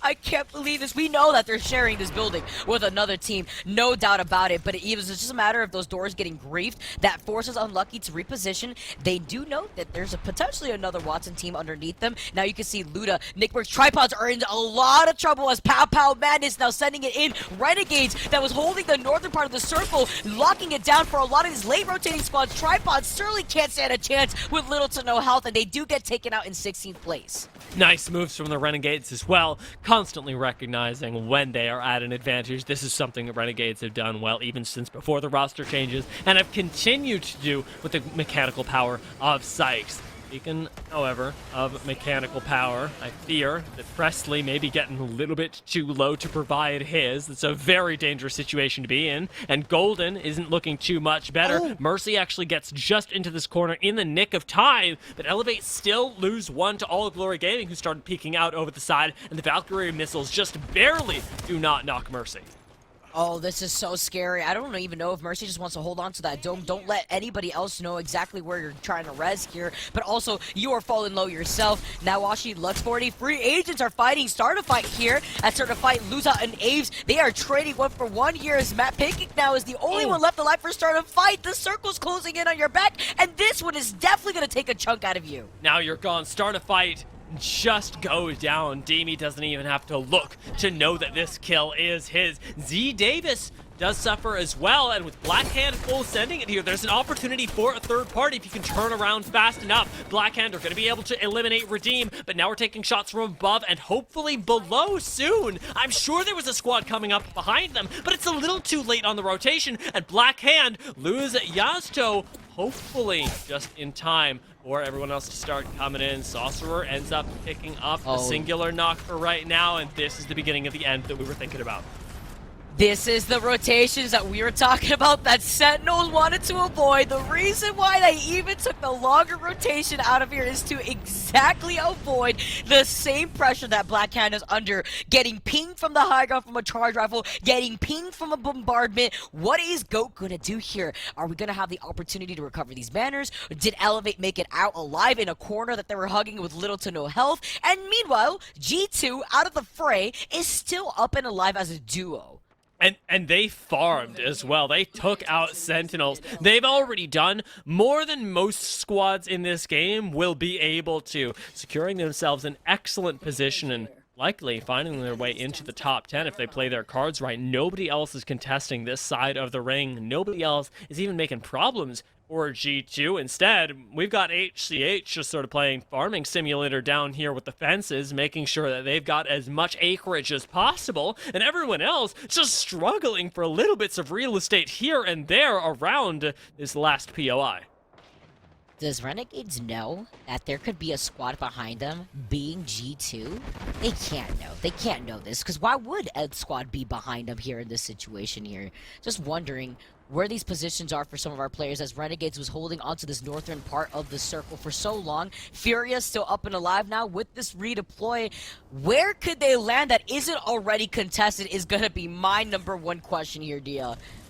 Well, we're going to find out soon. 30 seconds left until zone starts closing. So by the time they land, other squads likely won't have been in motion just yet. What they are going to do, as Furia, is find G2. Because there are only 2 members out there in the distance. Spotted out, they instead choose to go down to the low ground, believing that they've missed something, opting into this fight just like everyone else and their mother, and still managing to find themselves in a position where I'm not sure they're going to be able to make it into this building. Remember that we've got Watson fences in the way. We've got a very difficult road ahead of them, but what Furia do have in spades is health bars that they have melted in front of them. Free agents end up going down lickety split, and now Furia start getting taken apart. It's Watson trying to do the little seer dance that we all feel like is creepy to try to go in for the shield swap, but can't get so successfully. He shield swaps on already a broken purple shield. Furia may not be lasting for long. We're gonna have to see as they're still up and going. W on the roof have been holding onto the spot this entire time, and you already know that their loot is looking fantastic with the Loba. They get the crack, but they're not gonna give up this ground. Scissors could afford to, as he could just find themselves right back in here being on the Valk, but Rambo's now getting the res. This is actually crazy for a lot of our teams not being full squads in general, still up in this, and that was Gas Station Gaming getting the res over to the side. Can't believe that Furia are still in this as well. They managed to outlast that. Somehow, just 1 member left alive. Rambo goes down from Gas Station Gaming, and they leave the lobby before Furia ever do. 10 teams left. G2 still in this. We have got rats on rats on rats, and they are looking good inside of this second game. Furia finally go down to the defensive bombardment of all things. Almost an accidental casualty of Elevate's game plan. But as W survey the scene, they're the ones that have got to move out north. They're the ones with the easiest pathway to do it, already being up top here. And yet, Vicky, it is so difficult to manufacture a push into the squad that is holding so much ground. We talk about G2, we talk about some of these unfinished squads. EA is still alive and they're getting kills with a bombardment. What is going on with EA to survive with little to no health in a corner? Now W are trying to take the God spot. They're trying to reposition into that next circle, but it's like you mentioned, G2 is going to be a squad that you have to look out for. They were already hugging the outskirts of that rock formation that actually allowed them to get out of this fight of where a lot of these teams are taking up the real estate of Thunderwatch. I'd almost forgotten that Urice was still alive as well, so 1 rat from Torrent also making up part of the 9 squads that are still around. Renegades, however, may be leaving us shortly as Pow Pow gets finished off. This is a nice turnaround from W. It's been 2 beams in a row, but the shots come echoing right back as a stick comes out from Scissors. Big damage goes down, but it isn't enough just yet. Renegades do lose Madness permanently for it, but W still have a lot of fighting to do as G2 finally bite the dust. Elevate's still up. They're still hugging the side of the rock to get out of the sight of AGG, of W. This is crazy. Just the amount of things that EA has had to go through. AGG finally get taken out as W are going to clean them up. I'm wondering, do they know that EA is on the high ground? Can they successfully get the res without revealing too much? No, Fury knows. Fury knows what's happening here. You're hiding behind a bush, but you're not going to be incognito. You do not turn invisible, and it's just a matter of time before EA gets finished. Now with the Arc Star up there, they really seal the deal. 5 teams left after Renegades go down. And after E8, we're down to just the 4. Renegades still, I think, fighting this one out. But with HCH down here running the low ground with this Watson, they're the ones that are large and in charge. Unlucky, end up finally biting the dust. And HCH right back off, leaving W in charge of the high ground and trying to fight this out as a 3v3. This is crazy. This is literally a replication of what we saw in Group A. HCH, we currently have W up and alive. It's a 1v1 here between 2 of these squads. 3v3, full squads up live here, but the black market is in the hands of W. They have a nice high ground angle here with this position, but I just love the respect that we're seeing from both HCH and W for the second game. What do you value more now, the economy of a Watson or the economy of a Loba? It's a difficult question to answer, but I think that one does it for us. The missile swarm coming in over the top should reveal that there is no barrier here. Watson pylon isn't down, and W can get themselves a lot of nades and out-siege this position. Although right now, pylon just now starting to cause some problems. W are going to look for an answer to it. Splitting themselves up, pylon does eventually go down. Is this going to be enough? Can it protect you from the nades? Boney ends up throwing down the bubble and jumping out to the side, calling for help. The rest of the team, he stalls things out for long enough, and although Crook gets traded away, W just aren't strong enough to take it, and HCH managed to take them on from the low ground. I love that neutral fight that we just saw between HCH and W right there. W taking off angles to bait HCH out into the open line of sight of the rest of W, but that did not deter them from fully sending it through the dome and dancing around the dome. They knew exactly what W's game plan was, and they came out on top in game number 2. Impressive play from HCH, and it's what we came to expect in Group A as well. We talked about it during the game, and I think that it bears repeating that this was the squad that ended up taking 2 games, and they weren't the only ones. W looked darn good as well. But what caught me off guard about that game, Vicky, was the amount of half squads, third squads. Yeah. That we saw entering even the mid game right now. It was a mess to watch. And while it was really, really exciting, I think a lot of teams sort of leave that going, what on earth happened to us? Thunderwatch, the beauty of Thunderwatch circles and not getting into that high ground position that you may want when you're forced to traverse from the southern part of the map uphill. And that is why the Valkyrie is so strong at these points. Even though you don't get as much terrain traveling from the low to high ground, you do get a lot of that distance covered when you are coming from the northern part of Storm Point. That was an insane game too though, Dia. We still got one more map though for Storm Point. One more game before we swap over to World's Edge. We're gonna see how that plays into everything though. Before we jump into game 3, stick with us because we got a short break.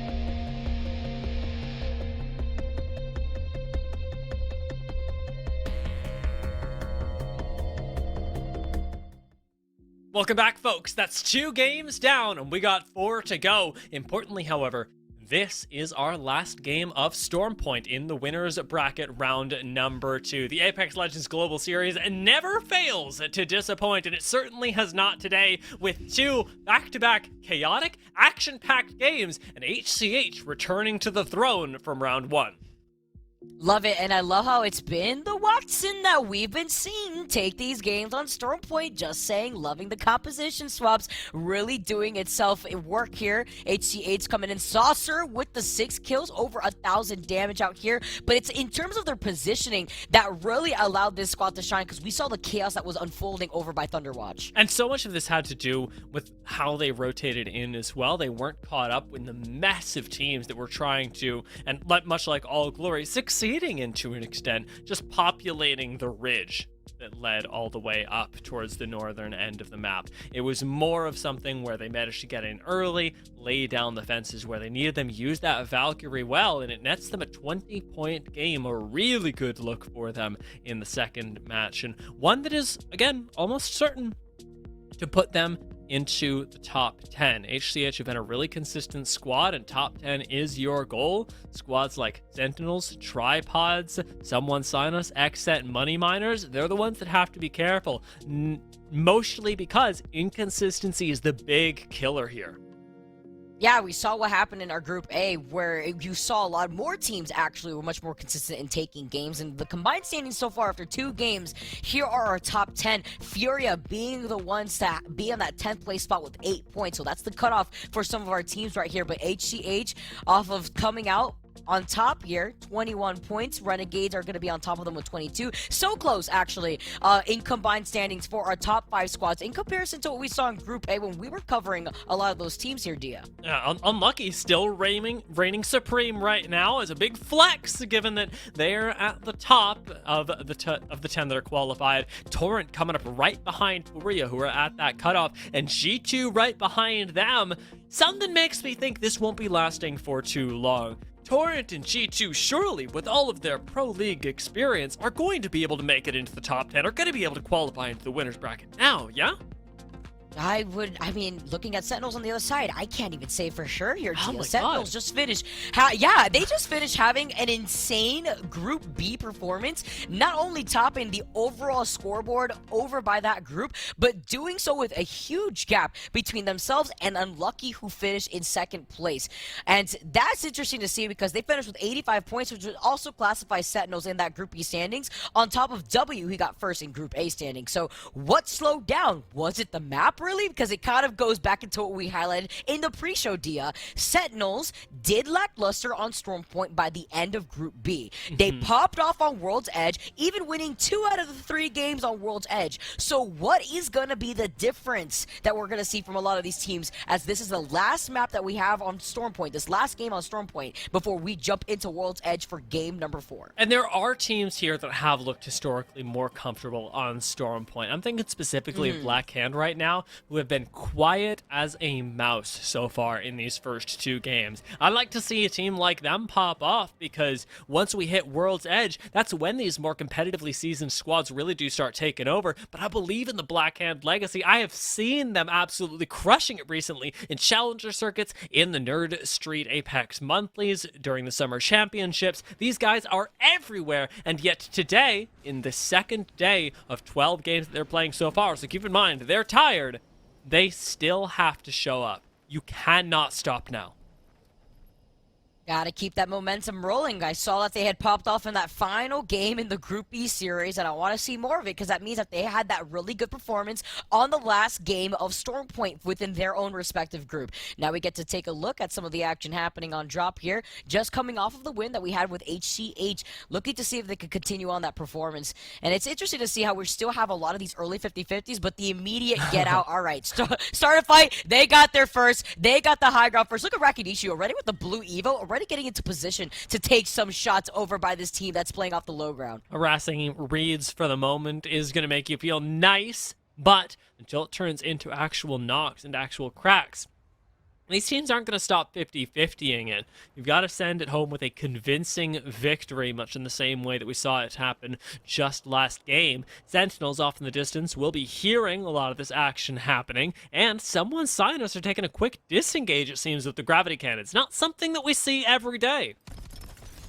No, you usually want to go for a mix-up and try to at least use mobility, if you have mobility on your team, to just get out of the situation of where the cannon would send you forward. But someone, Sinus, maybe seeing that they didn't like what they had when they had landed, maybe making a plan. Either that or Lux may be dealing with some issues right now where he's just away from the keyboard. Hopefully he does not get disconnected, as someone, Sinus, are going to be able to loot up quickly. Key already rocking the purple Evo, so already a really nice start for this squad. You gotta go, right? Lux. Yeah, that is very true. Yeah, I'm looking at the screen right now just to see if we get that DC option pop up, and since it hasn't, I'm simply imagining that it's a little bit of IRL responsibilities, you know? So, wait, it happens. For the moment, right? Stormpoint, definitely a map that can happen on, especially when you are looting up in swamps. There's no real rush to leave, and with a zone that is pulling us actually relatively center, as I take a look at the top left of the screen on the minimap, you've got plenty of time to rotate in. Torrent, however, are taking none of it. They have yeeted themselves off of High Point in the fastest rotation I've ever seen from them, and likely because they're being chased down.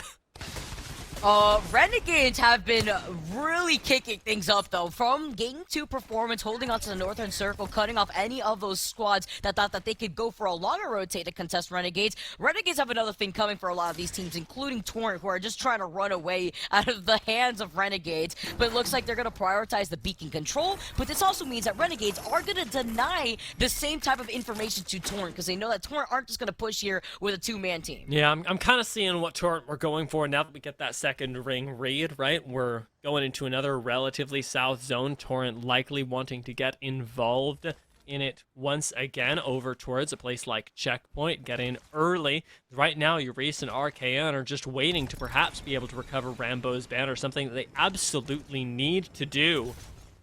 They want a chance of holding on to these buildings with an early rotate. Rambo is playing the Caustic right now, and if you're trying to hold a building as a two-man without a Caustic, you may as well not.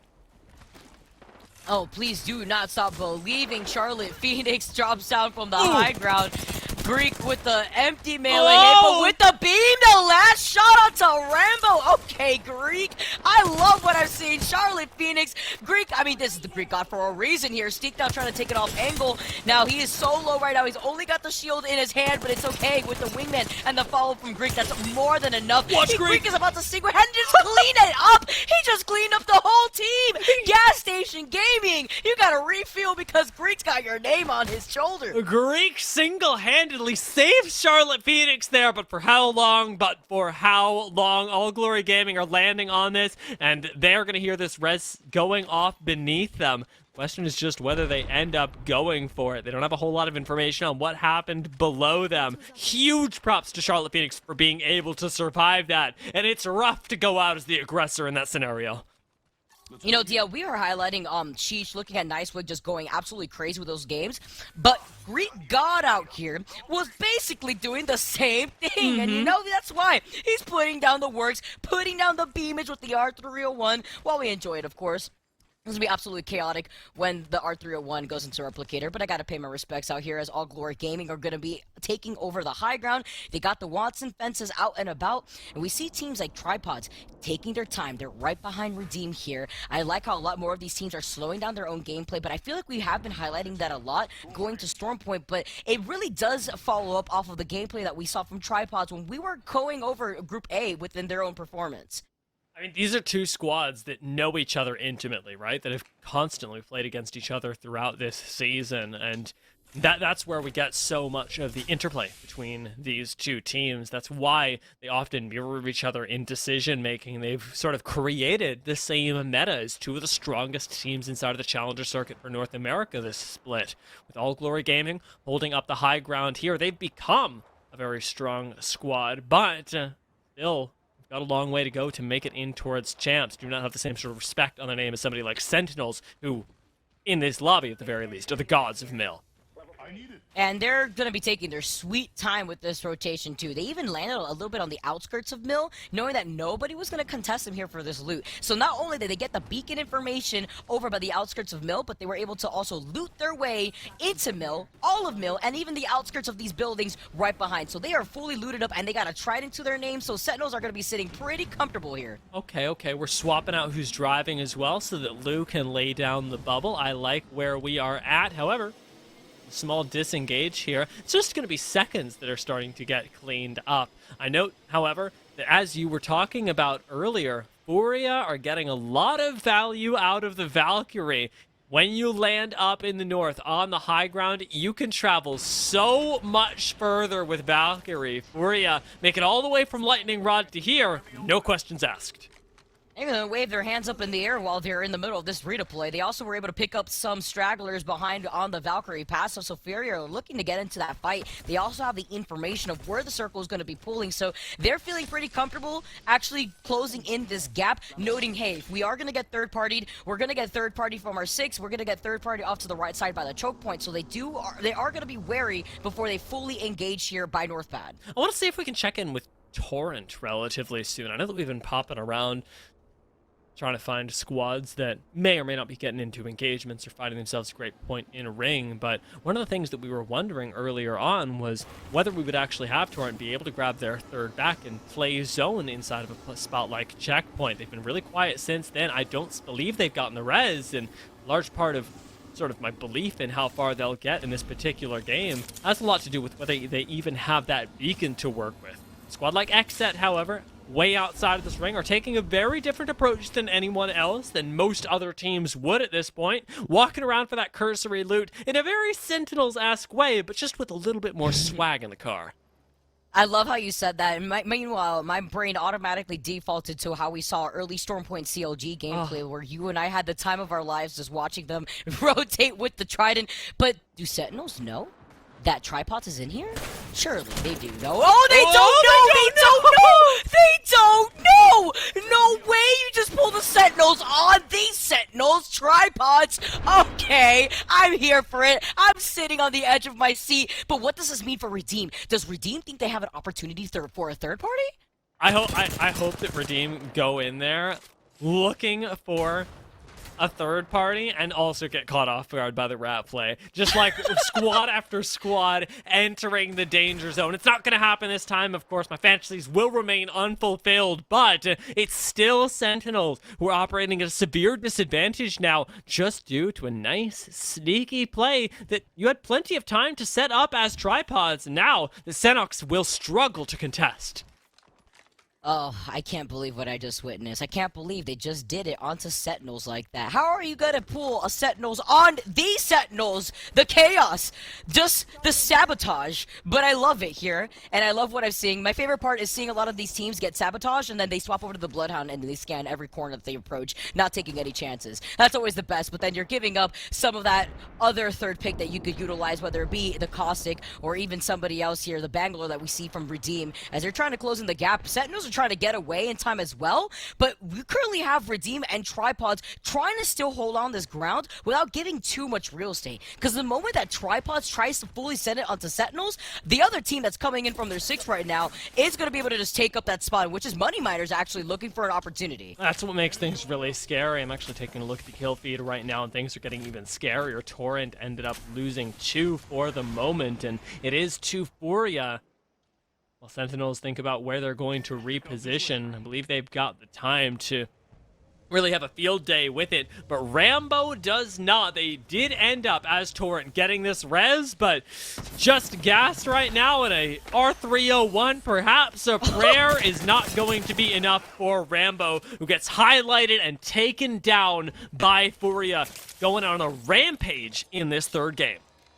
The worst type of composition you could run into as a solo Caustic. Unfortunate here, but Fury are going to come out on top with the Seer, utilizing that tactical, and now they're going to reposition with the redeploy, going straight into that next circle. Now, we do know what's awaiting in that next choke point. We know that Tripods, they've taken control over the buildings, Redeem taking control over the other buildings, and then Money Miners waiting for the chance to strike if they want to follow behind Sentinels or if they're just going to keep their profile low. So who's on high ground in checkpoint right now? Because Fury want wanted to contest that, and since we've got the third-person view to tell us, it reveals that it's none other than Renegades, a terrifying squad that ended up taking down Torrent much earlier on. They've been playing inside zone for the majority of today, but Renegades have been on a big uptick towards the last half of the season, and I wouldn't mess with them.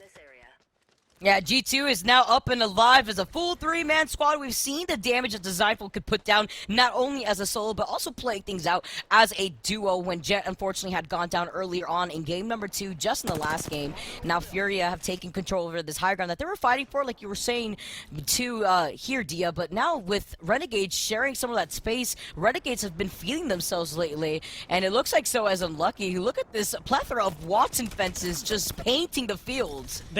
Unlucky are really ambitious with the fences. HCH and All Glory Gaming, they take their time, they leave them inside, but looking over at how this sort of alternate read on the meta has evolved, I feel like Unlucky's motto is make it look so annoying to approach us that nobody will. And for the most part, it's actually worked pretty darn well, especially for W in this particular case, who, as a 2-man, definitely don't want to contest.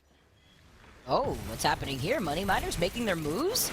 About to be the green light that Redeem needs to try to push in, because Redeem's been waiting for the opportunity. The Seer ult being put down. G2 must be wondering what is going on the outskirts here as more spiders are coming in to also put down some of the extra pressure onto G2. Furia now moving in on their 6. They need to take this phase breach as Results finds low. Now G2 are now exposed to Unlucky and jumping in onto the occupied building that W are holed up inside. Arcstar behind them pushes G2 right back out, and though they're a 3-man, they are a low one. If just anyone from W peeks around this corner, it would be able to get a knock. But playing conservatively for right now, they're not going to go for it without Foaming, without that extra bubble for safety, and it seems like G2 on the low ground are able to stabilize well. This is so scary, though, because G2 is in an area where they could get pinged in multiple angles through the windows here. Meanwhile, Xset, they want in on the fight that Money Miners were waiting to pounce on, wondering what happened over to Tripods, over to the left. Did they just give in that respect as Xset now want to move in for the opportunity? They're even calling it to back off because they're getting pinged in the back. It's actually another squad moving in for the opportunity. Oh, but it's Black Hand!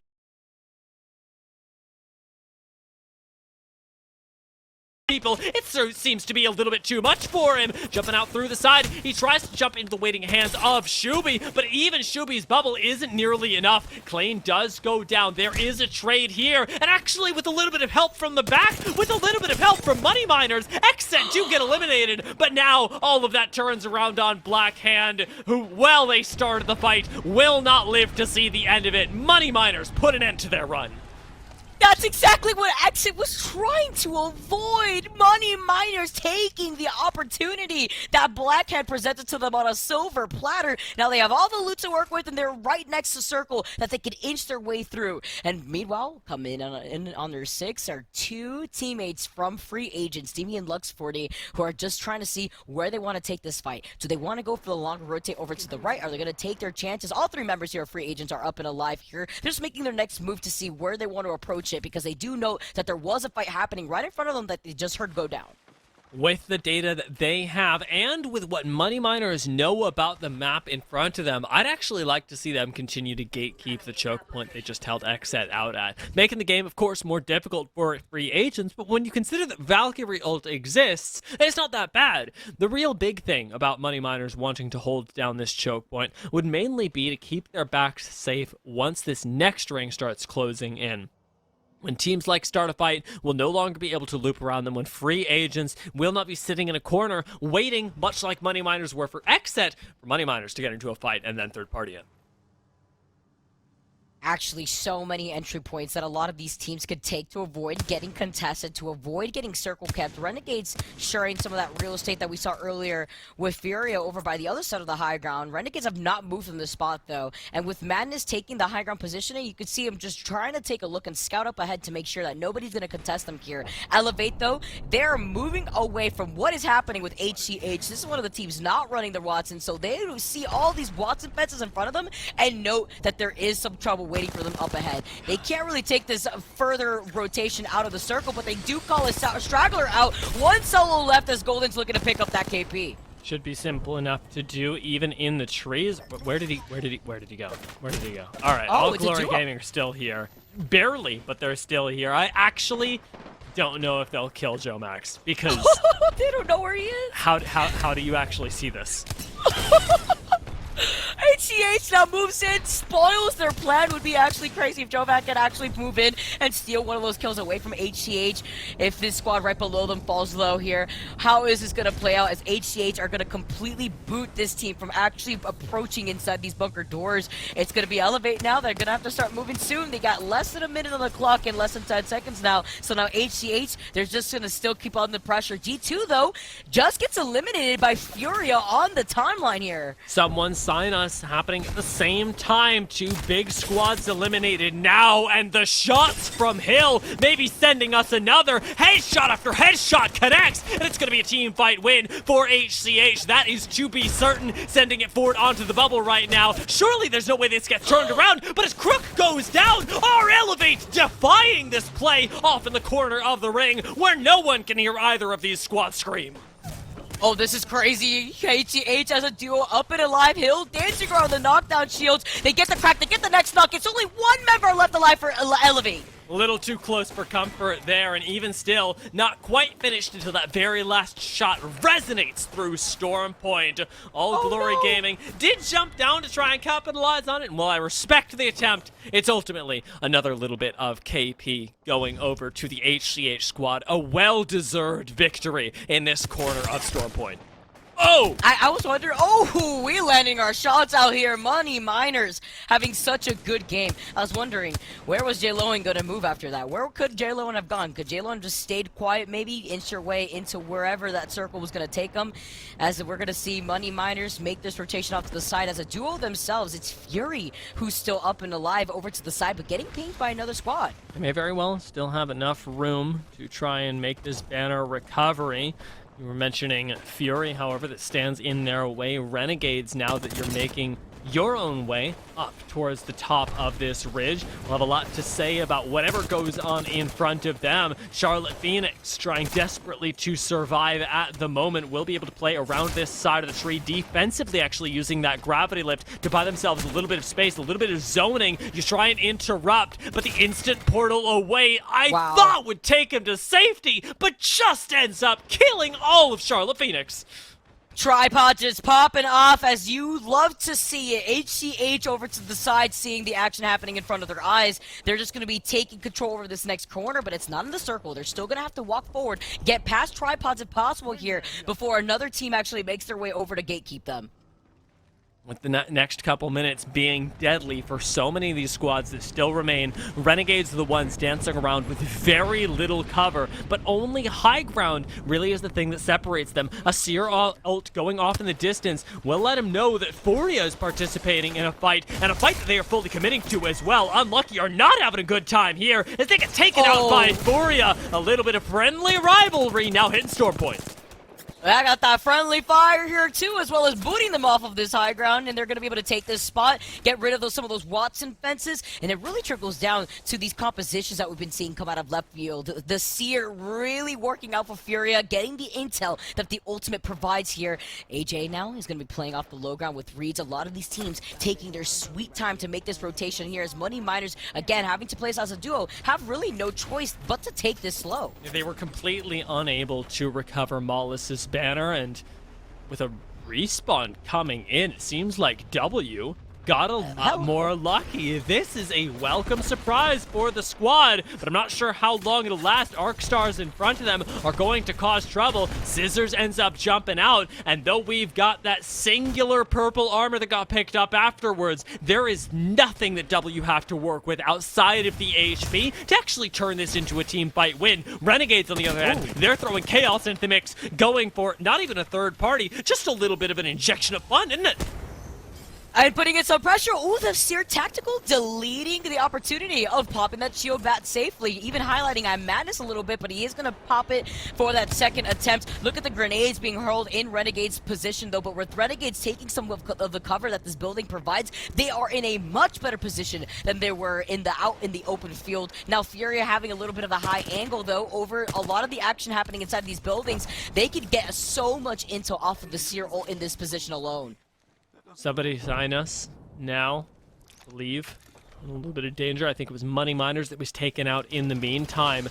Furia are the squad, however, that run this high ground. And Vicky, it felt so fast, but we found ourselves in Zone 6 already. It's just been this constant barrage of action ever since Zone 3, with skirmishes all over Checkpoint. But we're finally coming down to the top 6 squads, and I still am none the wiser as to who is actually going to be able to win this game. Well, initially, I like Furia's position. We cannot forget that there are Titanic squads just below them.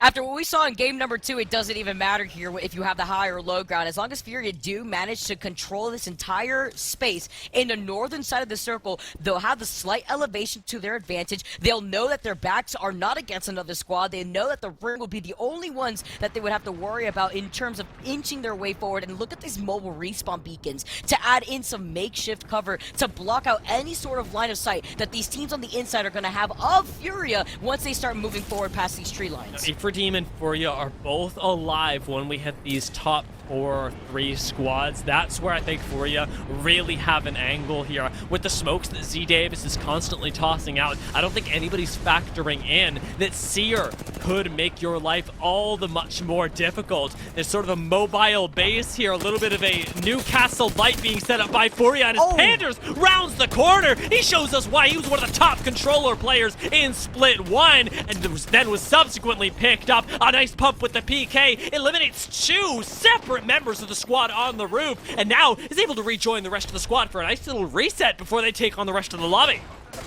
Panders, they have a family. Tripods have a family, but you're deleting them. Tripods gets eliminated, and 2 of those members at the hands of Panders alone. Now, Furia have taken the high ground. They've taken such a great spot. They don't have to worry about inching their way forward anymore with the circle closing in right behind them. All they have to do is hold onto this spot and try to see if they can get a lick of the action that's happening inside. Oni is down. Fight still breaking out on the low ground. Sykes was able to pick up that knock, but Renegade's unable to finish it. It may also be that a lot of these teams get trapped on the inside of this building with Furia waiting on the outside to beam them when they jump out. Renegades, recognizing this possibility, are keeping their eyes on Furia, seeing if they can find some cheeky knocks here or there, but cannot overextend. W end up going out. HCH still alive. No what a creative Ash portal as Renegades throw out the ambush from behind. That was an incredible play made by Madness, and now it puts Renegades in the top 3, perhaps in a position to win the game. Taking a little bit too much of Ring. Pow Pow's gonna go up top, try and finish off the squad above them. It's an excellent look as Madness is healing up inside the ring. Can he out-heal the squad just above him? Zera goes low. Zera's gonna go down, and it's going to be HCH on the bottom that somehow win the heal off and change the game. This is crazy! We had 3 different tiers in this building of squads infiltrating the roof, infiltrating the middle part of the building, and the low ground with HCH coming out on top. What was that end game? The last game on Stormpoint. I don't even know what to tell you, Vicky. Like, there's simply nothing to be said. There's nothing and everything to be said, it seems. HCH healed. Renegades ambushed everyone. Furia had an amazing gameplay. There were too many levels to that fight. Nobody could have kept track of all of that. I feel like even the final 2 squads were like, but where actually is HCH?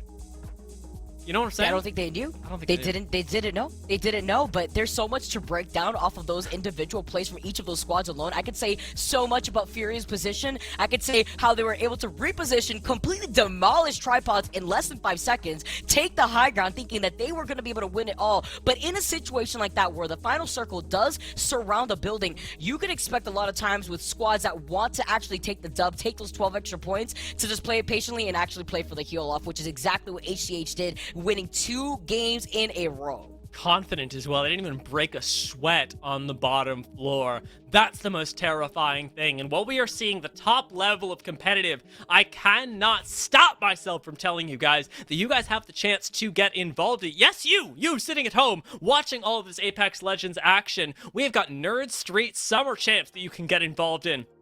It includes Apex, it includes League of Legends, it includes Valorant, Halo Infinite, Madden 22, all of your favorite esports, and, like I said at the beginning, it definitely includes Apex, because I know what you're watching, I know how we're connecting right now. You can head over to nerdstreet.com/series/nerd-street-champs-I for more information, or nerdstreet.com/events if you want to just register in your favorite esport of choice and start your competitive journey today. All of these competitive journeys that we're covering right now, they may just be coming to an end very soon. This weekend will spell the end of the season for a lot of squads, and to get more information on that, we're going to toss it to a very short break and then come back with our first matches on World's Edge.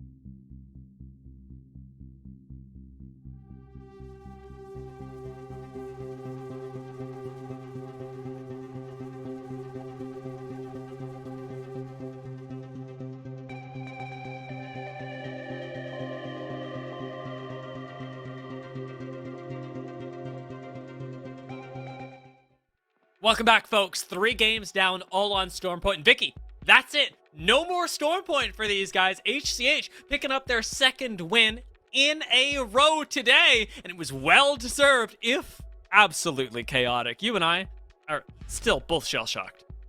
Yeah, that was absolutely insane. I mean, who knew that HCH was going to try to play it off for the heal-off, especially looking at this composition that they were able to successfully do it with. Here, rocking the Watson. Look at all this damage, though, distributed across the board for all the HCH roster members here. Love what I'm seeing. Love what I'm also seeing here in terms of the overall results, because we know that Furia went absolutely crazy, clearing out the northern circle for that end circle with 13 kills to their name. They should secure themselves another spot in top 10 alongside Unlucky and HCH, whose spots are undeniable at this point. I want to take a look at the bottom 10 from this lobby and then go ahead and head over to overall, because, well, bottom 10 here is important in terms of how much it stacks up in the points. What really matters is bottom 10 in the overall and the cutoff in between these two lobbies. Right now, 15 points is where money miners are at. They are the ones that everybody's going to be challenging and trying to knock out. E8 and All Glory Gaming tied with them right above, but the bottom 10, where is that coming from? 14 points for tripods. That ain't too far behind. Wow, I'm surprised to see how close it is for our bottom 4 teams in the top 10 right there. That's actually insane, because it really highlights Tripod's free agents need one good game to skyrocket them in the top 10, which should highlight how close in skill that these teams are. Looking at 7th place all the way down to 12. It could be even G2 out here. It could be anyone's game. G2, before that game, were skill that these teams are. Looking at 7th place all the way down to 12. It could be even G2 out here. It could be anyone's game. G2, before that game, were sitting in 13th place overall. Looks like they are still here sitting in the same position that they were in before, and it's looking scary for some of our heavy-hitting squads like Sentinels and Torrent. Yeah, I'm calling them out right now. Xset start a fight, Sentinels, Torrent, G2. This is crazy. This is not something that I think any of these rosters expected to be dealing with. Even in the first game, in the first day of LCQ2, to already have such a challenge placed on them, that being in top 10 after 3 games is difficult. For some of the squads that have the most practice on Stormpoint, by the way, is a total change up, in total defiance of, I think, not only their expectations, but all of ours at home. I do have one small statistic for you, Vicky, that occurred to me as we were recognizing the sort of wrap up of Stormpoint. With HCH securing the 3rd victory, LCQ2 winners bracket round 2, 100% Watson win rate on Stormpoint. That's 100% in the books here, Dia. Stats-wise, that's interesting. That's interesting because absolutely, because of HCA taking 2 of those wins and Unlucky winning the first game. Unlucky also running the Watson composition. Does this mean we're going to see more Watson jumping into World's Edge, or are these Watson players swapping over to the Caustic here? We highlighted before on Stormpoint that the mobility and the verticality is very much highlighted in our more aggressive squads, but now we're seeing the Seer coming out of Furia. We are seeing the Watsons coming out of multiple teams here within our NA region, and I feel like this is the beauty of having LAN inspire a lot of our challenging squads to really make their way through the championship, because that's going to be the opportunity that they have, the only opportunity to put their name on the board. I'm really impressed at the way that we've seen these off-meta legends integrated. From what I recall, HCH, All Glory teams that are pulling out the Watson here were not pulling it out, for the most part, inside of World's Edge. However, the thing that I'll say to that is that while Fury are pulling out the Seer here, the only other team that's pulled out the Seer before was HCH, and it was on World's Edge. So I am wondering what the discrepancy is there, and most importantly, what these teams are seeing in this pick. Because while we know that you get a lot of value out of things like the Seer when you're landing your Q, when you're able to communicate all of the heartbeats that you're reading and really create a great picture of the end game, one of the big things that is often pointed out about Seer is that there's also there's a good chance that you press Q and nothing happens.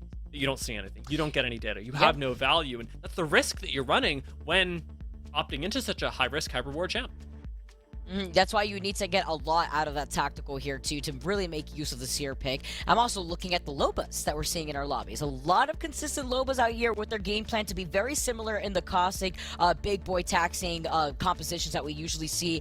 Infiltrate that last circle positioning, utilize the black market so you don't have to overextend while still keeping your ground over where you predict that circle is going to pull. I'm expecting the Loba to consist not only on Storm Point but onto World's Edge as well. So I'm wondering, what are teams like Charlotte Phoenix, or rather W, are going to do here in this situation? Are they going to still stick to their guns here on the Loba, or are they going to change things up a little bit going onto World's Edge? Yeah, really pointing that question for me at Charlotte Phoenix, because their play style has been one of the most pliable throughout this season and the last one, especially with the swap up that they've had in terms of how they like to play the game. I used to know them very much as a zone team, and it seems like they've become a lot more of a roaming team more than anything, able to capitalize on these third parties, and that's something that they might look to abuse in a very different way, given that Loba isn't nearly as valuable on something like World's Edge, but maybe opting into something a little bit more skirmish oriented like Bloodhound.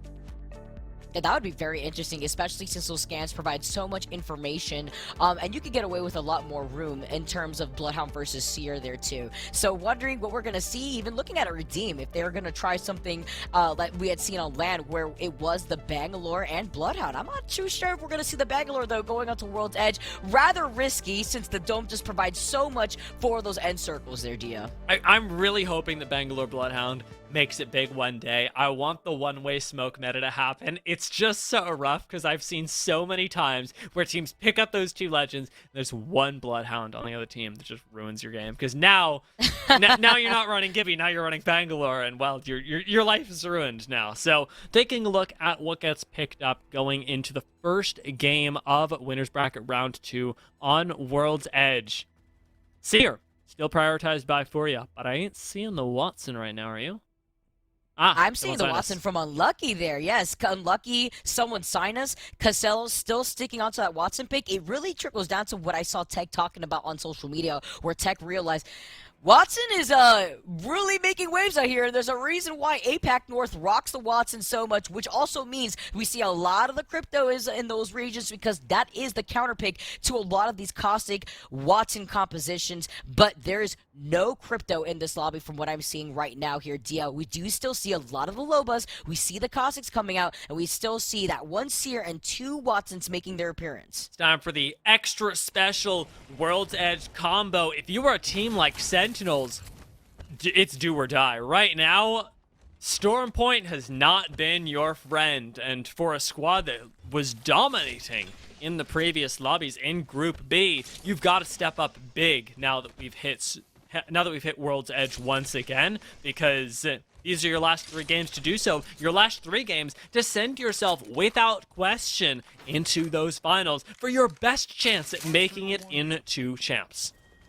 And this is all or nothing here for our squads that are in the bottom 10 here. I'm looking at G2, Sentinels, Torrent, Black Hand, who actually have taken over Big Mod, which is interesting to note because we do know that Tripods usually lands over by Big Mod, but because of the Challenger Circuit experience, they were able to adapt and said, you know what, let's give Big Mod over to Black Hand. We'll take over Lava City, and if we're feeling confident, we'll take in that fight just fine. Challenger Circuit experience trade market pending.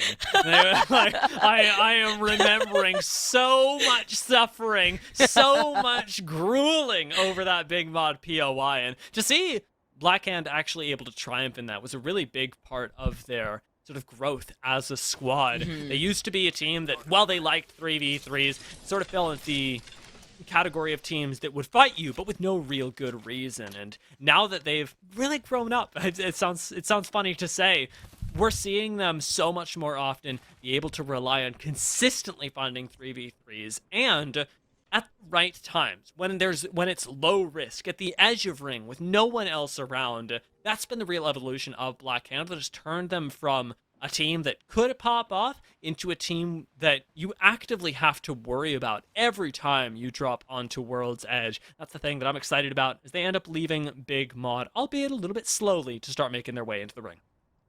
It's all about what's at risk here, too, in terms of points of where are both Tripods and Blackhand are standing. Both these teams understand what the points that they need to obtain to be within that top 10, and Tripods are on that cusp. They are tied right there, right behind All Glory Gaming, but they're looking to get those extra points without getting griefed on the start. So Furia now noting that there is a squad utilizing that Seer tactical and the passive, holding on to the tactical provides here. So they see that there is HCH now making their appearance, Crook falling so low as the other squad from across the field are actually taking some shots at them. Oh, okay. Crook taking a dome headshot real quick as he gets rezzed up by Saucer.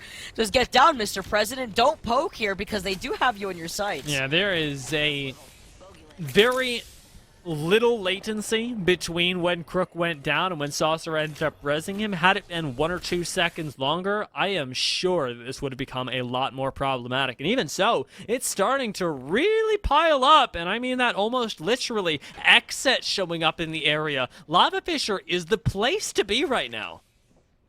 This is going to get heated real quick. Exet holding on to the low ground. They got the Cossack, though, so they got the barrels covering their backs a little bit as they're still taking some of those shots at the squads that are making their way over. It really makes you wonder, what is the action going to look like with some of these later rotating squads as the real estate from inside Lava are already getting taken over? Now, since we've got All Glory Gaming pulling out all the stops, moving their way over from Landslide, they're going to be determining a lot of the excitement that goes down with most of the buildings already claimed. They're going to be fighting somebody. The question is really just who and how far and how long it goes with All Glory landing inside of this, what seems to be unoccupied building for the moment. They may have found the very last place that you could possibly exist inside of Lava Fisher, and they're going to be thanking their lucky stars for it. Now starting to set up a little bit more of that sustain with the Loba. How is this free real estate for All Glory Gaming with the amount of teams that are already over here by Lava Fisher? Insane. And this is the northern building, too, where sometimes you'll see the beacon there. Not too sure. I don't think I saw the beacon there this time around, but some of these teams already making their move here. You can see Exit already taking control over that building. Sentinels also going to take control over that northern building as Charlotte Phoenix are looking to make their move over by that team, but they'll be in the line of sight of Sentinels if they're not careful. This is time for early action because Charlotte Phoenix are getting sent on. Bowser barely able to survive, and a bubble from above will almost not keep them up. I was watching Mollis on the corner, see if he was going to be able to drop down, but no Valkyrie verticality for the Money Miners was used there, and so instead, they let these kills go, not wanting to overcommit into the close range. A nice call, but one that is founded on respect. Money Miners could have gone for that, would have been saying, I bet you can't 3-2-1 me. And in this particular case, I do like that they didn't take that bet. I like that they're still holding on to this ground, too, because we've actually seen in similar circles to this, TSM and NRG individually hold on to that same sort of ground, where if the circle does end up pulling away for whatever reason, away from Lava Fisher more towards the south, then that would lead them to choose the 50-50 in a much safer rotation away from the line of sight of all the chaos that you're currently seeing right now with Key, Locks, and Jelly, unfortunately landing on the low ground of Lava Fisher in the line of sight of 3 to 4 other teams. Now we're all a bit split up, ain't we? Jelly eats a lot of damage off the lava, and with the Gibraltar split up from the rest of the team, someone sign us are not having that same problem. Unfortunately, they're eating shots from the side, and Lux ends up dropping down, trying to join up with Jelly for the moment. He should be able to recover. All Glory Gaming not actually getting too aggressive on them, and Key finding a unique spot, if not a safe one for the moment. I love these little creative Valkyrie spots. Shout out to that spotlight that we know about over by Storm Point. You love to see it. I've seen Burhost dance around it. All Glory Gaming still are going to take control over this building, not letting teams just boot them out of here. Looking at the team that just flew in, someone Sinus who definitely needs all the help with Furious standing right on top of them, noting that there is a team right below them, but they're funneling them out with some Arc Stars. We are going to start causing problems. This is rough for someone Sinus. There's a lot of action going down over here, and most teams have already found their way into the ring. You can see a few stragglers, quite literally just at the corners of the screen, corners of the map right now, over by Thermal Station, one over by Fragment, but these are few and far between. Almost everyone is prioritizing buildings in Lava Fisher, and there's a good reason for it. This is a zone, this is a POI that for the majority of times is going to be determined by literally whether you have a building in between you and your opposition or not. G2 seem to be one of the only squads that isn't worried about that. Yeah, G2 playing up the high ground are right on top of Charlotte Phoenix, but who else is on the other side that could overlook some of this action? Money Miners that was holding on to that spot that they did not defer from. So now G2 noting this, but looking at their composition, what is their gameplay going to be? Are they just going to wait out by this beacon, take control over this next beacon, get the information of whether they want to keep rotating north, maybe boot out Money Miners if they have that opportunity? But they'll be in some trouble noting that, again, Settles in taking control over the building on the high ground, overlooking the rest of Lava Fisher here. But then a lot of other teams have taken up that real estate that essentially G2 would want with their composition. And now, as you're trying to get involved in positions like this as G2, one of the things that you've got to keep in mind is that timing is everything, and that's never going to be more important than when we start getting this zone, pulling people out of their buildings in Lava Fisher. When you see two squads clashing, it is crucial that you wait until those first knocks. We've seen a lot of teams die by sending it in too early, by mutually assuring their destruction with another squad, just because they got a little bit overly anxious. G2, I'm certain, are starting to feel the nerves after a rough start on Storm Point, but should be able to clutch it out if they, much like Sentinels, much like Torrent, can keep this game in their comfort zone and not let the pace of other teams dictate what they do. I mean, to highlight on that point, Dia, look how many teams are still alive. Everybody's up and going. 20 squads still left with the second circle making its appearance now. Minute and 30 seconds on the clock for that second circle to take its time to close in behind some of our legends. But someone sign us. They lose out on Key in the middle of that rotation on the redeploy, but thankfully it was already when they were about to land. So they're going to absolutely restabilize with Redeem playing off of the low ground right now. Pylon gets you a much safer time inside of this game as well, since you don't have to expend much of those shield cells in order to heal back up. Instead, you drop that down, and while it is an ultimate cooldown, you've still got plenty of time to make your way into the next ring, almost a minute, in fact. One of the big concerning things for someone sign us is that they're going to have to go through not just Redeem on this low ground, but through a lot of squads that would otherwise want to gatekeep them, especially in the unforgiving Lava Fisher zone, where most teams that have a building have free shots on teams that don't.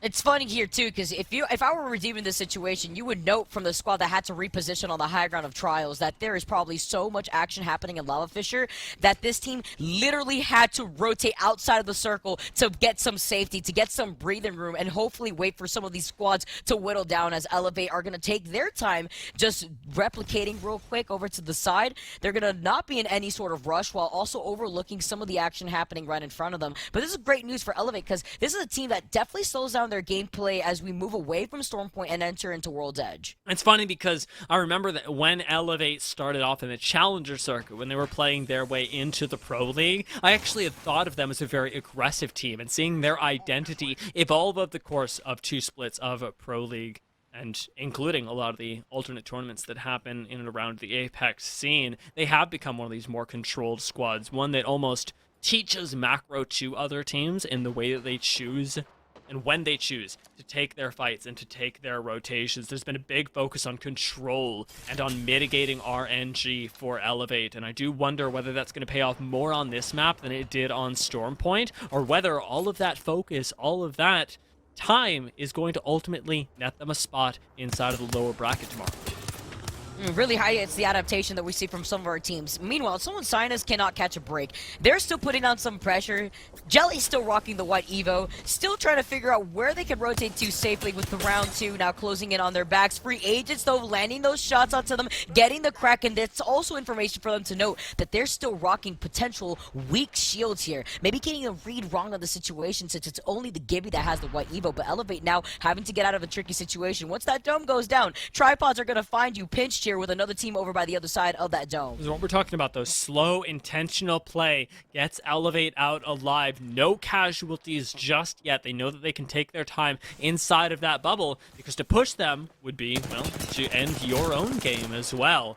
Someone sign us in a very similar situation are going to try and sort of Uno reverse card that idea. However, take a look at their health, because even now as they push up, Lux is likely going to go down here and need to be picked up by his squad. He is going to be in the same situation. Someone sign us. They've lost track of the important things.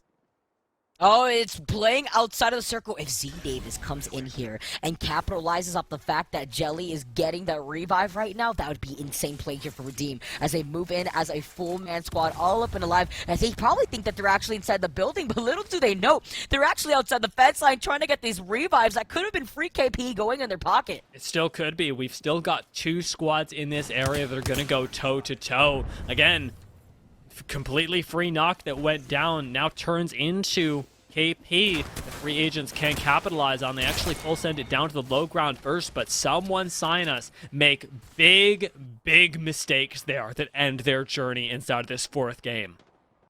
It's unfortunate that the one up alive was the Gibby who had only the white evil shield to play off of. Yeah, you could have tried to go for those quick reses, but man, what a mistake here. As Charlotte Phoenix still inside this building, still not giving up this space, looking like exactly what Sentinels is doing on the other side of this lot over by this left side building. And this is what you were talking about before, Dia. Why would you leave this building if you know where this is where the circle is going to be pulling? It's a lot easier to get those predictions down packed when it comes to World's Edge, looking at the experience that our teams have. It's a really rewarding thing about a zone like Lava Fisher. Sentinels have got a pretty nice spot as well, because even though it isn't in zone, look at how many teams they get to punish on the way in. We are just down to 19 squads right now, but a team like G2 still has to approach from the south side, and Sentinels get the opportunity to involve themselves in so many fights over these buildings, even moving up towards the north. G2, however, playing around the outside, may try and get involved themselves, maybe turning things around onto Sentinels with a nicely placed trap. I love the way that Sentinels is also playing this outside the... You could tell that Sentinels is hungry. They're hungry for KP. They're looking for any opportunity to see if they peek out a little bit outside these buildings, maybe fully send it if they have the opportunity. Tripods are coming back up onto the high ground where they're going to meet up with Money Miners soon, which could be the green light that Sentinels needs to fully give up that ground, but they don't want to let another team just take that building for free. Start a fight, end up jumping in, and sort of accidentally, they do end up starting the fight. Unfortunately, it is one with somebody much too big for them, much too well healed, and much too well together in this case. Rakanishu, left in the dust, gets taken down as Gibraltar. A lack of coordination starts to bite them, and we're actually seeing a lot of unforced errors in our very first game on World's Edge, perhaps a sort of carryover from the play that we saw on Storm Point, and teams feeling like there should be a lot more wiggle room than there actually is on this map. I like this decision to back off here. They don't want to give up this real estate. The moment they leave this building, expect G2 to take this spot from them. Money Miners now holding off 2 teams, basically, as Tripods is the ones that was trying to sneak up their way over by Money Miners. Huge nade, though, taking a lot of damage. Ooh. And now you can really see Money Miners potentially losing the trade. That's the looted difference, though. Ends up turning things around, but instantly jumping down. Reeds capitalizes on it. Has it been worth it? Jumping into the 1v2. It's still just 1 member left on Money Miners, and taking out Luda just wasn't worth the trouble, because now Sentinels are the ones to pick up the squad wipe on the low ground, leaving Money Miners with just 1 member alive.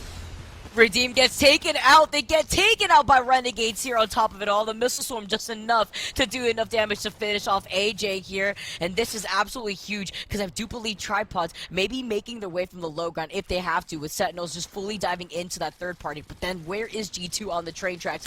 What decision have they made to go in for the third party, either for this fight currently right here with Gas Station Gaming now trying to take a fight over by the side building, or if they want to fully send it and take the real estate that Sentinels left for them? This is catching me a bit off guard as well. Normally we see 2 teams piled up in here, but take a look at where Torrent are. A creative angle for the moment keeps them, in a way, occupying the same real estate as the building, but realistically, just avoiding attention until the late game. Torrent are flipping this on the idea that they should be able to win a late game fight if they can just get there with the proper time. They've gone out in the mid game time and time again. Now with Sentinels clearing out their backsides, Torrent find themselves still dead center of ring, and maybe this kind of play is what they needed. Start fight taken out by Furia too. We're still holding on to the high ground here by Thermal. We got the redeploy being popped up. I'm wondering if that is Tripods that's playing this as a rat, as Sentinels moved in for that third party. When Money Miners and Tripods were facing off against each other, that is just Nick Mertz, who is alive. He's going to be alive and in the middle of everybody here. Where do you go? You're trying to take a little cheeky angle, but this is the same angle that we saw our former squads actually try to take to avoid a lot of the damage happening from up on the high ground. How's he not getting shot? I mean, he's just sitting on the ground. Yeah, nobody's even looking at him right now, and I suppose looking around at the rest of the map, it's because there's just so much chaos going on. Renegades, they're taking a bubble fight off in the distance right now, and that's attracting so much attention because as soon as both these bubbles expire, there is free KP out in this corner. Renegades not going to be joining part of that KP, however, as Elevate are the ones with one member left alive. Presley, how do you find these places? Oh man, if I want to play hide and seek, I want to play hide and seek with Presley specifically on my team because getting that little cliff right there is going to be great here for Elevate to avoid getting caught into the thick of the chaos that is happening right here over by the side of the buildings that Lava Fisher provides. Maybe going to be able to reposition with that Valk, and that's what the beauty of Valk here provides here too. You can also get creative with those angles if you're looking like you have to rat it out. HCH has gone out for the moment in 15th, so one placement point for them. They are still a squad that will be qualifying at their current pace into the winners bracket, rather the finals tomorrow. They won't have to worry about playing through losers in order to get there, but still, to see them exit so early on does open the door for a lot of our other squads to collect even more placement points. A team like Sentinels, somebody that very much needs them. And they may be actually using the free time, the free positioning that they have to try and Valk ult into the rest of this game. We just got Elevate Res question mark coming out here. Presley, yes, does manage to get Golden back into this fight.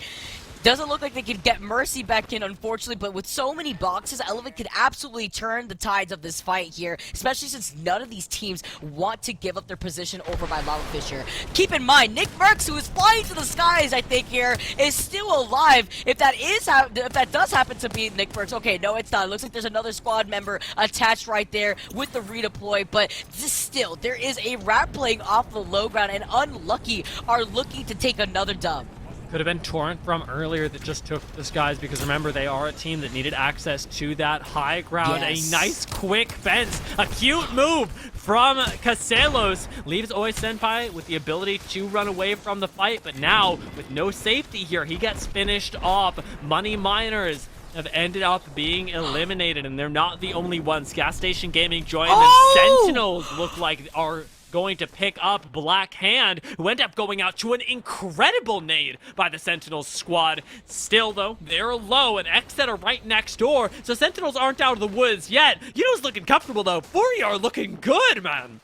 That was absolutely crazy looking at that nade in the feed right here. AGG as well. Look at these Watson fences. Look at the mobile respawn beacon. And look at G2 making an appearance, taking care of All Glory Gaming. They're looking to shine as they usually do on World's Edge. They have so much proof here. And look at them taking their sweet time. They're just playing off of the barrels. They know that all this chaos is happening inside of the buildings, and nobody's going to dare give up that space on the outside. I do like the idea that G2 peek around the corner of that house, though, see the Watson fences and go, you know what, that's somebody else's problem. Xset are looking at this as well, and everyone knows that this is going to be a big thing. With Fury getting a knock with the Kraber onto G2, now the game has started to change, however. Those Sentinels lose one. It might be that G2 get the chance to pull off a Reds in this chaos. Xset committing onto the low ground up against the Sentinels squad. They do lose one, but it is all worth it in the end to pick up the additional 2 KP in this endgame.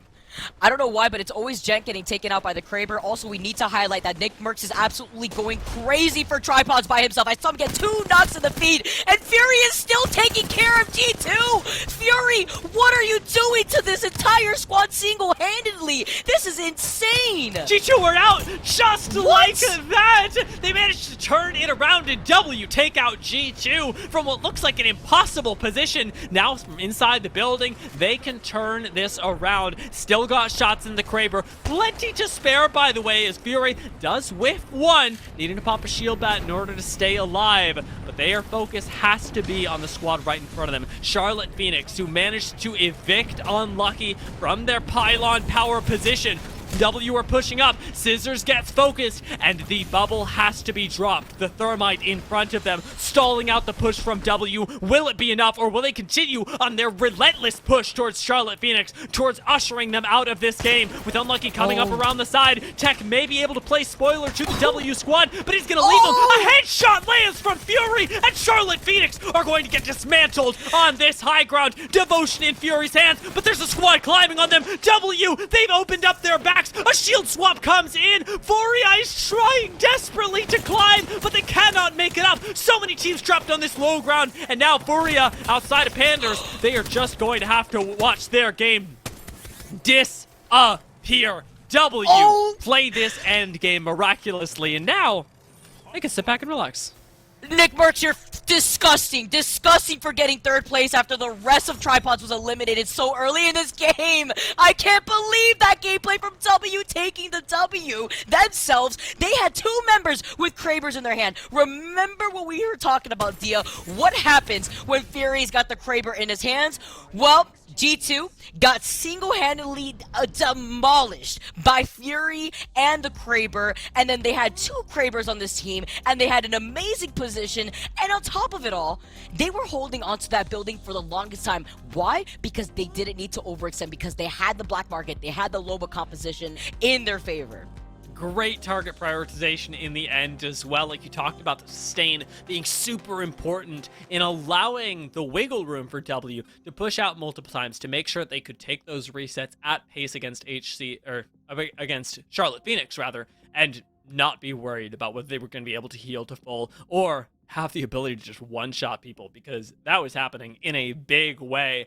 I am amazed by the fact that W were able to pick up the win in that kind of fashion, but it's not even the craziest game that we've gotten today. It feels like every single lobby we go into, we keep getting some weird, messed up version of the wildest game of Apex that we could have imagined. That's the kind of content that we're getting in LCQ2. Winners bracket number 2. That was just game 4. We've got 2 left to go, and we're going to be following them up with that game 5 right after this very short break.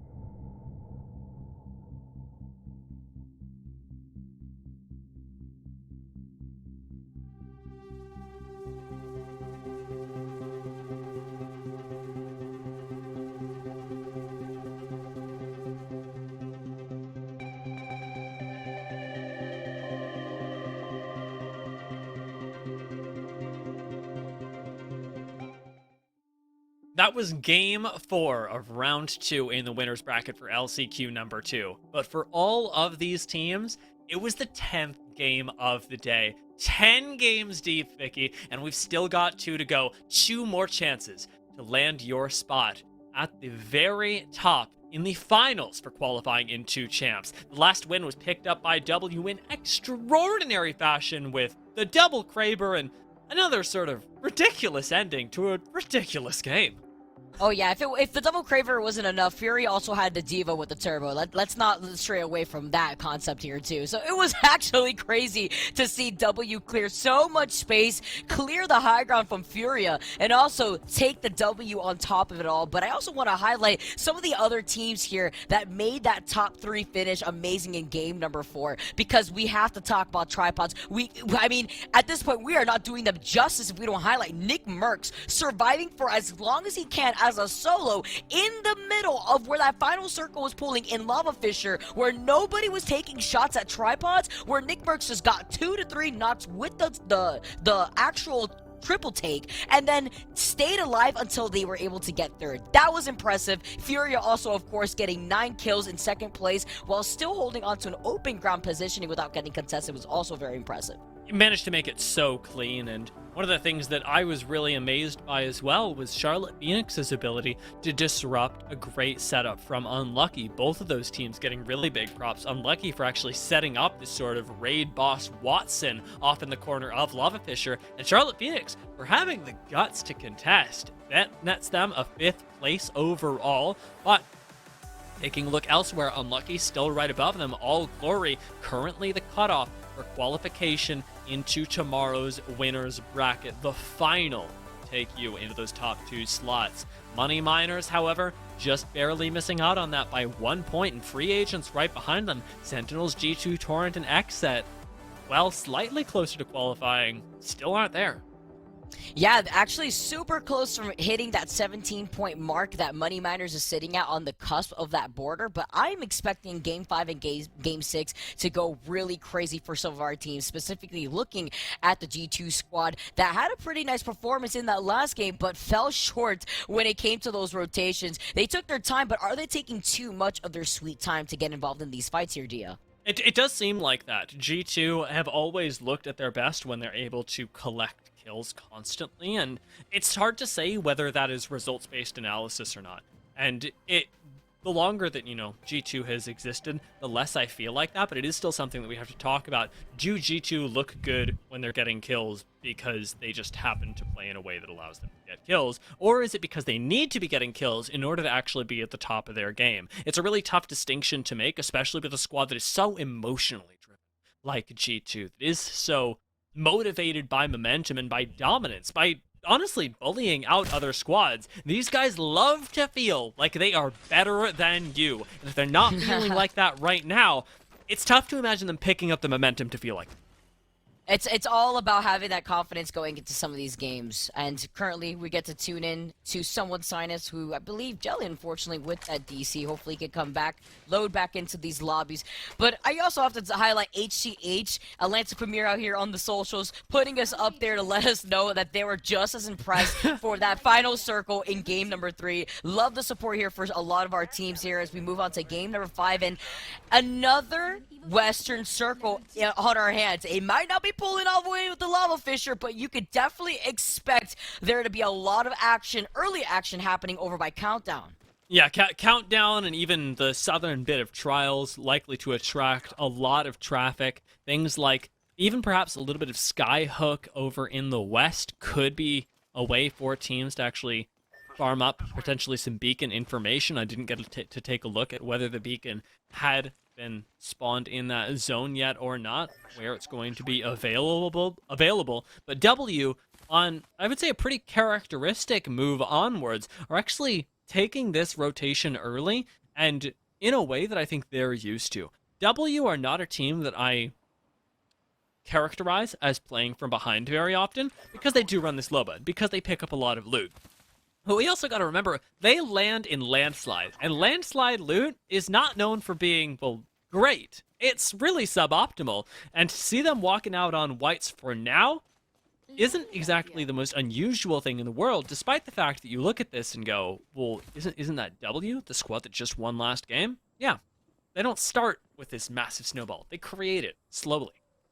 And that's the beauty of the composition that they run. When it comes to the Loba, that's their game plan. They land landslides so that way they have a lot of options, whether they see that the circle is traveling north or if it's traveling south, and then they get moving. They set down the black market depending on where they think they're situated next to the circle, and then their game plan progresses. The Sentinels here, they don't have the Loba, so they have to take some of that extra time to loot up Lava Siphon. Some of these teams, though, like HCH, are already making their rotation with the jump tower here, too. Not even wasting any time, not even wasting the redeploy in case that they didn't want to get themselves out of a trickier situation.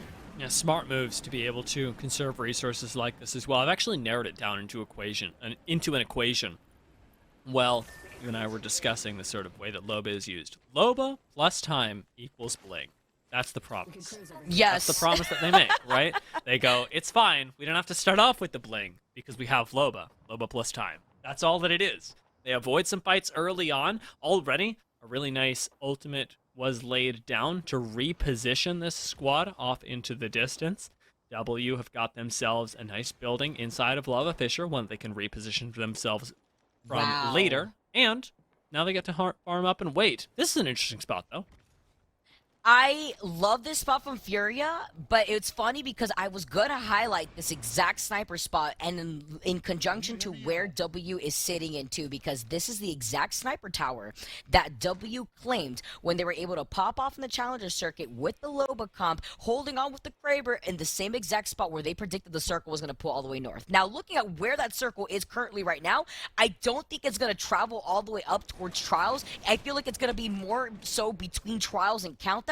But we're gonna have to see, as you know, we are only here at that first circle closing in 3 minutes now here, as someone sign us are gonna be able to make their rotation while having the information of where that next beacon is gonna take them.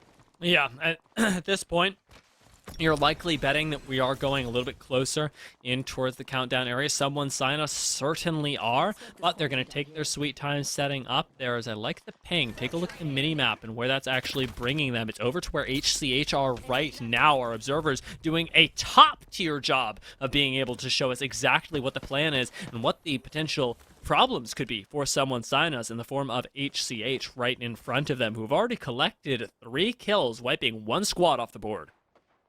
Actually seeing Unlucky also with Oi Senpai, just trying to put in some of that work out here with the charge rifle. I love what I'm seeing when it comes to the charge rifle being so strong, especially when it comes to beaming down these redeployed teams. They're holding on to the high ground here of Trials 2, which is a great look for them as they see Torrent actually wrapping around the back end. But do Torrent know that the sniper tower has already been taken? If they didn't know before, they definitely know now. They weren't quite able to get that 3-man land into Ape, into KP. Panders able to escape by using the verticality of the Valkyrie. And with Torrent repositioning now, they're actually in a pretty good spot. Again, this is the spot where most folks would prioritize if the zone looked like it was pulling a little further north. It likely isn't. However, it's still going to be one that will remain inside of at least Zone 1, maybe Zone 2 for a little while, and allow you to have the Valkyrie redeploy up for later when you actually need to start boogieing into where you recognize the zone is going to end.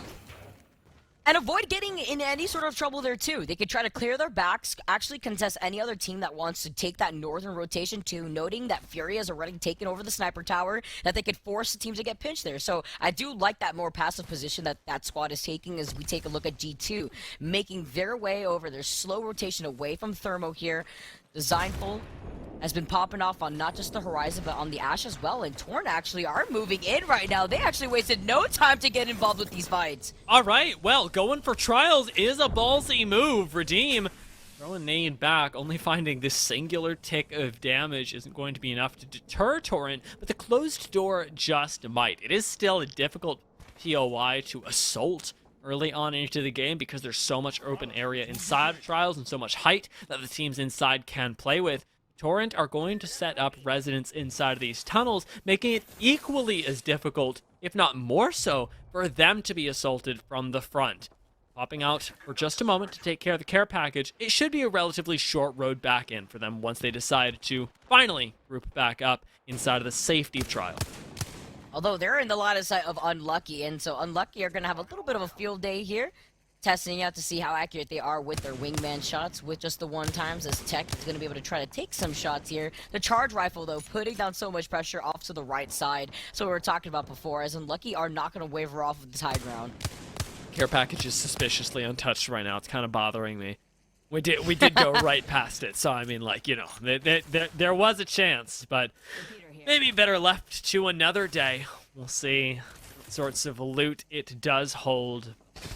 Not for right now. Unlucky have managed to pressure enough that it's no longer a wise decision to try and contest up against them, and it seems like, for the most part, everybody's agreeing on that, whether it be against Unlucky's shots or no. It's the quietest we've seen Lava Fisher in quite a long time, and everybody's taking a chill pill, making their way in. 19 squads left. Everybody saw that first blood went down and went, I don't want to be next. We're gonna vibe. Last 2 games of the day. I can't be giving up these free kills.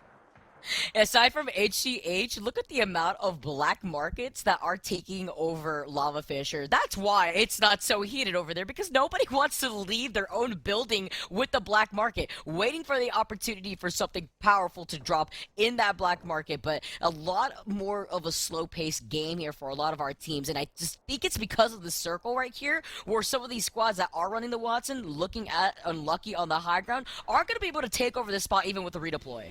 Yeah, it's really difficult to challenge, and with HCH set up in the way that they are, it's only going to be more difficult for squads that are trying to make their way up towards Trials to actually find angles onto them, let alone make your way through Lava Fisher, where Sentinels are currently trying to move through. Remember that it's Loba plus time equals Bling, and there hasn't been quite enough time for W just yet, especially not in terms of mobility through the map. Not enough squads have died near them to be able to pick up the additional kills, the additional shields. However, dealing some damage to Lu will help keep them in the shield economy range of everyone else, because with time, your Evo will also go up. Yeah, just putting down some of that extra pressure here, some of that damage to charge up those Evo shields. Sentinels are booting their way out of here, though. They don't want sauce, and they're going to be able to just get that redeploy down packed, figure out where they want to rotate, because then you take a look at Skyhook here, and you're looking at 2 squads here in the area. 3rd, if you want to count the one that is holding the choke point in the northern part of Trials, for any of the teams that want to take that longer rotation. But Sentinels actually taking up the real estate right here. I'm a little worried, because then they know that there is going to be W on their backs eventually, and there is still that other team that's holding that left side of the building on the outskirts of this next circle. I'll tell you what, Vicky, one of the things that I am really happy about with this rotation from Sentinels, though, has nothing to do with what rotation they ended up taking, but how they ended up doing it. Because I'm thinking back to the start of the Valkyrie meta, where everyone was just laying down the bubble and then going for the Val Gold. The fact that Sentinels and so many other teams are now more than comfortable being able to save that, to make their way into the ring and then bubble down for the reset, has been a really big evolution in the way that Valkyrie is played. And I know it's a little bit of a tangential thought, but it's one that genuinely occurred to me as I was watching that go down. It's sort of the growth that Apex Legends has experienced in that time. E8 have become a full-fledged squad in that time, and like we talked about, changed up their playstyle pretty darn significantly, now being able to make it potentially into this next zone if they play their cards right. It's the beauty of how the Valk meta has evolved here within our different regions. Even if it's not the Valk being played, and we even see sometimes a Gibbulous composition from some of our other regions, it's really interesting to see how a lot of those teams have been able to adapt around that. Renegades playing the neighboring building right next to W does highlight here with Phony rocking the white Evo that maybe Phony hasn't been able to put down as much damage here, or they've shield swapped as G2 now trying to get involved in a fight themselves, booting the team off the high ground, winning the trade already as Jen moves in with the Havoc.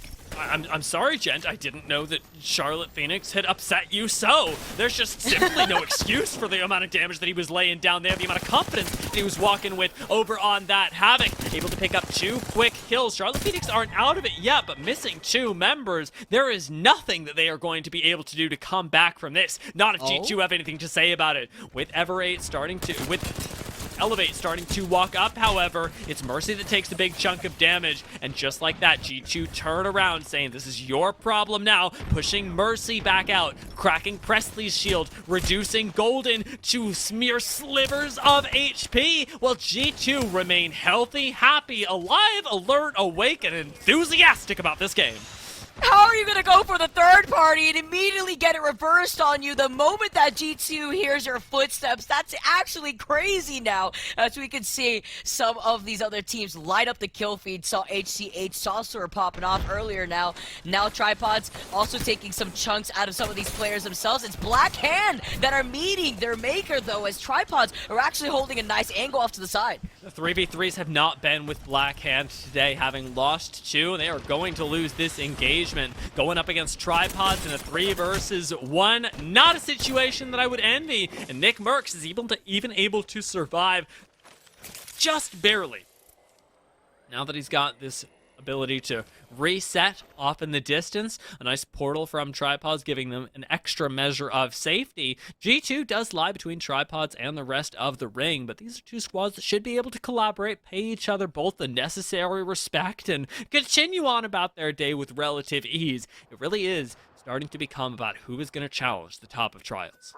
I mean, G2 needs this. They needed that KP, and they need to maintain this positioning with 17 squads left still up and alive, because G2, before this game, have been sitting overall in 14th place, right outside of that cusp of the top 10. So this game is going to really allow G2 to figure out what points they need to secure that top 10 spot within the winner's bracket. Now, someone Sinus looking for an angle as well, but they're rocking all full blues, leaving Skyhook and now trying to find their way inside of Trials. This is where Torrent were walking up on earlier, and while we haven't gotten confirmation on whether they ended up jumping back in, there's definitely a Caustic in here that is going to make this push all the harder. While someone Sinus are able to effectively lock you in, they aren't going to be able to push. Not if Caustic has anything to say about it. Nox Gas Grenade almost certainly at the ready. We'll see if the stick comes through, but as the Arc Stars fly, aren't going to find any damage just yet. Really, though, pushing into this is a lost effort. Someone Sinus should be looking for another way in. It's costing them a lot of time. Yeah, they're deleting these caustic barrels, completely annihilating them with whatever healthful they have in general. Not even aiming for the bottom base of these barrels, so I give them that. But like you said, there's another team coming in on their 6, and if they don't find a faster way to actually go in for this rotation, they could get cut off if they're forced to traverse through the outskirts of Trials. I like the move from Tripods. They recognize that with 3 squads ahead of them, moving through Lava Fissure is going to be difficult, if not impossible, and they're following in the footsteps of Sentinels. If Sentinels are still here, there could be some problems caused. It seems like Tripods have rolled right for now, and actually Uno reverse card this over onto Lava Fissure. What is the plan here? Deeds ends up jumping down onto the low ground accidentally. What? Nick Merckx gets chased off, and a split-second decision to bring it back into Lava Fissure absolutely demolishes Tripods as they lose a member. And now, I mean, the wrong team to land on right here is Renegades. And within this chaos, they were able to clean up that KP from Luda, one of their heavy fragger teammates here that they absolutely do not want to risk losing out on. Meanwhile, someone Sinus have successfully forced their way into Trials, and I have no idea how they were able to take care of Redeem. Wild that they were able to do it, and now Torrent are coming in through the back. The team that we had expected to be the ones gatekeeping are now the ones that are following up on someone Sinus's push, seeing if they can capitalize on what should be low health bars on the opposite side. Watson traps are laid down, but they're a little bit sloppy right now. Absolutely something that Torrent could deal with. As to whether they actually choose to push in or not, maybe waiting a little bit longer as everybody disappears from their eye line, and now they can try and move onto the high ground, lay down these caustic traps, and take their own height. I love the moves from Torrent right now, playing in the fight inside of Trials, slow, calm, and controlled. Oh, and they're saying right now, you're going to give us this free real estate. Well, now we're going to be the ones right behind you. Redeem gets taken out now, and Torrents are looking for this opportunity to push in through these Watson traps too, but they have to figure out if they could successfully take this fight or if they want to reposition onto the high ground, because the circle's closing in on their backs in less than 30 seconds. One of the things they've got to be worried about if they choose to go onto the high ground is that they have to send Urice first. Absolutely. Jumping off of that zip line right now will send you straight into a Watson fence unless your Valkyrie is able to rectify that. Thermite going down though, and Urice may have found a little bit better of a use for his time. It is burning away at someone Sinus, and Torrent can find themselves 3 KP if they just dial in these last bits of damage. Lux ends up going down, Arcane gets traded on, and Rambo is low. It's up to Urice to clutch it out against 2 people, but there's a third party coming in. Urice finds the last 2 kills, but it's just like that. The Torrent's dreams get shut down by Furia. But Tori went down right after someone Sinus right there when it was a 2v1 originally, and Furia are pulling up to the party. Better late than never. Just like Elevate, just like AGG are doing with this redeploys. Are they going to land on top of each other? Oh my, no way this is going to work out right here for E8 and AGG. Where are... What is the plan right now? They're so They close just landed to on each top other. of each other. As soon as this bubble goes down, these guys are fighting. Somebody is dying, and they have no way of knowing who. I wouldn't be comfortable if I was E8. They're eating so many shots, not even from AGG, that it's just Presley left alive to try and keep them in this game. Does eat a little bit of damage from the Valkyrie missiles, but I'd pop this res sooner rather than later because there is no chance in heck your teammates are getting out alive, and you honestly may not be able to either. Presley, Oh no. I'm gonna call it 7 HP he's at right now, and a nade coming in over the top. There's just no way. Oh, look at that box flying box. into the sky. Box as he physics. tried to get away. I love it. It's my favorite part here. Let's not ignore the fact that that's been unlucky, holding onto the rooftop of Trials the entire time with nobody to boot out of them. Now Renegades in this fight. This is where Sentinels had taken the location of here. As Renegades are in trouble, it's only up to Madness. Can he swap over the shield? He can't. Gas Station Gaming come out on top after they've also been holding onto the building just slightly north of them right now the entire game. Nice moves from Gas Station Gaming, and well-deserved coming up from the Challenger Circuit. This is another squad that has been getting their reps in around Nerd Street Summer Champs, around, of course, every Challenger Circuit. These guys show up, and they play real well, now getting the chance to demonstrate that inside of these lobbies. It's the last 2 games for them to secure their place, but one good game, one win can send you on to tomorrow if you play your cards right. And Gas Station Gaming able to pick up some of those kills right there at the end with a nicely timed third party. Plenty of space now between them and the other squads have the opportunity to do just that. Unlucky, however, are once again the raid boss in this lobby. What do you do against Unlucky here? They're going to redeploy, so they're giving up this position. That's completely fine here, but look at the pressure that they noted with a lot of the other teams on the low ground. Furia do get that scan a little bit there with the Seer, but they do see that they're redeploying, giving up the high ground, so they have some room to make this change up, to make this rotation, as free agents now are getting beamed after fully setting it on start a fight.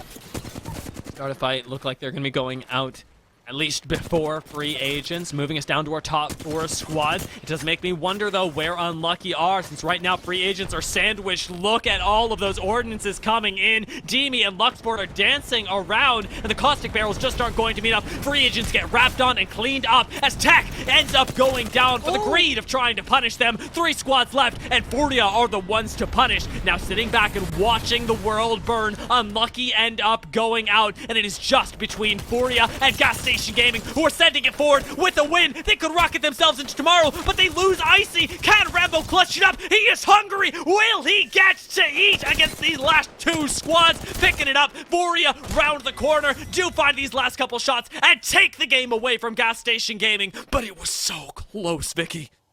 Look at these death boxes. Look at this field. It's a graveyard, Dia. And Furia, still off of playing the low ground, was able to clutch it up. The way that they were also able to split their attention and prioritize targets was amazing from Furia. Amazing bombardment as well coming in from Zera. At the very end there, not only did it cut off Unlucky at the very end, but it gave them time to not only split their attention on Unlucky, but then focused out on the other squads that were making the rotation, like Gas Station Gaming on to the right. I came into these 6 games confused as to what the roster from Unlucky was and wondering whether Tech would be able to show them, hey, you should have missed me. And it feels like we're getting both. Because Furia look really good and Unlucky look really good right now, and I honestly have no idea how it is happening, but somehow it feels like these rosters have played together forever. They feel so ridiculously comfortable with each other, and they're both making these great end game moves. Furia able to find themselves into a win, Unlucky having done already the same thing, and for the most part the rest of the lobby sort of playing out around them has felt like they are major players in it. Qualification is in the sights of both these teams. This is the sights of so many of these squads, and that's the thing that we're going to be keeping our eyes on as we jump into our last game of the day. Before we do, it is my time to remind you that if you're looking at these games and going, hey, I could compete in Apex Legends, you're right, you absolutely can. You can do it right here at Nerd Street. Nerd Street Summer Champs does happen all the time. You can join in to get your chance at winning $1,000 just for playing Apex Legends, the game you love. Go ahead and check out nerdstreet.com or nerdstreet.com/events for more information and the opportunity to register in these events that we run throughout the summer. The Nerd Street Summer Championship could very well be yours, and you could be our next Apex Legend. We're going to take a very short break, and when we come back, it'll be game number 6, the final game of the day in Winner's Bracket round number 2.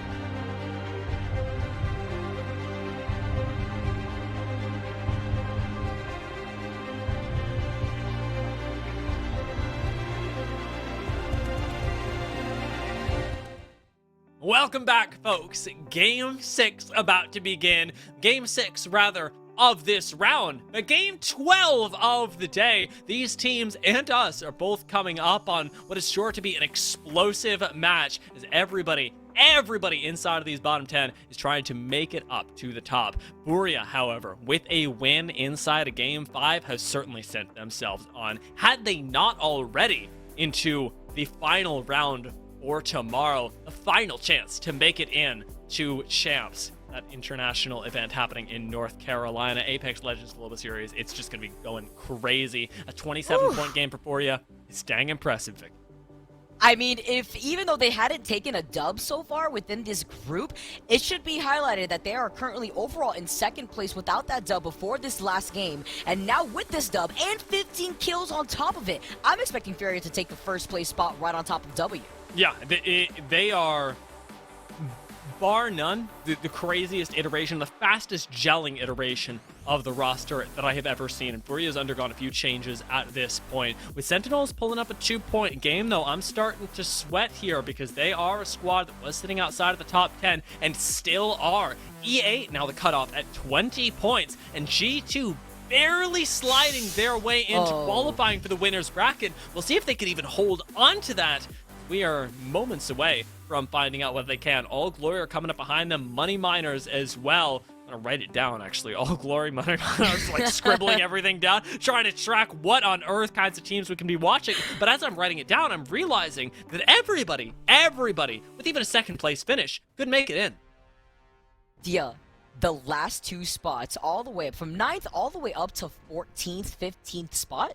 It is so close here. Game 6 has me on the edge of my seat. G2 do not see a victory in sight right now, but they need to play very careful here if they want to maintain this top 10 spot that they're sitting in. I'm also looking at the likes of Tripods, and like you said, Money Miners was outside of that cusp. So was Sentinels. What are we going to be seeing from these teams going into this last game now? Now is not the time to experiment. Now is the time to stay consistent.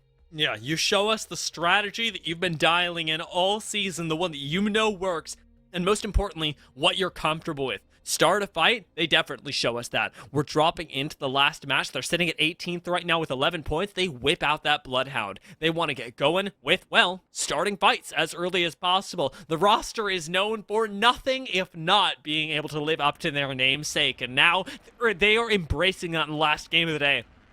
Recognizing that, hey, if we do drop into the bottom 10 of this lobby, it's not the worst thing in the world. We're still playing through the lower bracket, but it sure would be nice not to have to, Vicky. Man, it's just so much pressure on so many of these teams with championships being dangled on a line in front of a lot of our squads. I can only imagine the pressure here. As Climatizer, are we going to get another 50-50 approach? That doesn't look like it here, as Climatizer is going to be respected. Look at DV, look at Washington, and look at where this next circle is going to be taking us. It's going to be a Climatizer circle, but usually in this circle, we see the train tracks being opened up where some of the squads that are going to be approaching from Overlook, from looking at you, Torrent, are going to be approaching from the high ground there. So a good start-off positioning for Torrent here for this circle. Yeah, Scars was able to play this just earlier this morning over by Overlook always sounds like a very silly statement to me. In Overlook, where they land, Scars were able to look really good, quite convincing in their rotation, both out of there into Climatizer and all the way back, sort of cleaning up kills as they transition throughout the map. We do know that Torrent are capable of the same thing, but the sort of fragging power has been stymied ever since Bloodhound was no longer really part of this, ever since they edited out heavy and early fighting as part of their game plan. The mechanical skill of Torrent hasn't gotten the chance to shine, and I'm hoping that in this very last game of the day, they finally get the chance to rectify that, showing us why we'll put fear on this squad's name. Well, Furia are looting up inside of Countdown. They got some purples, they got some good setup, but setup is all that it's going to be. As early on, I'm not expecting a whole lot of fighting from anyone, knowing how much is on the line. By a point difference. Just have to highlight that again. By points of a difference here, because if you look at the border between E8 sitting in that 10th spot, only the top 10 teams get to progress through that finals bracket with points to their name. And then All Glory Gaming right behind E8 that has 1 point less than them. That is how close our lobbies are looking. And G2, they're only at 21 points, which only separates themselves and All Glory Gaming by 2 points exactly. So it is such close competition here, as E8, the team that I was just highlighting, may find themselves in some early trouble. A little worried about that, because going out early would essentially, depending on how close you are, remove you from contention for qualifying into the final round. That's what this is all about. And with E8, able to stabilize momentarily. They're taking a pretty close to the wall rotation around here. This is stopped by the fact that they recognize Black Hand are probably rotating through Big Mod. I think they may have spotted that for just a second, but even so, pretty far out in the east are E8 going in order to even pull this Valkyrie ult they could have done from the center of the map. This is a very safe play for them, and one that still almost gets punished. This also sets them ahead of Blackhand too to cut off their rotation, because now with this redeploy, E8 is going to be ahead of the curve in terms of getting the tunnel. They're going to be able to have gold and put down some of those barrels, so that way they can also go in for a circle keep situation. But that is to say, if there isn't another squad already holding the other side of this tunnel first. They're going to find out, right? Check it with their faces. I'm watching E8 on the map, but it doesn't seem like they've encountered any trouble just yet. Behind them, Black Hand, who weren't able to pick up any greater shields inside of Big Mod, will have the chance to loot up and maybe even craft up inside of Geyser. And all Glory Gaming are setting themselves up for that big end game finale. They aren't piloting the Watson this time, but simultaneously, I don't expect them to be having much movement out of the center of this low ground. Yeah, they're happy here. They're happy here with the black market. They're taking a page out of the Lobas that we've been seeing progress through this lobby, looking at Sentinels now making their quick rotation, rocking all blues right now, putting down some pressure, and it looks like a redeploy actually happening right before their eyes. Is this Christmas? Is this served up to Sentinels if they have the opportunity to put down some of this damage? Good stuff from Sentinels to be able to at least find the crack, but with Charlotte Phoenix now backing away, Stink is able to heal up behind the truck, and there's so much caustic congestion that can be caused by Charlotte Phoenix that even now Sentinels hesitate to push up. We're still sitting at 20 squads left. We're still sitting at 60 folks alive, and Charlotte Phoenix are able to squeeze by Sentinels and start making their way into Fragment. I think it's really interesting to see how some of these squads are opting to not take some of the fights, which should further highlight the pressure that they are feeling when it comes to these potential third parties in the middle of those rotations. As you see Charlotte Phoenix, yeah, they're sitting over on 6th place in the top 10 leaderboards, but they don't want to take their chance. They're sitting at 39 points. They know how close it is, looking from 8th all the way down to 14th place, so they're not even going to take their chances with that. Station Gaming playing relatively slow, and on top of the bridge, a much better place to be than inside of it, especially with the fact they are not running the caustic. With Jet starting to think about maybe taking this RV away, it would still be a relatively early position to take, start a fight. Also considering getting involved in, well, you guessed it, yeah, an engagement. They've got themselves the Bloodhound scan, and this is exactly why they picked it. I'd hate to see start a fight starting to get cold feet now, because this is where they need to be strong and hold the line, taking the fight to other teams, and really taking squads by surprise with their firepower and access to information. It looks like they're getting beamed from behind here too, as HCH in a lot of trouble for this last game. They have some breathing room being in the top 4 here, but is it going to be enough as Saucer gets taken down, and Torrent are taking a much more passive approach with this caustic composition, predicting that the circle is going to continuously pull in their direction over by these train tracks like we highlighted before. We've seen these circles time and time again. You talked about it earlier with Scars. We saw it on LAN, where we saw teams like G2 actually drop down from the Pride Rock, not expecting some of our APAC teams to pop off and hide in the crevices of said rock. And it's nice to see this happening all over again with a different approach to 3 of our Loba teams, and Sentinels now making their rotation onto the high ground by Overlook. It's scary, right? Everybody's setting themselves up for the end game plan, the very last game of the day, and if it all goes awry, you don't get any chances after this. Tripods are playing a very extended game, sitting out by the epicenter corner where you can look out over Fragment, but they're eating so many long-range shots that Luda just isn't getting a chance to interact with the rest of the game. Gonna have to burn the Wraith Q and actually heal up, even now taking harassment as everyone is dialed in and trying to harass. Nick Merckx ends up going down to Charlotte Phoenix. Greek picking up that initial knock, and while it won't be a finish off, even getting that knockdown timer lower is a win for Charlotte Phoenix right now.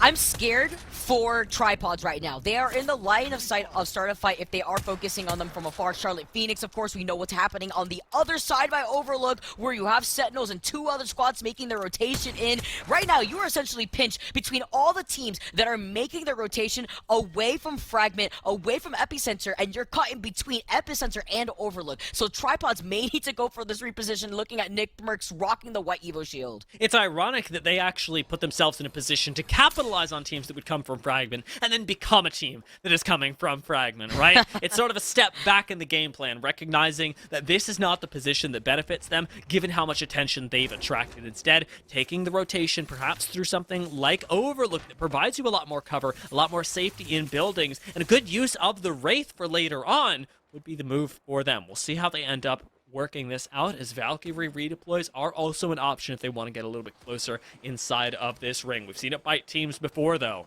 That's always the risk that you are taking. Well, we're taking a look at W in the meantime, who are currently harassing the remainder of Xset and Gas Station Gaming. It seems like we're seeing a little bit of that play out. The Valk redeploy has now punished a squad whose plan was to jump on top of Xset's RV, and Xset are not having it. Xset said, get out of the way, Gas Station Gaming. They will not be able to qualify in the top 10, unfortunately falling short in 16th place overall before this game here. Don't think that was enough to secure themselves that top 10 spot, especially looking at how patient the rest of the lobby's playing. Xset, meanwhile, is going to maintain their aggression inside of the cart, while W is going to be looking from afar and wondering what is going on over here. Like, Blackhand actually still rocking full white Evo shields. Not really able to put down a lot of damage, it looks like. No, not at all. At this range, not even getting the appropriate sights for the 301. Yasto did not come out of mod feeling too good, and actually taking a look at Goat, the wingman isn't amped up either. I'm wondering if they even picked up the weapons at mod, given the fact that they're running basically just bottom of the barrel stuff right now. It's kind of stinks to see Blackhand put in a position like this, because you land at Big Mod in order to get access to those amped up weapons, if not at least some blue shields. Exactly. I wonder if they actually just got psyched out when they wanted to go in for those rotations and they saw the redeploys happening on top of them, where they felt pressure to just still navigate through Geyser. Unfortunate to hear that now they're getting circle kept by Sentinels, the worst team that you don't want to be fighting off when you're rocking still full white Evo shields. Talked about Evo shields, though. We talked about tripods and their positioning, where they were forced now to play off of the low ground right by Overlook. And I think with this game plan, we could expect tripods to slow down their own gameplay. And as they should, they recognize how many points they have overall. They can't risk dying out early. Yeah, as a 3v3 team, you do have to take a step back at times and recognize we didn't get in a position where we actually have autonomy over the game state. There's no way for us to be approaching fights from the high ground or cresting hills and sort of playing with our own sight lines. And so, for the moment, we're going to take that step back, sit on the low ground, and wait for the game to become a little bit more chaotic. Wait perhaps for the moment where you can jump up on Sentinels using that zip line, or whip around the side and move your way over to Overlook, or perhaps that sort of Pride Rock formation that you were alluding to earlier. Take a look at some nice ratting plays, though, or perhaps what people like to call lurking plays. Let's start a fight. Have a nice read on where Blackhand could come out. This could be disastrous. We'll see what exit they end up taking. Blackhand going to not be spotted, not spot Matt Pickett just yet, but he's spotted them. This is the run at them. Everybody from start of fight committing to just one member. It has to be. No knock just yet, but shields broken. Start of fight are on this. They want these kills, and Matt Pickett does get chunked out, but it's enough to take down Yasto in the meantime. They've still got to bubble up if they want to try and heal. Start of fight, however, do not take that time, and as a result, they lose Aves, they lose Rack, and they're going to lose Matt Pickett as the ring does the work that Blackhand did not need to. Sentinels come in to clean it up, but big missteps by Start a Fight, not taking the appropriate time to finish that off the right way. And now Sentinels have a clear buffet of death boxes in front of them, but they were a little late to the party on top of it all, which means your game plan that you were talking about, Dia, is possible here for tripods. They could take the position that Sentinels just gave up, and now we're looking at Renegades that are holding onto the high ground, AGG that have not moved from the train cart that they've been sitting in inside of those train tracks. So this is going to give some extra room to some of the teams that didn't have the best position to now retake that position.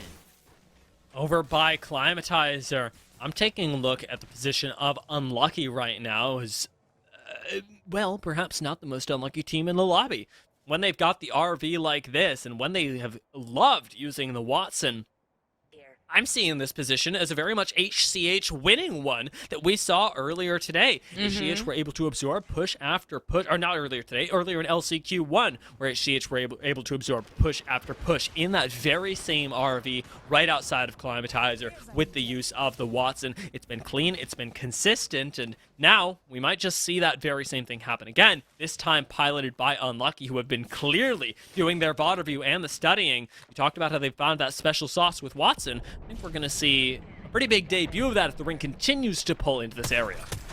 I love the change-up. I love the adaptability that we're seeing from some of our teams. G2 taking some shots themselves while holding onto the high ground here. They're not in the circle, though, so they're going to have to be inching their way closer off of this high ground. The only concern that they have is really the teams that are going to be off to their side who are already holding onto the bridge. Now with some of these teams making this redeploy, though, Charlotte and Phoenix are in the line of sight of two different squads, and we've seen what happens when a lot of these other teams play off of this low ground underneath the building.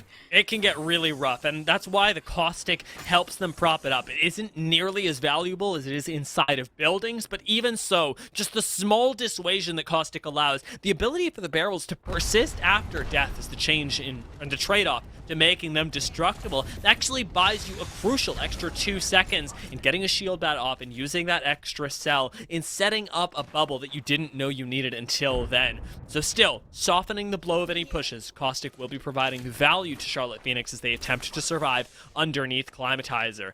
E8, in the meantime, are going to be trying to usurp Pride Rock, as it were. Take that position away from other teams before they really have a chance to steal it away. They're almost doing their sort of pseudo-Scar impression, I would say. Yeah, and they're also seeing action happening in front of them because Sentinels was so quick to come back into the action. Now pressure at Renegades. Meanwhile, I think Tripods is still playing off the low ground, and E8 is going to have a nice off angle to actually continuously press on from the high ground, leading away from Overlook. Kind of different than what we're seeing from Sentinels, who are taking to the skies with the redeploy.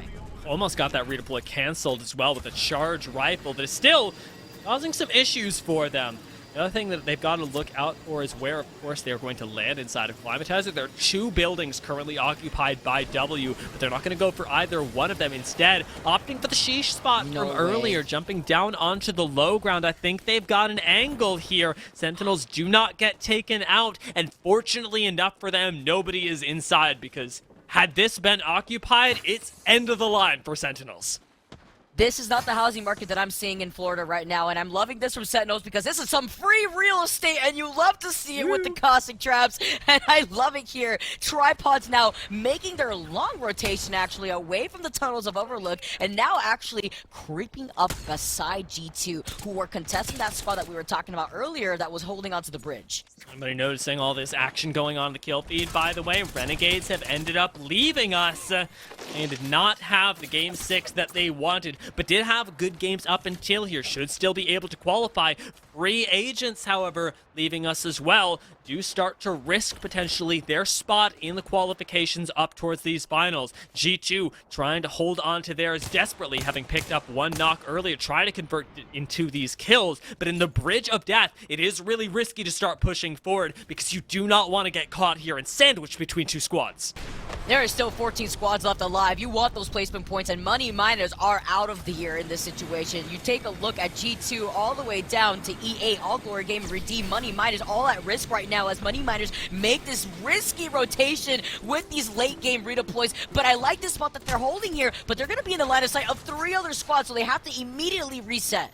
We're seeing it again. Remember, we talked about the ability to convert bad spots into good positions. Well, this spot right now is dog water. It is the worst possible position that Money Miners could be in, and to be able to convert this into a victory, even into a building take, would be a miracle. It would be proof of everything that they've worked for in Challenger Circuit, but they lose AJ on the way, need to pop the res. Money Miners do not have the time. They do not have the safety to pull this off effectively. Arcstar is coming in, and this Valk rotation may have just doomed them. It was Unlucky who was taking some shots at them. Look at how many squads are taking up this space right here. Someone sign us now. Moving in for the opportunity. Torrent holding on to one of the buildings over to the side. Can they get this res? They have the safety of the bombardment right here thanks to the dome right now as Lox gets put back in, but with no gold backpack, they're still out of the fight for a little bit. Hopefully going in for a reset with those death boxes right next to them. Taking a look at the ring that is incoming right now, I'm noticing that Unlucky will have this zone finally pulling away from them. Our Watson team is going to have to move, going to have to challenge, and someone sign us. They know exactly what is going on as this next ring reveals itself. Their spot is the prime time position in this game. Charlotte Phoenix, Furia, Redeem, they are all going to have to relocate, all going to have to run into each other in a mad rush out of Climatizer, and everybody from Xset to someone sign us is looking straight at them. We were looking at an overview of our players here, Gio, but I believe I saw G2 get sent over by a bombardment and caustic gas from E8. That is scary for G2 because after what we had seen, they're on the cusp in the top 10. That can mean that they could fall through if E8 is still alive to overtake them here. Furia also still alive, a team that has been consistently taking the tops of the overall leaderboards with this year composition, sitting overall in first place spot, right over W with a huge point difference. And they're looking to still claim another victory under their belt. Watch Redeem, however, as they could usurp spots as well, sitting in 13th with 18 points at the moment. They've already collected 3 in the form of KP and are looking for a little bit more, securing that thirst onto Golden. They get themselves that extra little bit. Seer ult goes out. You know that Furia are fighting on the low ground.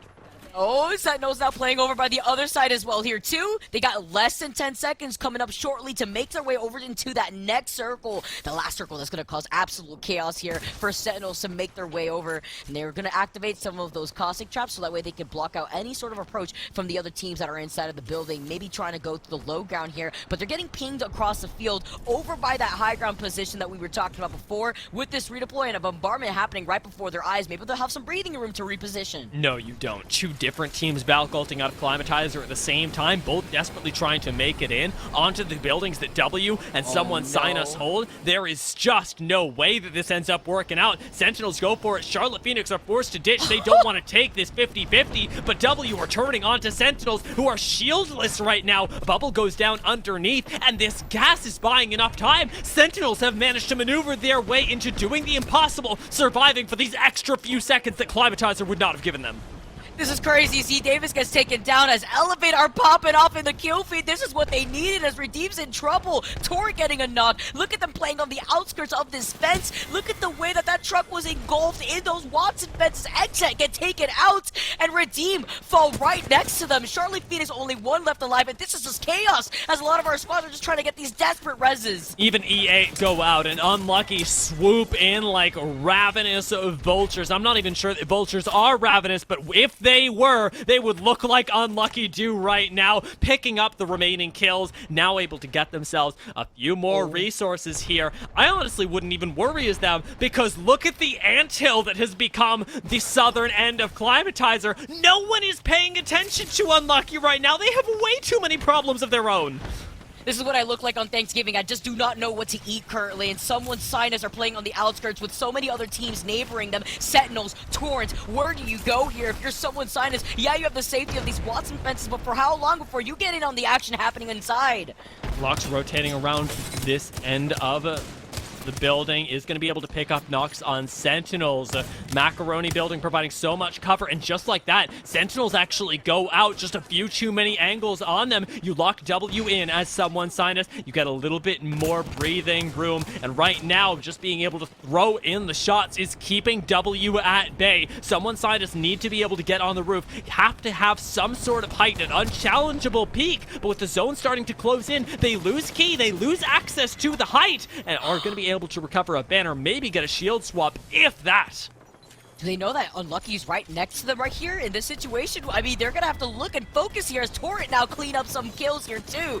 Furia now still in this, fighting Furia. Torrent actually trading at the same time, but Torrent still have Uriz. Rainbow is still alive. They have the death boxes as they inch their way forward, utilizing the knockdown shields of their fallen brethren. Torrent could do it here, but with just Uriz left alive, with so much focus aimed at them, Unlucky are unrelenting. It's going to be Torrent now going out, and from the back, it's W that want to take the game away. We've still got Unlucky in it, but the top two are just Unlucky and W, and Unlucky are trapped in here by the defensive bombardment. It is time for W to take their crown, but as Unlucky turn around, massive shots connect. Will it be enough? The shield swap doesn't come through. Caselos is on 25 HP, and just like that, it's a 1v1 between the last remaining members of W and Unlucky. Scissors playing the knockdown shield, has the massive in hand, whips it out at close range, and pops a shot right into the enemy's face to be able to take down Unlucky and send themselves into the winners bracket finals. What an intense 1v1 at the very end there, but consistency is key, and that is what W has provided to us, not only in Group A here, Dia, but as well as the second half here of our winners bracket. I love what I am seeing from W. They did not falter off of that building the entire game. The entire game. They end up getting two wins as well. HCH and W, they were the squads that were able to replicate their success in Group A. These are the consistent teams that, no matter the level of competition, are able to whip out plays like that. Amazing stuff from W to usurp that position at the end and to prioritize their position in the beginning, because those macaroni buildings were theirs, both of them. Insane with the black market as well, blocking up some of those entrances. You saw another team, Torrent, actually utilizing the mobile respawn beacons outside of those macaroni buildings to also block off more entry points that these teams were finding themselves in. But this was insane from W, not only to win our previous game of game 4, actually moving on to game 6. They were looking to close out another W in their pocket and also consistently be in the top 3 throughout the day. I love that you brought up Torrent as well, because as I'm looking across W, I'm also remembering that Torrent were in the top 4. Check it out. Finishing in 4th. 13 points. They had 16. Oh god, this is going to get confusing. They got 13 points this game. They had 16, and they were in 15th. It all gets kind of crazy, but the point being, they may just have qualified. Taking a look at our overall scoreboards in just a moment, we are first going to take a look at the bottom half of the leaderboard from Game 6, seeing who ended up having a little bit of a rougher game, as HCH did end up going out. But remember, this will not impact their overall standings, as they had already well and truly qualified into the finals tomorrow. Yeah, I'm looking at tripods out here. Blackhand, unfortunately, not going to be able to do enough in that last game to pop themselves up in the top 10, but a lot of these teams in the second half of that page, unfortunately, struggling. But let's look at our combined standings. The Furia, 85 points. W, even though taking multiple wins, are right behind them with that point difference. Unlucky. E8 was the cutoff. What? G2's not here. No, they're not. They weren't quite able to make it. Sentinels! That's wild. They didn't make it. Like, how wild is it that G2 and Sentinels weren't able to make the cutoff, but Furia and W were at the top of the leaderboard? That Renegades brought up 5th place. That HCH and Unlucky rounded out those top 5. Torrent able to make it in just barely alongside Charlotte Phoenix. These are different stories than we're told at the end of the Pro League season. These are different squads that we're seeing. They are squads that are hungry for victory. And now, even hungrier are these bottom 10 that are being sent down to the losers bracket to make their way up, to claw their way into the finals tomorrow.